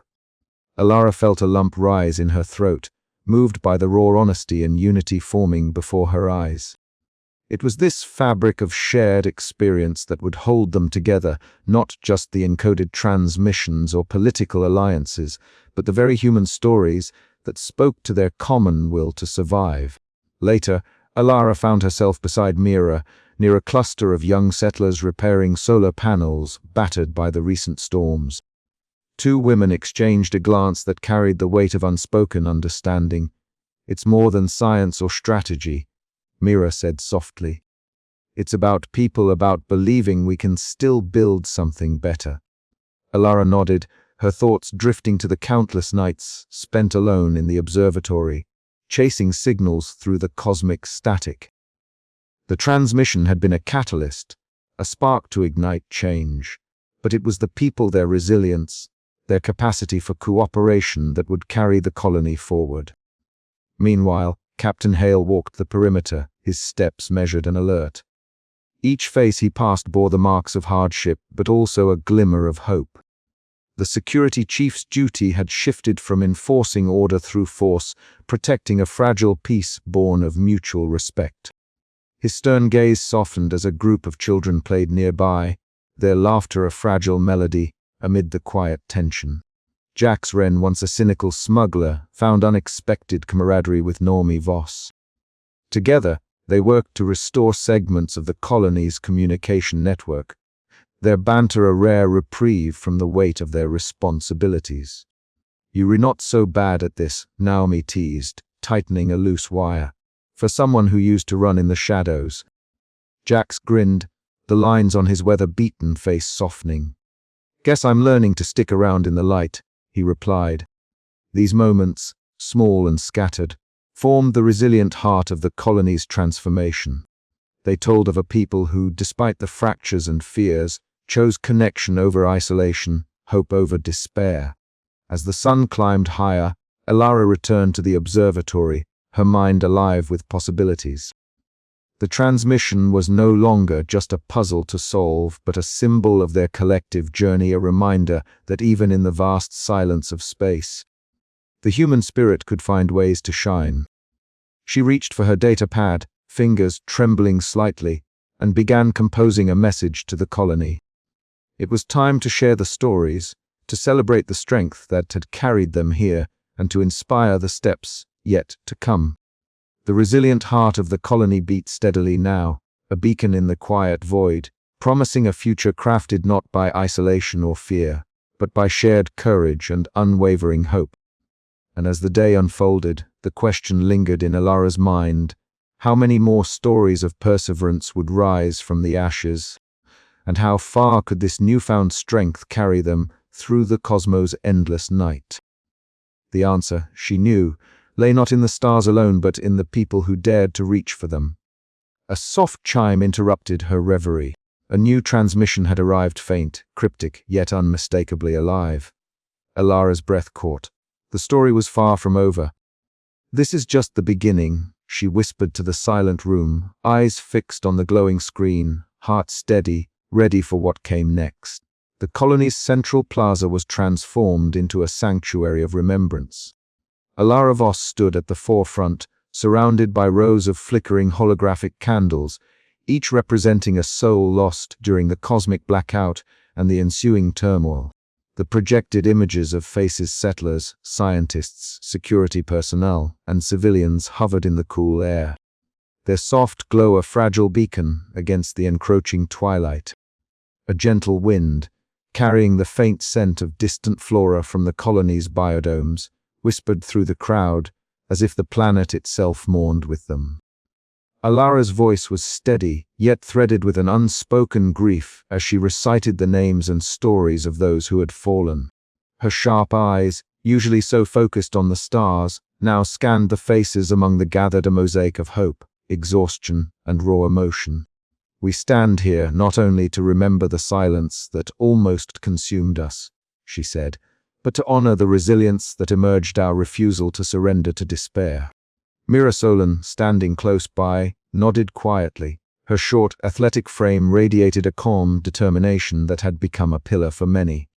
Beside her, Captain Soren Hale shifted uneasily, his military bearing softened by the gravity of the moment. His stern gaze softened as he listened, the weight of command tempered by the knowledge of how fragile peace now was. The memorial was not just a tribute but a call to action. The silence that had once isolated them was now pierced by voices tentative, cautious, but growing stronger. After the ceremony, Mira and Hale retreated to the council chamber, its walls lined with data panels and the muted hum of life support systems. Outside, storm clouds gathered, their distant rumbles echoing the unsettled emotions within. "We cannot rebuild without trust," Mira said, her voice low but resolute.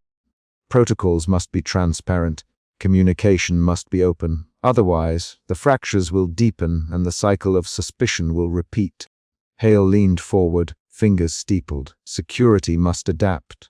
We need to protect without provoking fear. The old ways surveillance, intimidation only breed resistance. We must lead with integrity." Their conversation was interrupted by a soft knock. Naomi Voss entered, her youthful face marked by the strain of recent days. She and Elara had drifted apart as Elara's obsession with decoding the transmission had consumed her, leaving Naomi feeling abandoned and vulnerable. "Elara," Naomi said, her voice wavering, "I don't know if we can keep going like this. The silence has taken more than just our contact with Earth, it's taken you from me." Elara's sharp eyes softened. "I never wanted to leave you behind," she replied, stepping closer. "But understanding the silence was the only way to save us all." I'm sorry if I lost sight of what mattered most."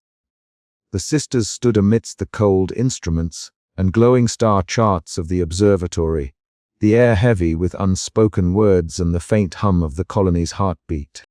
It was a fragile moment of reconciliation, a reminder that even amid cosmic isolation, human bonds must be nurtured. Meanwhile, on the colony's highest balcony, Councillor Thane Rykov watched the horizon. The twilight painted his sharp features in shades of regret and resolve. The rebellion against his rule had faltered, but the cost was etched deeply into the colony's psyche. His cold, calculating gaze softened briefly as he contemplated the sacrifices made not just by others, but by himself. The silence he had feared had come at a price he could no longer ignore. Back in the plaza, as the crowd dispersed under the dimming sky, Elara lingered.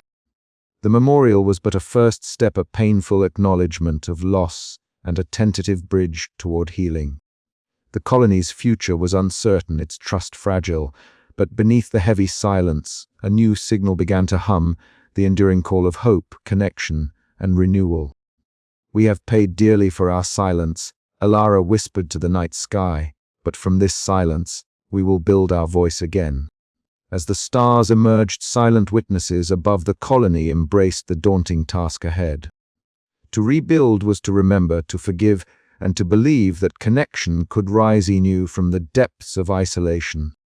The price of silence had been high, but the cost of surrender was far greater. And so, in the shadow of loss, the colony began to listen once more, not just to the distant cosmos, but to each other.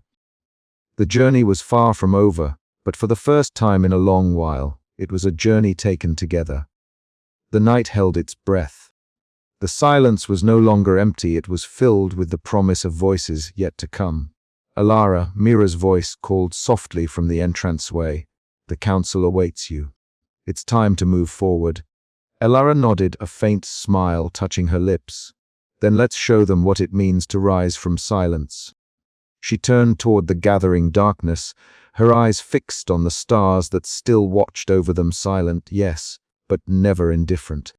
And somewhere in the vast expanse, a new signal flickered faintly, a whisper of light in the endless night. The twilight sky stretched endlessly above the colony's central plaza, a vast dome of deepening indigo scattered with countless stars. Against this celestial backdrop, the settlers gathered in quiet anticipation, their faces illuminated by the soft, shimmering light of a holographic projection hovering in the air above the assembled crowd. It was a constellation unlike any known, before a newly designed emblem born from the transmission's message and the collective will of the colony. The constellation's stars twinkled with subtle hues, weaving a luminous pattern that seemed to pulse with promise. Elara Voss stood at the forefront, her silhouette cutting a sharp figure against the glow. Her dark hair was pulled back with precision, eyes bright and steady beneath the weight of years, marked by isolation and conflict. Today was not just a presentation. It was a moment of reckoning and hope. As the murmurs of the crowd settled into attentive silence, Elara's voice rose, steady and warm, carrying across the plaza with a clarity born of conviction. "For too long, we have lived under the shadow of silence," she began, her gaze sweeping over familiar faces, friends, former adversaries, and those who had once doubted her resolve.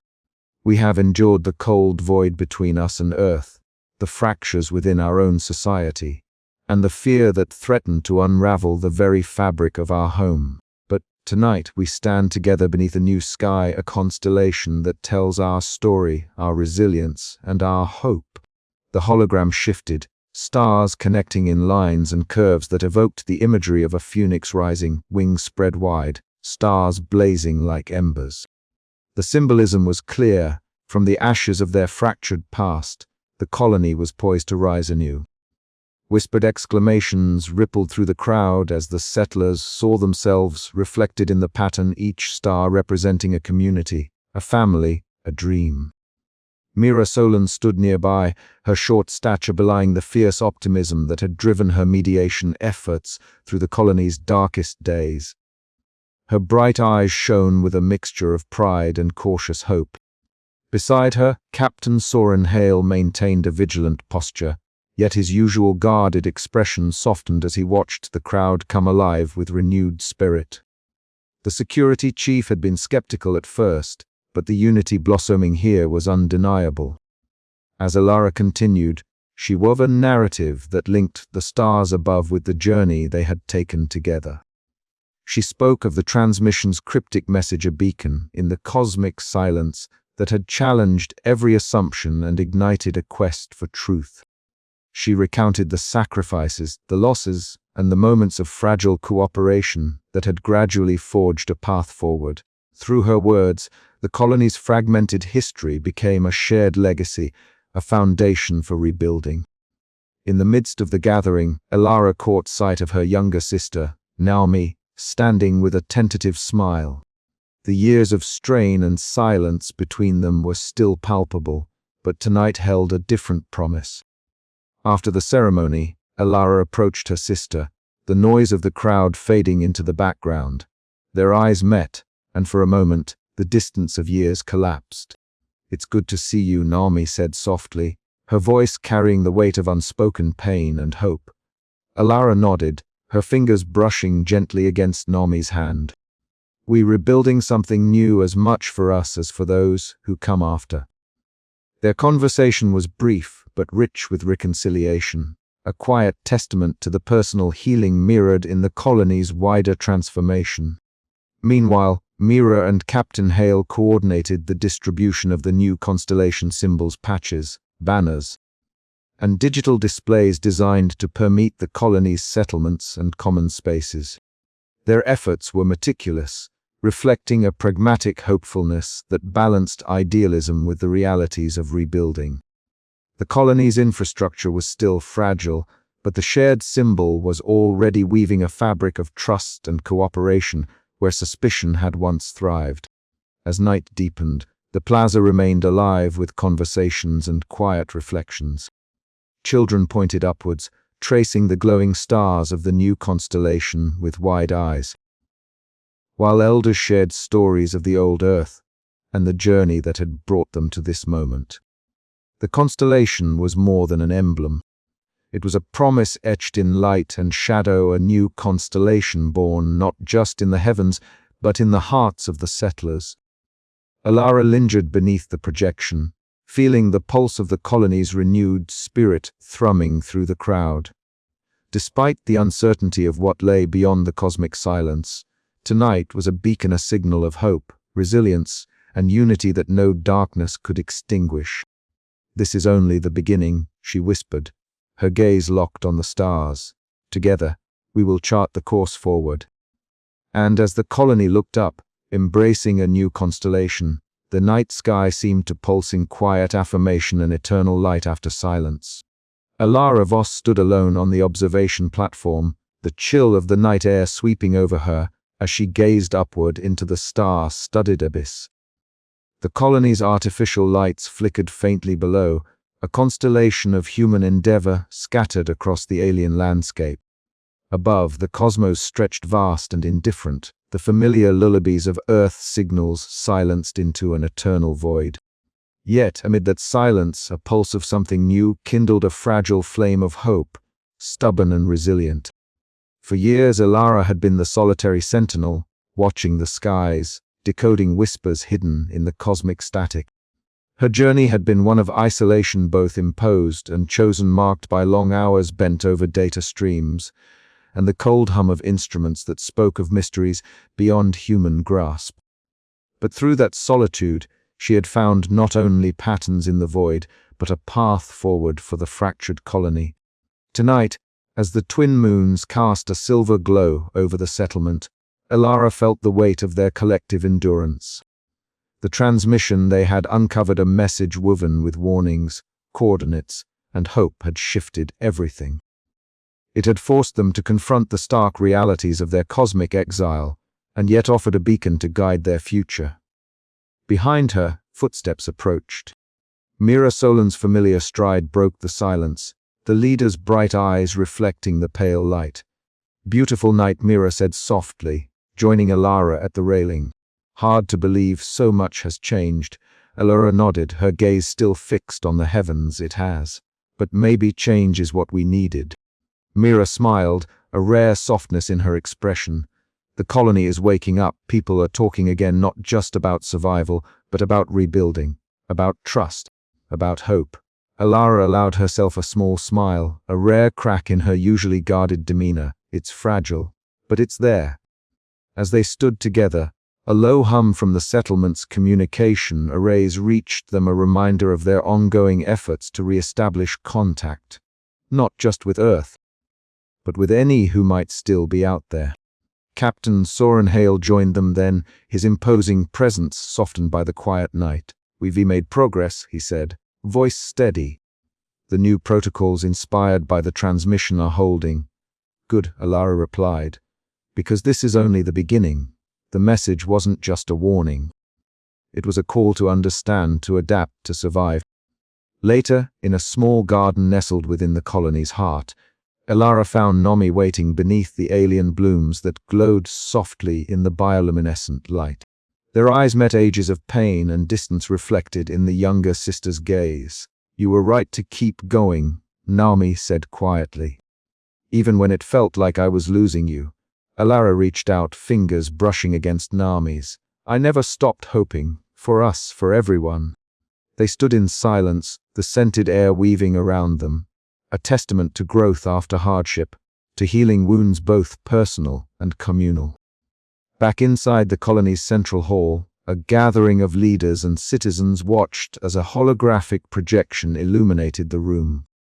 Star maps, decoded symbols from the transmission, and schematics for new communication arrays spun in vibrant colors above them. The light danced on faces etched with wariness but brightened by determination. "This is our new constellation," Elara announced, her voice steady, carrying the weight of her journey and the promise of what lay ahead. Not just stars in the sky, but connections between us, threads of trust, knowledge, and hope. We may be silent to Earth, but we are not alone. A murmur of agreement rippled through the crowd, a fragile chorus rising from the depths of isolation. The colony, battered but unbroken, poised at the threshold of rediscovery. As the night deepened, Elara allowed herself a moment to look once more toward the black canvas above. The silence remained vast, mysterious, infinite. But within that silence, she heard something unmistakable, the enduring heartbeat of humanity, pulsing steady and strong, lighting the way through the darkness. The journey was far from over. The void was still immense, the unknown still daunting. Yet in that quiet, Elara found a profound truth: connection endured, even in silence. And with that knowledge, the colony could face whatever came next together. Her eyes traced the new constellation, a map not just of stars but of hope, and she whispered into the night, "We will find the light after silence." The stars above shimmered in quiet response, and the colony below stirred with renewed purpose. The future was uncertain, but for the first time in a long while, it was bright with possibility, a testament to the unyielding spirit of those who dared to dream beyond the silence.